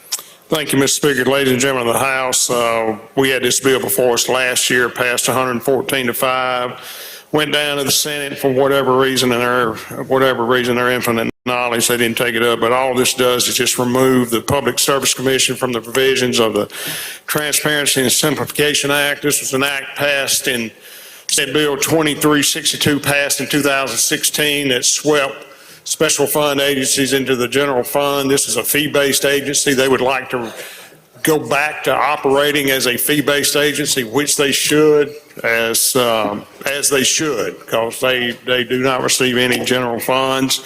And we need to undo this. We need to send them back to a special fund agency, and that's what the bill does, Mr. Speaker. Questions? I don't see any. Open the machine, Madam Clerk. Question occurs on House Bill 91. If you favor the bill, vote aye. If you're opposed, vote nay. Has everyone voted? Close the machine, Madam Clerk. By vote 116 yeas, 0 nays, the bill passes. Next item. Thank you, Mr. Speaker. I'd like to call up item number 65, House Bill 108, and make the usual motion. Gentleman calls the bill up, moves the rules be suspended. Bill considered in gross, read the third time, placed on final passage. All in favor say aye. Opposed, nay. The ayes have it. Thank you, Mr. Speaker. Ladies and gentlemen of the House, again, this is a bill that we passed last year, 112 to 9. Let me explain what it does very briefly. The Wireless Communication Commission,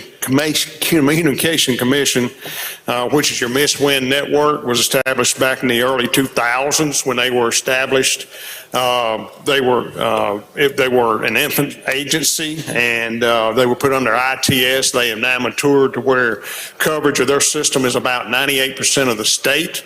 And we feel like that they can operate on their own for its back office procedures and things like that, administrative procedures, HR. They're not requiring any additional personnel, no additional money or anything else. This would just allow them to operate independently from the ITS. It's not anything that's egregious. I think it would make them a more efficient agency, and that's what the bill does, Mr. Speaker. Questions on the bill? I don't see any. Open the machine, Madam Clerk. Question occurs on House Bill 108. If you favor the bill, vote aye. If you're opposed, vote nay. Has everyone voted? Close machine, Madam Clerk. By a vote of 118 yeas and 1 nay, the bill passes. Next item, universities. Mr. Speaker, I'd like to go to item number 56, House Bill 111, call it up, and ask the senior gentleman from Lee County to present it, please. Gentleman calls the bill up, moves the rules be suspended. Bill considered in gross read the third time, placed on final passage. All in favor say aye. Opposed nay. The ayes have it. Gentleman from Lee is recognized.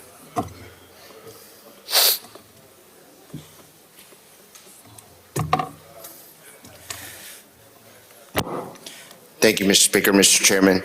Okay, House Bill 111, what this bill will do is, this will allow junior colleges to, their boards of trustees to waive that out-of-state tuition for any students, potential students that are living or residents in an out-of-state county or parish that borders their community college district. So like over in Alabama or Tennessee, Arkansas, or Louisiana. So that's my explanation of this bill. Questions on the bill? I don't see any. Jim from Neshoba says he has an amendment.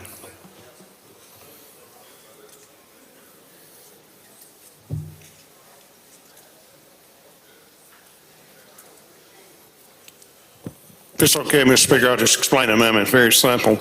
Ladies and gentlemen of the House, as we went through this, we noticed that there were 2 community colleges specifically that were left out of this bill that should be in it. It's a very great bill. I'm all for it. But specifically, and I'll name the colleges, the gentleman down I-55 where the grass is greener and the air is sweeter. Colan was left out of this, and East Central Community College over in East Central part of Mississippi. And all this does is just deletes the language that names specific institutions on the state borders and adds any community college if their board so chooses to do so. And that's what the amendment does, Mr. Speaker. Questions on the amendment? I don't see any. I recognize the chairman to respond. Or the presenter. Anyone? I'm okay with the amendment. All right. Question occurs on Amendment 1. If you favor the amendment, indicate by saying aye. Opposed, nay. The ayes have it. Anything further on the bill? Questions on the bill? I don't see any. Open the machine, Madam Clerk. Question occurs on House Bill 111. If you favor the bill, vote aye. If you're opposed, vote nay.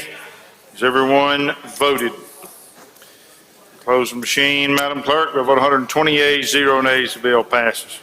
Next item, universities. Mr. Speaker, I'd like to go to item 67, House Bill 1029. Call it up and make the usual motion. Gentleman calls the bill up, moves that the rules be suspended. Bill considered engrossed, read the 3rd time, placed on final passage. All in favor say aye. Opposed, nay. The ayes have it. Gentleman from Calhoun. Recognized to present the bill. Thank you, Mr. Chairman. Thank you, Mr. Speaker. This House Bill 1029 creates the income share agreements, or ISAs. It's very, very simple piece of legislation. It should help our students, should help more young people afford to stay in college. At least the intention is that to primarily help those who are further along in their education, either co-opt or non-traditional students are past the time they're getting the financial aid, past time they can get most other scholarships. But what it would do, there's no state money involved. I want to make that clear. There are no state funds. The Perkins Loan Program has been discontinued, and some of our universities across the country paid into this program, and they're going to receive their money back. And the only one in this state that has done that is MSU. They're going to get about $2,125,000 approximately back. And so they're looking to ways to return that in a scholarship program. So that's what this income share agreement is. And it's not a scholarship. It's a program where kids or young people will apply. They will be given a certain amount of money, depending on what their major is. And so their payback will be based upon what kind of job they have. If they don't get a job, then the payment's deferred. If they're making less than $20,000, the payment's deferred. And so they're not going to be forced to pay money back they can't afford to pay back. The advantages should be that you're going to have students who are not eligible for grants or loans any other way can get them. If they can get a student loan, this should be cheaper than a student loan for them. And also, one real big advantage, the school has some skin in the game. Right now, if you take a student loan out, it's all on the student or his family. If under this program and this income share agreement, the school will be motivated to see that you get out of school and get a job, because then they get their money back. If you can pay it back if that happens. And so I'll be glad to answer any questions. Gentleman from Adams, Mr. Johnson. Thank you, Mr. Speaker. Gentlemen, will gentlemen yield? Yes, I'll be glad to yield. Thank you. I appreciate your explanation of the bill, but when I saw this bill on the calendar, I remember hearing about it, and I can appreciate the rosy picture you paint, but in my research, what I found is that your bill doesn't say exactly how these income savings agreements will be set up, but they essentially are loan agreements between a student and the university. Yeah. Everywhere I've seen, they've been operating. Yeah, what's going to happen is IHL, not the university, but IHL is going to develop a program, and it's going to be open to all 8 of our institutions. But the only one right now that has funds available is MSU. Anybody could add their endowment or any private money or federal money that wanted to participate. The same rules are going to apply to all of them. And it is very similar to a loan program, except But gentlemen, it is a loan program. And let me ask you, but what I've seen also is, you're right, there's no state money, but there are also sometimes there are loan companies, like private companies that set up these programs for the universities. Well, Isn't that correct? I don't think that's what the intention of this is. This is that they're going to use the money, this Perkins money. But only one university has the Perkins money. Well, and the others, if somebody wanted to give them money, but I don't think there's any plans of using like a third-party private company. That's not the intent of this program. But the bill doesn't say that. Now, look, I'm trying not to give you a hard time. I'm really concerned because we got $1.5 trillion in student debt across the country right now.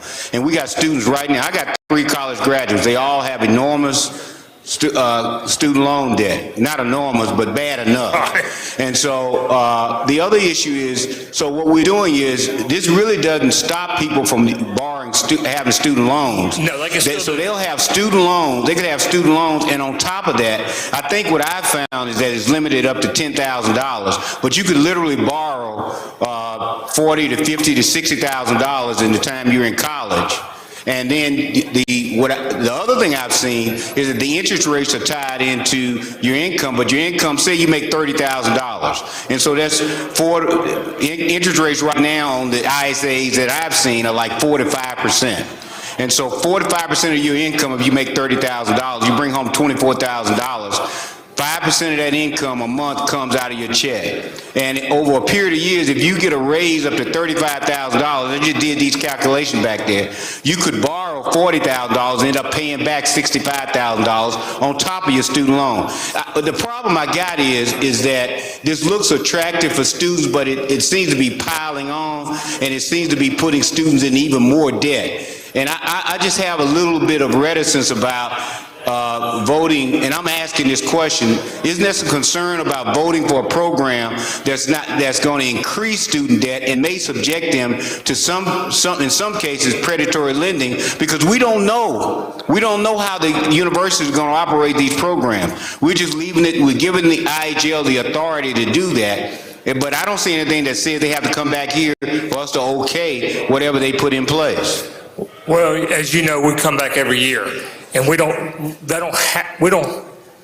have to have it in here for them to come back. We can end the program if we decide they're taking advantage of kids. But we're not going to require anybody to participate. That's one thing. And the intention is for this to be available to kids that the other programs are not available to.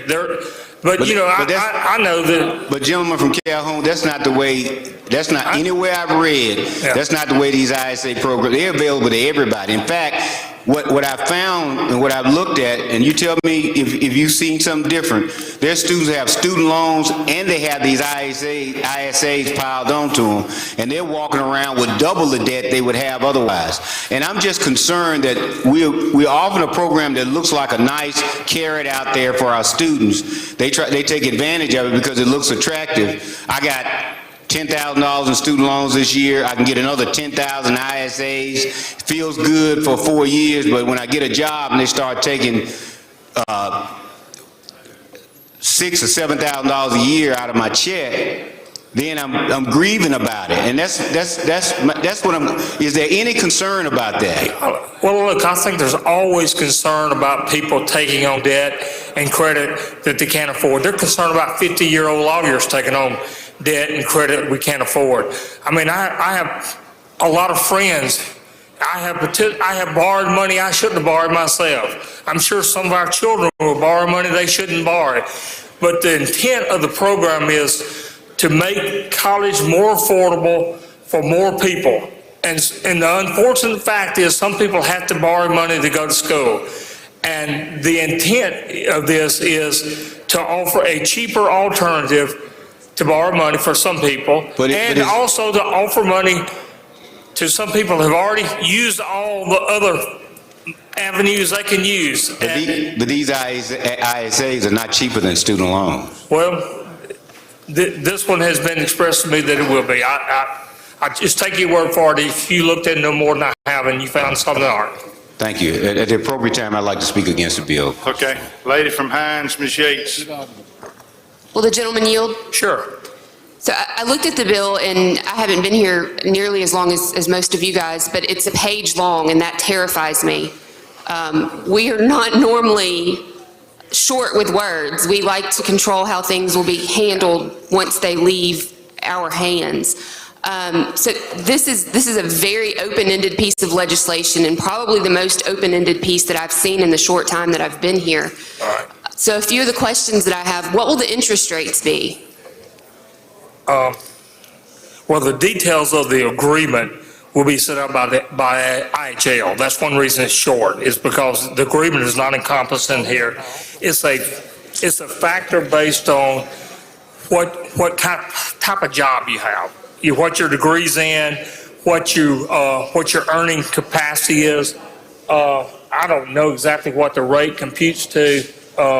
Is a factor in here, and I'd be being disingenuous if I told you exactly if I knew what the rate was. But I do know the reason for the brevity of the bill is because it will be something that the IHL board will write all the rules and regulations for, and not in the legislation. Has IHL requested this, or did Mississippi State request this? I think IHL. So they requested this but didn't give us any guidelines as to what it is they actually want to do.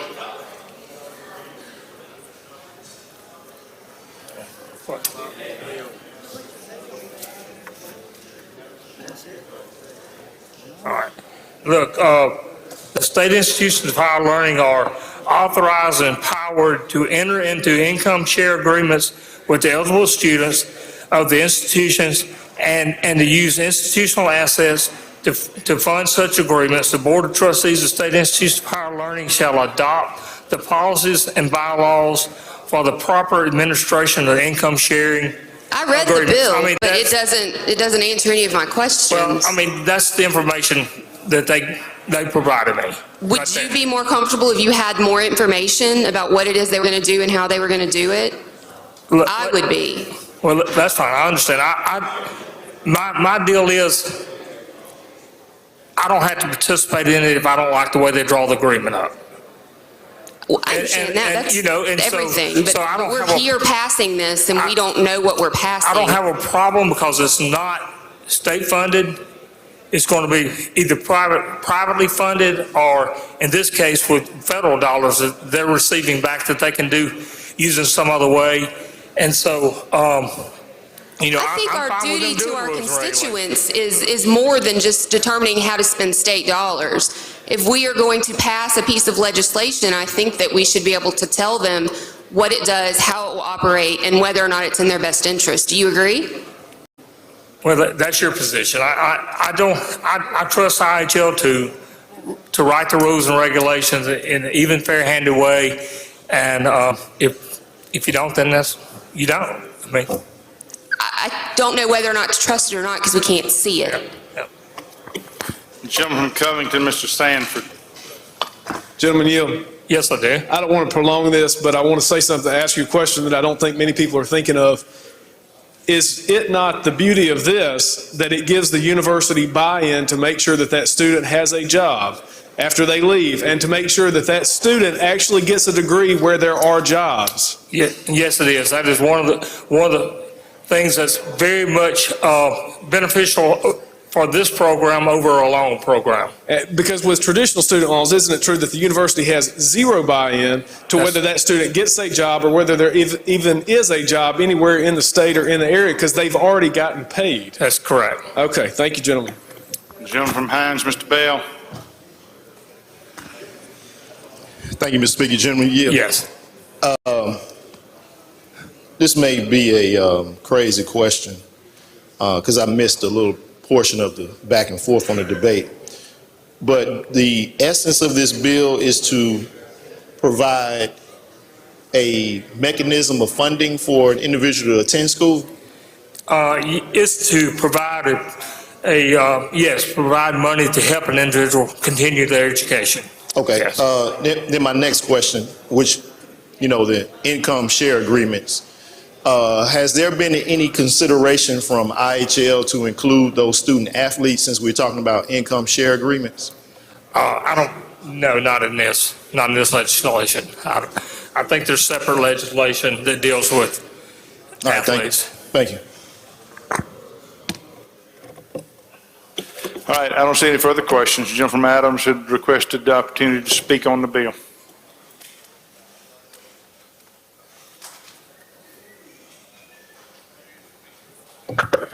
Thank you, Mr.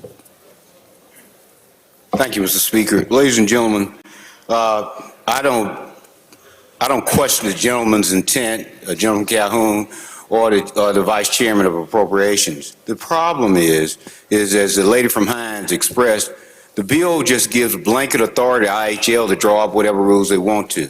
Now, I would encourage you to look up ISAs.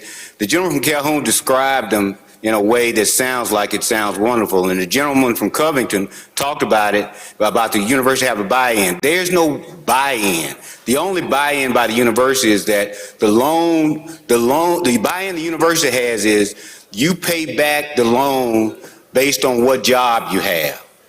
And if you don't get a job, it's deferred until you get a job. But as soon as you get a job, you're paying the loan back. It's a loan. Anytime you borrow money, you create debt. Students right now, we have the greatest debate right now in this country about student loan debt and whether or not we ought to forgive it because people can't pay it back. Now we're creating another opportunity to create debt. I don't understand that. If we want to do something about students going to school and what they cost in tuition, it's something we ought to do for our state institutions to try to help them subsidize or help students that need that kind of help. But borrowing more money when they can't afford to pay the student loans back that they have now is not a good program. But let me just say this. The way this legislation is written, I don't understand why it has to be written this way. If they want to establish this loan program, the universities suddenly become credit loaning banks. They become banks that loan money to students and you pay me back based on whatever you make. If they want to do that, then why doesn't IHL develop a program and come back here next year and say, this is the program we want you to authorize. This is what it will look like. But what we're saying is, you have the authority to do it, and whatever you come up with, we'll live with. And I just don't feel comfortable with that. And I don't feel comfortable with it, not because it's not costing the state any money, but because it is putting the decision-making about how to borrow money on kids who are going to school. They don't have to have the authority of their parents to borrow this money. They're at school, and they're saying, I'm going to be a teacher. I'm going to make $30,000 a year. How much money can you loan me? The gentleman from Calhoun even said he doesn't even know what the interest rate is going to be. But nowhere in the country is it less than a student loan that you can borrow with now. I appreciate the idea of trying to do something. But what I don't appreciate is the fact that we don't know what it is they're trying to do. Now, all I can base it on is what they've done around the country and what has been the result. What has been the result of that is people have borrowed this money. The stories have gone. They've borrowed this money. They get a job coming out of school, make $30,000 a year. They have borrowed close to $40,000 because most state institutions are at least $10,000 a year just in tuition. for $30,000 a year at 4 to 5% interest. So they're paying back $6,000 a year out of that $24,000 that they're bringing home. When they get a raise, if they get a raise to $45,000, then they have to pay 5% of that $45,000. They pay even more money back. And so over the course of the time that they borrowed this money and they pay it back, they end up paying close to 20 to 25% more than they borrowed. Because it's tied into their income. It's like if I make more money, if I do a good job, all that means is that I borrowed money expecting to make $30,000, but I make $60,000, I'm going to pay more money back. That's the way the ISAs work. And that's what gives me some concern. It feels like you're taking advantage of people who don't know what they're going to be facing later. And so if we're going to do this, I would just ask that we don't vote for this bill and let IHL develop some, or let the gentleman work on it, come back with something that we can look at and know what we're voting on. But we don't know. And you're going to subject somebody's child, thank God mine are done. we're going to be looking at debt for a little while, but they're done. But there's somebody out there who's going to have a child that's in school who's going to look at this as an attractive opportunity. It's going to pile on to what they already have, and you're going to end up with a lot of debt. So I just think that IHL has not given us enough information to make a decision that we're going to be opening up doors that we really, in the long run, we don't want to. So I would ask you to vote no on this legislation. Thank you. I recognize the chairman to close. I just, I agree that maybe we could know a little bit more about this legislation than we know. But I ask y'all to vote yes, because this is going to provide our young people another chance to obtain some money that they desperately need to stay in school. All right, the question now occurs on House Bill 1029. Open the machine, Madam Clerk. If you favor the bill, vote aye. If you're opposed, vote nay. Has everyone voted? Has everyone voted? Closed machine, Madam Clerk. By a vote of 60 yeas, 56 nays, the bill passes. Next item, tourism. Yes, sir, Jump Pine. Mr. Speaker, I think you've used all your chips, gentlemen. It won't turn on. I know, right?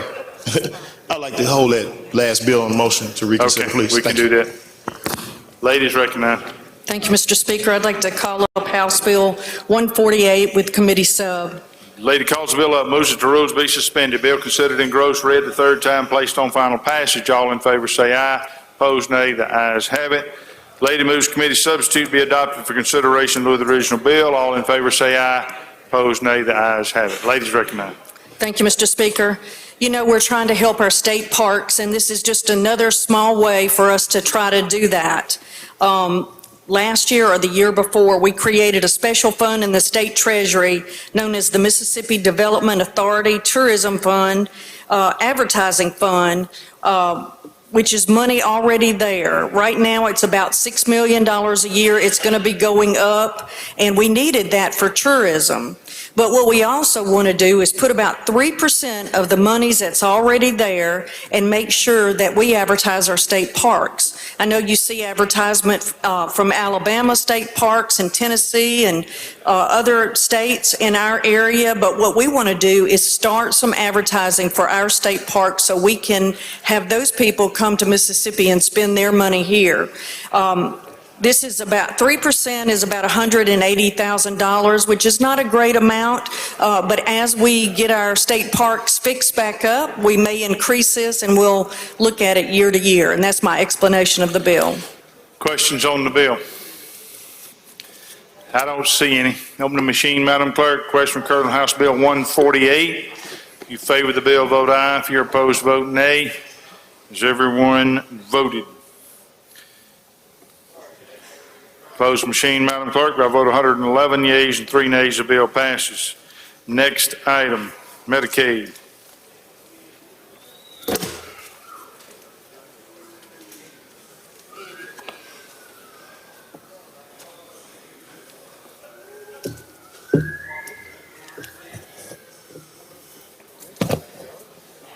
Thank you, Mr. Speaker. I'd like to call House Bill 1013 up and make the usual motion. Gentleman calls the bill up, moves the rules to be suspended, bill considered in gross read the third time, placed on final passage. All in favor say aye. Opposed, nay. Ayes have it. Gentleman's recommended. Ladies and gentlemen of the House, House Bill 1013 is a bill that will give more transparency to the Division of Medicaid.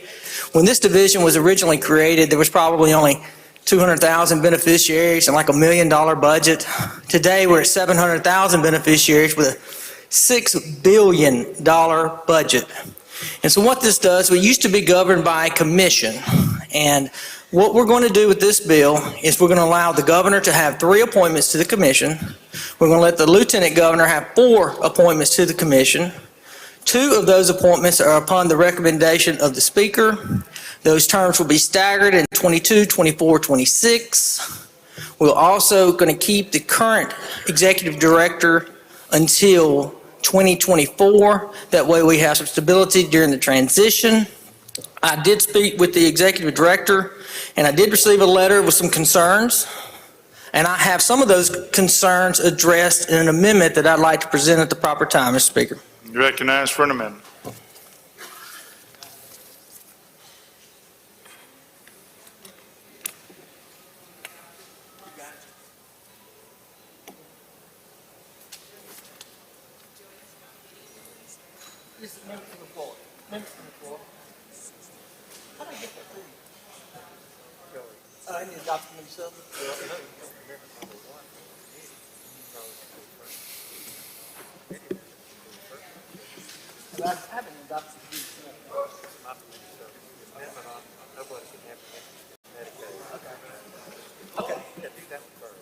I've already done it. Then they'll have the financial interest. We did that. Okay.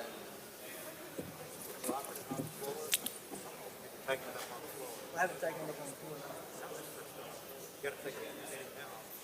Okay. We also had an amendment in committee that I'd like to bring up to adopted, and that was we had some concerns about some of the board members that may have a financial interest in the commission or the Division of Medicaid, and at this time it says that no provider or no member of the commission shall have any financial interest, and that's an explanation of that amendment. Questions on the amendment? Gentleman Adams, Mr. Johnson. Will the gentleman yield? Certainly, gentlemen. I don't have a problem with your bill, but I am a little concerned in terms of the board members. Isn't that going to exclude the people who would know more about what ought to happen with Medicaid, like healthcare providers? And you don't want any of them on the board? I spoke with the gentleman from Holmes about this, and right now I foresee some individuals that retired physicians, retired healthcare providers, someone that's not receiving any money directly, or anybody that have a pecuniary interest in the division. I think as we move through the process, we may tailor some of this language to provide some safeguards. You do, but you do agree. You would like to see healthcare, somebody who knows somebody healthcare on that commission. I think that would be very helpful. Lady from Lincoln, Ms. Curry. Thank you, Mr. Speaker. Will the gentleman yield? Certainly, lady. As I looked at the people that were going to be on the board, the first thing that came to my mind is that, and maybe it's a retired person like you said, but you need a Medicaid biller on there that understands. You may have a doctor, but they're just going to understand diagnosing a problem. But if you have a Medicaid person that bills Medicaid and understands some of the problems that have been going on with managed care is they'll go for months with a G code, and I'm not trying to talk over anybody's head, but they'll say a G and all these numbers, that's the code for this procedure.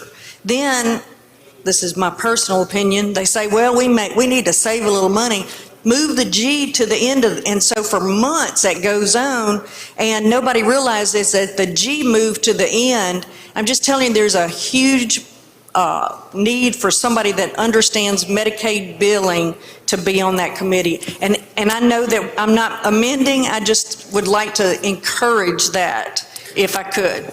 Thank you. And I've asked for from the division, some language that they might propose to be put in this bill. And I haven't received any as of today, but I believe as we work through this process, we're going to try to tailor some of the current concerns from the gentleman from Adams and you lady as well. Gentleman from Tallahatchie, you have a question on the amendment. Mr. Chairman, and I commend your work. And gentlemen, before we had it in the Division of Medicaid, we've had a lot of things in the division of Medicaid, and I remember when I came to the legislature, I believe the appropriation was $60 million a year. So, gentlemen, we have had this thing in the past where it was not strictly under one person, but under a board. Gentlemen, are you aware right now, as we speak, and that the House Ways and Means Committee in Washington, D.C. is working on proposals that would provide greatly increased funding to Medicaid, and nothing in this that you're working on would stop us from seeking that if we sought to do it, would it? This bill deals with the makeup of the commission and who is going to run it. They will still come back to the legislature for the authority and appropriation, and of course the statute's going to rule, and definitely with regard to any eligibility issues. But the legislature will control. Yes, sir. Well, that'll be good, gentlemen, and I do. If the legislation, as I understand it, is going to provide for 100% federal funding for states that would take the Medicaid expansion. So, gentlemen, as you go through the process, if you would look at that and look at this and make sure that they dovetail so the legislature can take that money if it so chooses. Yes, gentlemen, and we've got the Medicaid tech bill that's going to be coming up immediately after this, and so a lot of those questions I foresee will be addressed during that debate. This debate here, I wanted to give this body an opportunity to debate this bill, the bill to create a commission. So I know there's going to be a ton of questions that are going to be asked, concerns, and so we'll definitely be ready to address those as soon as we get finished with this bill. But thank you for your concerns. I see no further questions. All right, question recurs on Amendment 1. If you favor the amendment, indicate by saying aye. Opposed, nay. Ayes have it. You have another amendment? I have another amendment, Mr. Speaker. Okay, you recognize.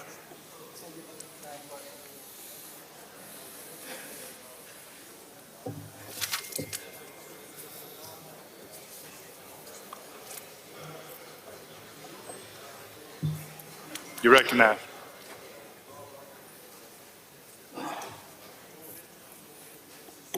You recognize. Madam Clerk, will you read the amendment, please?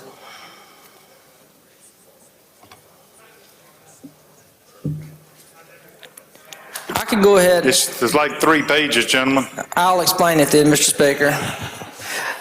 I did receive some feedback about whether or not each member should be bonded under a surety bond like other members of the boards. We have about 14 or 15 boards in the state of Mississippi that run through agencies. So having boards that work with agencies is not new to this state. And so basically what we're doing is bringing that into on line 79 to put a $100,000 surety bond on each commission member, amending further on 110, 176, 283, 287, 288, and so throughout this bill, and replacing executive director with commission to try to conform. And that's basically an explanation of the amendment, Mr. Speaker. Thank you. Questions on the amendment? I don't see any. If you favor the amendment, indicate by saying aye. Opposed, nay. Ayes have it. Any further amendments? No, sir, Your Honor. Any further questions on the bill? Gentleman DeSoto, Mr. Criswell. Thank you, Mr. Speaker. Will the gentleman yield? Absolutely. So I'm trying to understand here. Am I correct that Medicaid used to be at one time under a commission such as this? That is correct. So can you help me understand why we got rid of it now? Why we got rid of it then? What was the problems then that we saw? Well, originally when it's commissioned, it wasn't near the size it is now. It has grown like all other state agencies. It's grown, and it's not a Mississippi problem. It's a nation problem.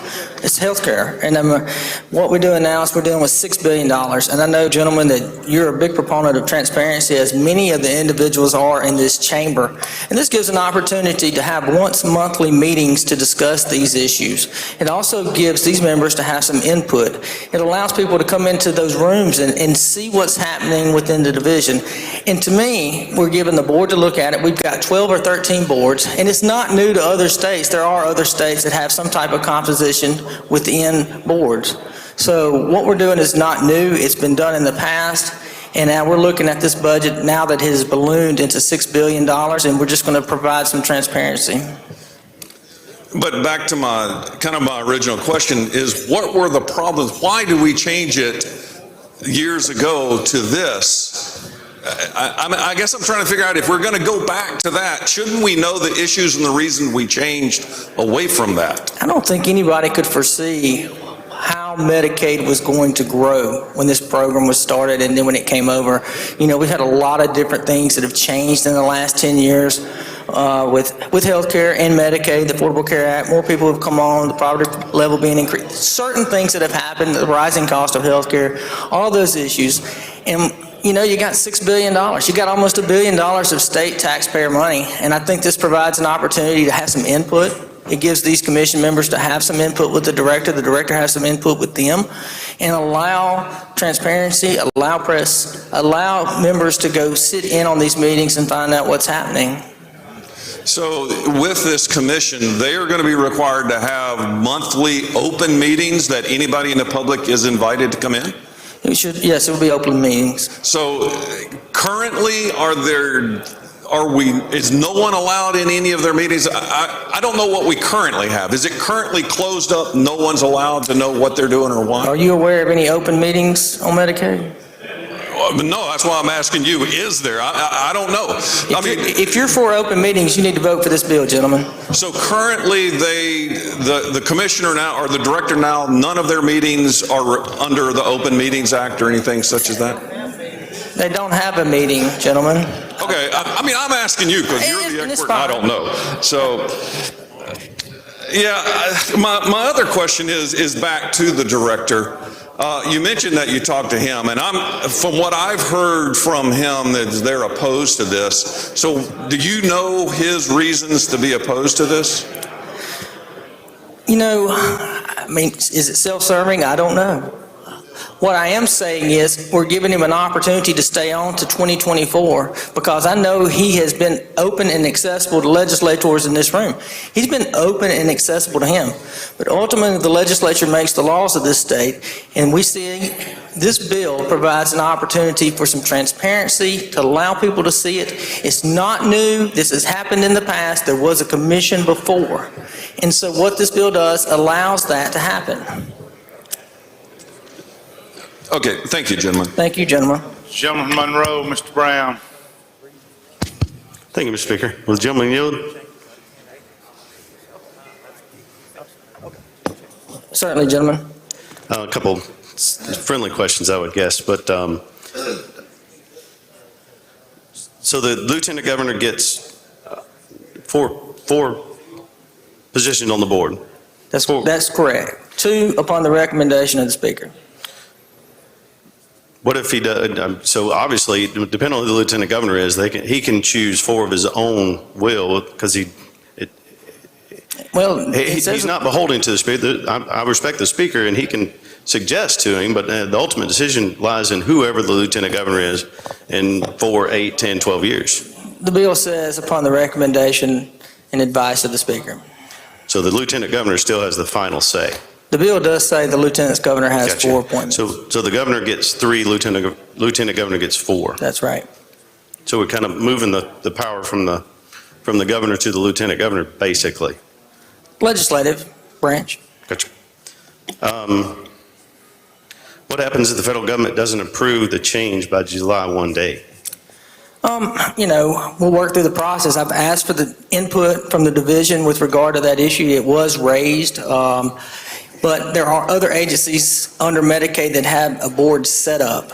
And, you know, anything you do with Medicaid, you have to ask for permission to do for the most part. And so we'll cross that bridge when we get there. Gotcha. So if they don't approve it, would they have to come back in special session and try to fix it? Or is there a provision to try to go back to what we know they'd approve? Well, we're going to get some input from the division as this bill moves forward, and we'll address those issues as we go. As far as the, obviously, we all want sunshine, so I appreciate that, the effort of the bill to try to create more sunshine for any agency. Have you asked the executive director to give more sunshine or have open meetings? I'm sorry, repeat the question. Have you asked the director to have more open meetings and he refused, or it's just a kind of a... He has always been accessible when I've reached out to him, I will say that. Okay. Yeah, the executive director we have has been a very good director. Absolutely. That's why this bill provides for him to stay on to 2024. Gotcha. And again, I'm not being antagonistic, just trying to understand some of this. But we took a program that even the gentleman from Lee, which has been somewhat critical of some of the things we've done in the agency, one of the last meetings we had that he attended, he bragged on how well the program is working. So the question is the program broken? What are we trying to fix in the program and how it's operating, how it's running? What does this address with the operation of the program? And I guess, usually when we come up with legislation, we're trying to fix a problem. So what's the problem we're trying to fix in the division the way it exists today? When I look at an issue or I look at the division, I feel like we can always do better. When I talk to my kids, I ask them, be the best you can. Let's look at things. Let's examine it. Are we doing the same way as it getting it accomplished, or can we look at it a different way? If you have 7 commission members with their eyes on it, with transparency and more input from the public, I think that's a good idea. I look at it like this. If you want to have more transparency within the division and have input from 7 commission members, this is the bill you should support. And it's not like we don't have boards in the state of Mississippi. We have at least 11 or 12, and then we have 2 through the Constitution. We got 14 or 15 boards. This is nothing new. This is just providing some transparency and allowing input from 7 commission members. So this kind of aligns the Division of Medicaid with agencies like the Board of Education or the Board of Mental Health. I think education's in the Constitution, but as far as aligning the way it operates. Not necessarily. The commission will make the rules. They will delegate to the executive director. I don't think they'll have to run everything through the executive director, but the commission will have a lot of input in some of the decisions. And plus, the monthly meetings are going to be great. I think you're going to have people there that's going to be offering their input. And I've got some things in the tech bill that I'm going to address later on. And those issues will be out front all the time, can be discussed. I appreciate your questions. And the last thing, I guess, my biggest concern is when say 5 or 6 years ago, before we got the current director, the previous director was not very responsive, and we had to actually change the qualifications of director because the governor at the time said that to meet the qualifications, there were only 2 candidates that qualified. So this body changed the qualifications of Medicaid director to try to find somebody that cared about the beneficiary, because our primary goal in Medicaid is to wrap our arms around the beneficiaries that qualify for the program and then drive out any waste that we can so there's more money left for the beneficiary. So the current director has done a fantastic job at that. So I guess I don't understand why we're trying to change that system if it's working. Like then we did change it because there was an existing problem in the division, so we had to get rid of the previous director to try to make the changes to advance and make the program better. And again, I think we're there, so I'm just trying to understand what problem this is trying to fix. Gentlemen, I think in the courtroom, we say that's been asked and answered about 4 times, but. Thank you. Thank you. Appreciate you. Jump from Hines, Mr. Bell. Mr. Speaker, gentlemen, you yield. Absolutely, gentlemen. Just a couple of questions. It's baffling to hear questions about transparency. Is this what you're trying to do with this bill, is provide transparency? Yes. Is the crux of this bill to eventually get to the point where we can expand Medicaid? Now, that is not the point of this bill.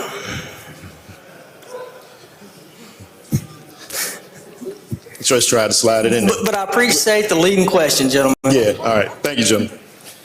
All right, I don't see any further questions. Open the machine, Madam Clerk. Question occurs on House Bill 1013. If you favor the bill, vote aye. If you're opposed, vote nay. Has everyone voted? Has everyone voted? Close the machine, Madam Clerk. By a vote of 103 yeas and 13 nays, the bill passes. Next item. Where'd he go? Thank you, Mr. Speaker. Call House Bill 1008 and make the usual motion. Gentleman calls the bill up, moves the rules be suspended. Bill considered engrossed, read the 3rd time, placed on final passage. All in favor say aye. Opposed, nay. Ayes have it. Thank you, Mr. Speaker. Ladies and gentlemen of the House. Committee sub, gentlemen, you wish to adopt it. Yes, sir. I'd like to call the committee sub up. Gentleman moves committee substitute be adopted for consideration in lieu of the original bill. All in favor say aye. Opposed, nay. The ayes have it. Gentleman's recognized. Thank you. Ladies and gentlemen of the House, earlier in December, November this year, we had 4 days of hearings by providers. During those hearings, we listened to the concerns that many of our providers had. I, along with Chairman Blackwell, sat down with many of the MCOs and discuss some of the issues that we were having. This tech bill that was brought forward today in front of you is part of some of the issues that were addressed, and some of these issues have come up from the members. And what I want to do is do a real quick explanation of where we're at. I'm going to be using the deleted text version if you're wanting to follow along. But lines 1 through 770 are just the old code sections that have been brought forward. You start on line 2035 to 2551. Those are the old code sections that have been brought forward. So basically, the only 2 sections in this bill that have any changes are section 117 and 145. On line 779 under inpatient hospital services, we deleted 3 sections. Back in that time, this came from the Division of Medicaid. That's when we were on a cost basis, and we're now on a fee schedule. So those have been deleted. And I would like to say that I have sat down with the Hospital Association, and I have sat down with the division, and a lot of these changes have been okayed by them and have not been brought forward. On line 802 and 836 were just some technical changes. On 863, we deleted some language that deals with rugs. I've went over this with the hospital, and nobody has an objection to that. 931 is deleted some language that said the Affordable Care Act, but the division's already doing it. It's just a technical edit. 932 is a change for a technical edit. 934, 1026. 934 was a technical edit. 1026, we deleted some duplicative language. The language right above that on line 1025 is just a duplicative language, and so that was deleted at the request of the division. On line 1078, what we did is we deleted some lines with the division of, under that definition was clinic services.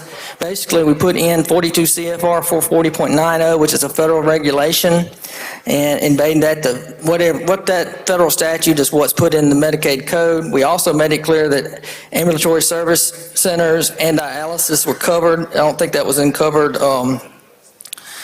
directly in that statute, but we wanted to continue to do that. On line 1066, we deleted some language about $75 for adult daycare. It was asked to seek a waiver. That was in there from a long time. CMS has said you cannot do it on a per diem, so that language deleted as obsolete. Lines 1157 through 1198, we just broke down this section into 4. It was easy. It was a long paragraph, 70, 60, it was a bunch, but basically under subsection I, it's just that language where we authorize the UPL programs. Little subsection 2 is just where we do financing mechanisms, and 3 is where you sort of mandate the reimbursements as long as there's an assessment in place. And then the last one was current language where we just sort of tidied it up about authorizations of UPL. Line 60, we just added some language to conform to 43860 on the federal code and directs payments that are allowed by MCOs.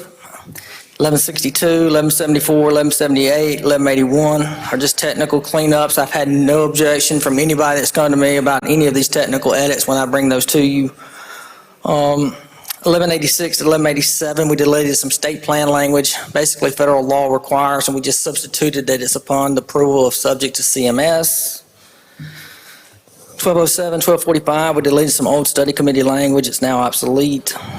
1260, 63, we did some cleanup language. 1367 is we declared that the division could reimburse freestanding psych hospitals for people that are over 21 years old. We want to clarify that. We also, on 1402, deleted some language to allow pediatric skilled nursing services for persons over 21. As members of this body may remember that we're building a new facility for these individuals. These are children that have been at UMC basically their whole life and require 24-hour round-the-clock care. And so what we're doing is we're just allowing them to keep staying there. 1428, 1439 deals with emergency transportation services. The division requested this. Basically, it just gives them the division to determine it. Right now, we're getting matched matched on a 25-75, which is a good thing. If they did it in-house, which the way they used to do it, it'd just be a 50-50 split. And so basically, we're giving the division some discretion in that regard. We also deleted some language from shall and may with some copays, and it allows the division some more effective cost sharing and will not impact any services. We added some language on 1565, giving some flexibility to the UPL programs. 1609 to 1650, that is a division, that is a provision, the lines that we deleted. That's a pretty important thing. During the 4-day hearings, all of the providers wanted us to delete that. And what that does is you got the division could deduct 5% from your provider payment. The dentist's going to like this, your ASCs are going to like it, your durable medical company. I've got a list of them. That's probably going to be about a $42 million total when you put the federal and included, maybe a 12 of the state. But everyone has been on board. There's been people that have been exempted from that. I think that is going to be very popular with all of your providers back home. 1697, 1701, we delete the word of 3 years and go to federal regulations. Federal regulations require you to keep it for 10 years. 1766, we deleted some language with regard to hemophilia. 1769, 1776, basically what we're doing is allowing the division to put CHIPS and 2 of the waivers into managed care if they choose to do so. CHIPS is currently in it. It's administratively difficult. It's sort of a separate program.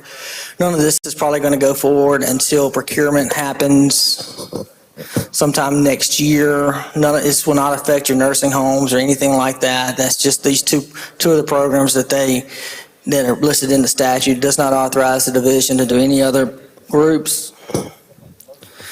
1778 to 1850, we deleted some old commission language. 1855 to 60, I think a lot of this body were talking about managed care companies and what their administrative expenses were. I know this is a big concern to a lot of members. So what we did is we inserted some language that says they have to provide a report to the chairman of the Senate and the House about the administrative expenses of the MCOs. So that way when we come back to the body next year, we'll have some further answers. I don't think a lot of people have answers. We get numbers from both different sides. I think everybody in the body wants to hear what that is. 1867 to 1889. I talked to the director, and the current language said you could do an audit of managed care companies, but a full audit is different than a review, and it cost a lot of money, and the statute was pretty specific. So what we did is we said you could do a review or an audit. I did keep language in there that review or the audit needed to be by an independent third party. And so what this is going to do is allow people to come in and review what's the most common denial codes for MCOs.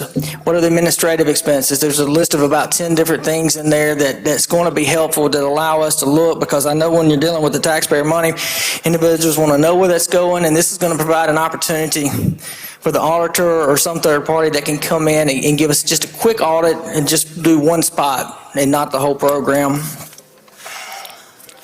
This is the biggest issue that we've had.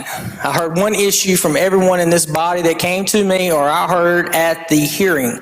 When we did the tech bill last time, we had some language that the division said would allow credentialing of all providers. And then after we passed the bill, we found out they weren't in the credentialing business. So what we're going to do now is we've got some language in here that is going to shore up credentialing and enrollment. And what this language does is says you have that you have until December the 1st, 2021 to provide a report to me and Chairman Black, the chairman of the Senate Medicaid Committee on a credentialing process, okay, and enrollment. If you don't have that done by December the 2nd, 2022, and provide how you're going to put all these people in there, we're directing the division to come up with it. And so what we're trying to do is that way your provider can go out there and practice medicine. He can do his credentialing with one person.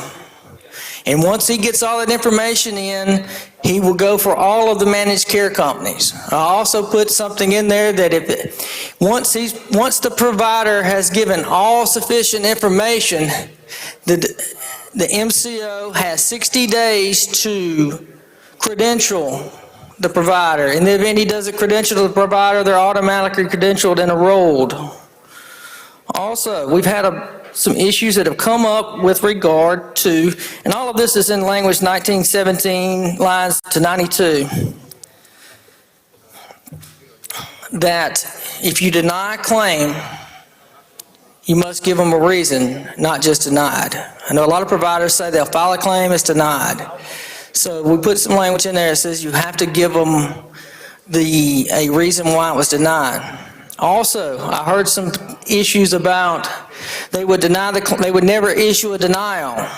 So you got 60 days under this bill to issue a denial. In the event the MCO does not issue a denial, it's deemed have to be paid in full. I also heard that after it was denied, you couldn't get in front of the division.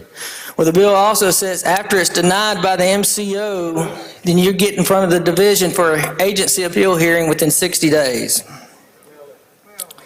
There's also some language that included that we're actually going to be procuring again around this April, we think, that if any of these contracts are extended, there's some emergency one-year extensions that I've included language that all of the revisions of this bill must be included in the extension.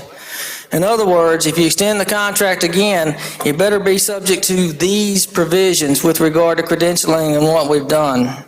We also look back and we've got to direct the division to look at the feasibility of a pharmacy carve-out, a dental carve-out,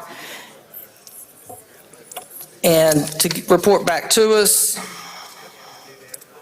I did have some language, and I think I skipped over, but I did insert some language about the MCOs are to provide prior utilization, medical services, and transportation. What that means is we had some information that came out that said each MCO had a different procedure. So what we're saying is if you're going to look backward in utilization, it needs to be the same. Medical services, it needs to be the same. And transportation needs to be the same, exactly like it is with pharmacy. And so that is an example of the changes in 117. 1145 deals with the tax section on lines 2684 to 2701. I spoke with the hospital association. These are the terms that deal with them, and I was given no objection. They said they would come back. It just clarifies how hospital payments and dish payments are made. Also, some protections for hospitals that go bankrupt and they don't have the dish payment made, they can't get it back. And so that's what we're doing. The bill also contains a reverse repealer. The bill will be going to conference, and I move final passage if there are no questions.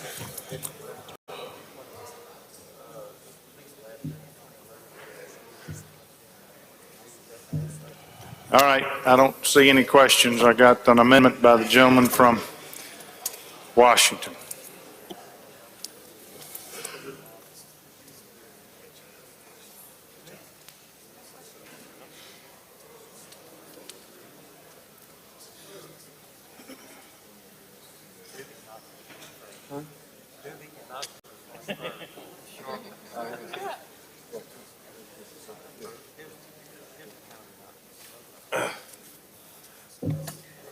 Thank you, Mr. Speaker. Ladies and gentlemen, my amendment number one is a I hate when folks say it's a simple amendment or a simple bill because there's more to it than that. But quite honestly, all it does is allow the division to do a study on where there's an opportunity for a certificate of need across the state. So sometime we come down here and we pass, we don't pass, we introduce bills for certificate of need and they die. They never see sight. And so what happens is, what's going to happen with this, they know where the patients come from. They know where the biggest need is. They know the territory in which is covered. So all that happens is they will do a survey and then they will come back and they will submit a report to the chairman of public health and the chairman of Medicaid in both houses to see where the need is for a certificate of need. All this is doing is creating an opportunity. Like in some counties, they need renal care. In some counties, they don't have but 1 or 2 home health services, and they can't really service the people in their community. So this is all it does is give an opportunity for us to get some data to say where the need is. Now, the health department has been responsible for this, but this gives us a direct number of people based upon the services that they go through, where the greatest need is. So it just allows us to get the data we need to say, should we have a certificate need for this area or shouldn't we?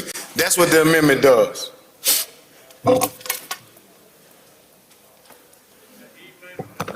Thank you, gentlemen. I do appreciate the gentleman coming to me after the committee meeting. He and I tried to get together. He's got a couple of amendments, but when I was a freshman in this body and watched the gentleman from Holmes over there with his procedural movements, I'm going to ask that the body deny it at this time and vote against this amendment. I'm going to look back with the gentleman after the attorneys have had a chance to look over it, and this may come back in conference. But I'm going to ask that the body to vote against it at this time, just based upon whether it's going to amend multiple code sections or not. Thanks. Recognize the author to close. Thank you, Mr. Speaker. I assure you, I have no tricks under my sleeve. I am not as eloquent as my dear friend from Holmes County. He can lull you to sleep, and next thing you know, he got your wallet and your keys. I'm not that good. But I would ask you, there is a need here in this state for us to expand opportunities to health care. This does not expand Medicaid. All it does is require them to do a report to say if there is a need for this. I assure you, all I want to know if it's a need. Several of us in here continue to introduce certificate need bills. This is the way to say, hey, this ain't personal. This is what the data say. And we should be data driven. So all I'm asking you, get an opportunity for them to do the report, give it back to the chairman. That's it. All right, I don't see any further questions. The question occurs on amendment number 1. If you favor the amendment, indicate by saying aye. Aye. Opposed, no. Noes have it. Anything further on the bill? You have another amendment, gentlemen? Yes, sir. Okay. You recognize. They worked out. Now, this amendment is a pretty lengthy amendment, but it deals with mental health services. What has just been happening with the managed care companies, they have been denying claims for mental health services. They have found all kind of reasons not to pay those claims, and what happens in your local community mental health service, they wait a long time before the claim is denied. They've expended time and resources to provide services for the citizens of your particular community, and then they don't get paid for it. So you're basically using them up and then discarding them. And so what this amendment does is, it says that the standards of care must incorporate the following 8 principles. Effective treatment requires treatment of individual's underlying condition. Number 2, effective treatment requires of reoccurring mental health services, disorders, and mental health conditions. Number 3, a patient should receive treatment for mental health service and substance abuse disorders at the least intensive restricted level of care. Number 4, when there's ambiguity as appropriate level of care, the practitioner and the insured should err on the side of caution of placing the patient at a high level of care. Number 5, effective treatment of mental health and substance disorders includes service needed to maintain the function prevention of the disorder. Number 6, the appropriation during this treatment for mental health and substance abuse should the disorder uses based on the individual need of the patient. There is no specific limit or duration of such treatment. Number 7, the unique need of children and adolescents must be taken into account when making these decisions based on the level of care. Excuse me, tongue-tied. Number 8, the determination of appropriate level of care for patients with mental health or substance abuse uses disorders should be made based on most denominator assessments and takes account of various information for the patient. So basically what this does is make sure there's a standard care for mental health services. Now I'm gonna tell y'all what they've been doing to children. They basically have been turning down claims on kids who have those ADHD and other disorders. They have been paying for those services, and they come back and find a way not to provide them, or they go to what we've been dealing with, what you just heard the gentleman say, when they deny a claim, you appeal, they just wait you out until you just have no other choice but to move on. All my amendment said is they have to set a standard of care to ensure that we deal with people with mental health disorder. As we all know, you have a large number of folk who have substance abuse or disorders, and you have who mental health disorders. In Greenville, we had a young man who would, when he got off his medicines, he would set his house afire because he thought people was in the walls. And then he would go get treatment, come right back, get out. If he didn't pick up his medicine on time, miss one day, he'll set the house on fire the next day. So we can't afford to have people endangering folk in that manner.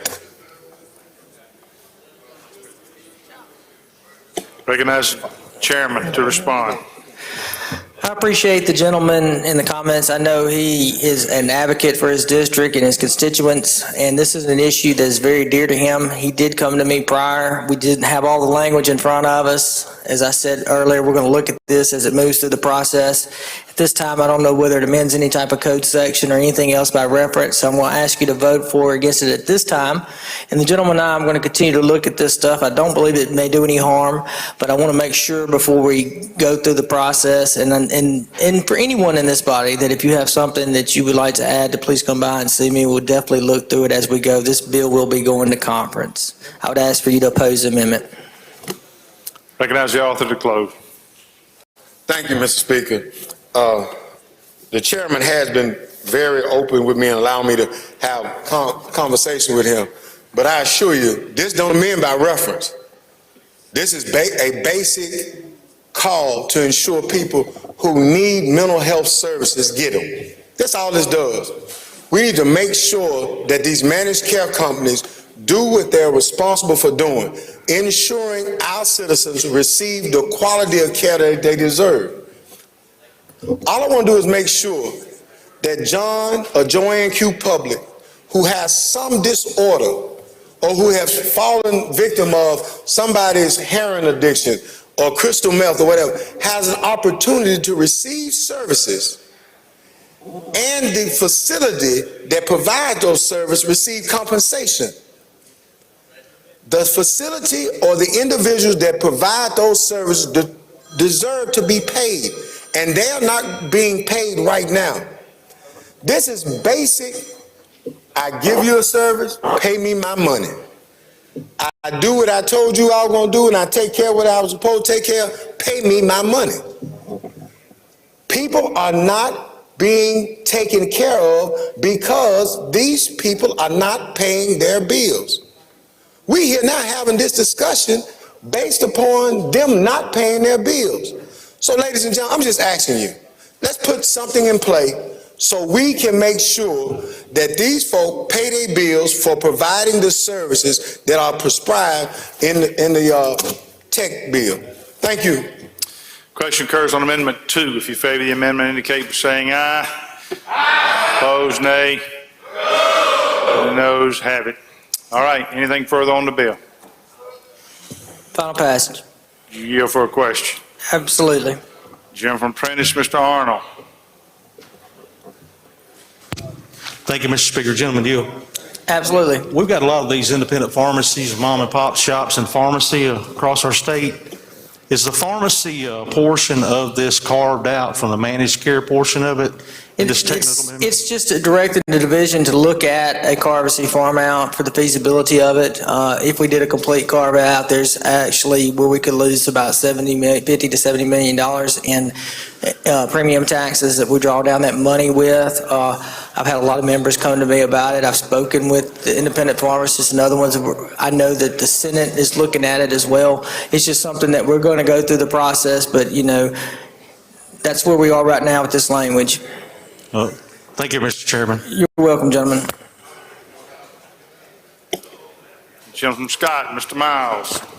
Thank you, Mr. Speaker. With the chairman here? Absolutely. To piggyback off his question about the pharmacy, we got a lot of phone calls with the pharmacy. It may not be anything to do with you, but you may have the Medicaid portion where they were forced to, a certain company got one of the health insurance cards, and it had a lot of confusion with our independent pharmacists thinking where people couldn't use those. Could you check into that when you're looking in on this bill as we go? So maybe that. Absolutely. Just get with me and we'll go over it. Okay. And another thing, as we move forward on this, as your studies, have you looked at maybe a study where some of these groups have partnered with some of these healthcare providers, like Medicare Advantage companies or things like that, that say, for example, if we didn't take the expansion, but if they were, a lot of concern is if you don't get the full 100%, but if we could do something like with a private insurance company where we could get 90% of the benefit and maybe the consumer could pay the other 10%, that might keep our hospitals whole. So could you maybe look at that as we move along in the process to that as well? I'll be glad to sit down and discuss anything with you. Thank you. All right, you're welcome. All right, I don't see any further questions. Open the machine, Madam Clerk. Question occurs on House Bill 1008. If you favor the bill, vote aye. If you're opposed, vote nay. Has everyone voted? Has everyone voted? Close machine, Madam Clerk. By a vote of 110 yeas, 5 nays, the bill passes. Announcements, Mr. Clerk. Announcements, Madam Clerk. Any chairman wish to have an item read the third time? Jumping Pearl River, Mr. Owen. Mr. Speaker, I'd like to hold item number 33, House Bill 377 on a motion to reconsider. All right, we will do that. Lady from Amite, Ms. Cockerham.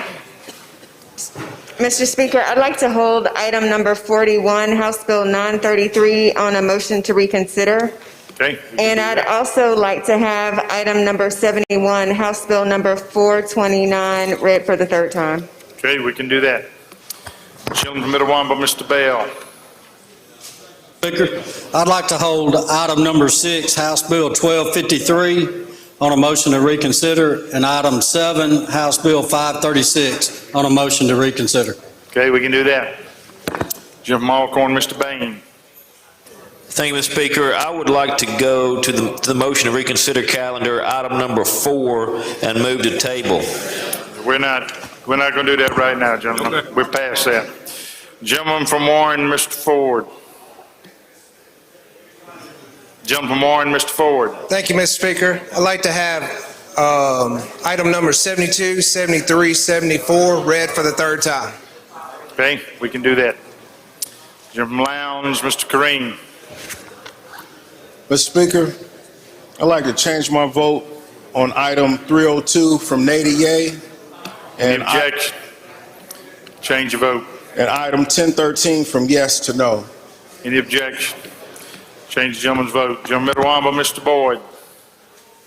Speaker, I'd like to have item number 75, HB 100, read for the third time, and item 76, HB 814, read for the third time.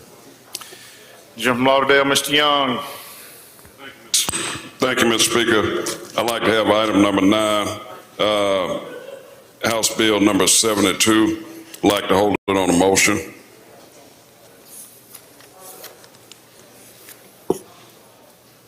Say that again. The first calendar that we had today, it's item number 9 on the first calendar. What's the bill? House Bill number 72. Did you get that, Madam Clerk? Okay. Jim from Bonatoc, Dr. Huddleston. read the third time, please. House Bill 1030, 1030. Okay, we'll do that. Lady from Harrison, Ms. Crawford. Request, Mr. Speaker. I have two requests. On the general calendar, item 31, House Bill 949, I'd like to change my vote from no to yes. Okay, any objection? Change the lady's vote. The second request is on Ways and Means calendar, number 3, House Bill 1091, from yes to no. Any objection? And I've been asked to request for the senior gentleman from Harrison, Mr. Bennett, to change his from yes to no. Any objection? Change your vote. Gentleman from DeSoto, Mr. Hopkins. Thank you, Mr. Speaker. I'd like to ask unanimous consent to change my vote from a yes to no on item number 50, House Bill 1312. Any objection? Gentleman from Adams, Mr. Johnson. Thank you, Mr. Speaker. I'd like to hold item number 47, House Bill 586 on a motion to reconsider. Okay, we can do that. Gentleman from Lamar, Mr. Tubb.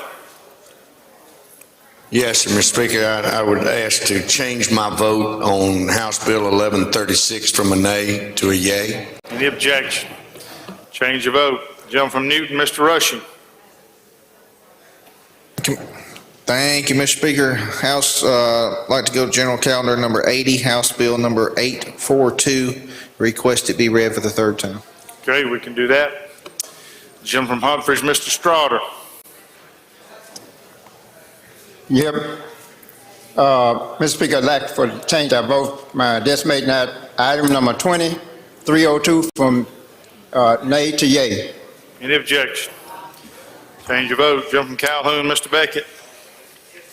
Mr. Speaker, I'd like to go to item number 81, House Bill 195, and have it read for third time. All right, we will do that. Gentleman from Lafayette, Mr. Williams. You pass? Okay. Gentleman from Octavia Hall, Mr. Robertson. Thank you, Mr. Speaker. Go to House Bill number 1326 and have it read for the third time. We can do that. Gentleman from Washington, Mr. Hines. Thank you, Mr. Speaker. I'd like unanimous consent. Well, I vote on House Bill 302. I want my vote changed from present to yay. Any objection? Change your vote. Gentleman from Jackson, Mr. Geis. Thank you, Mr. Speaker. I'd like to go to item number 79, House Bill 992, and have it read for the third time. Okay, we can do that. Gentleman from Marion, Mr. Morgan. Thank you, Mr. Speaker. I'd like to hold House Bill number 1142 on a motion. Okay, we can do that. Gentleman from Monroe, Mr. Brown. Yes, Mr. Speaker, I have two requests if possible. I'd like to hold item number 69, House Bill 1013 on a motion to reconsider, please. Okay. And then unanimous consent on item 50, House Bill 1312, change my vote from yes to no, please. Any objection?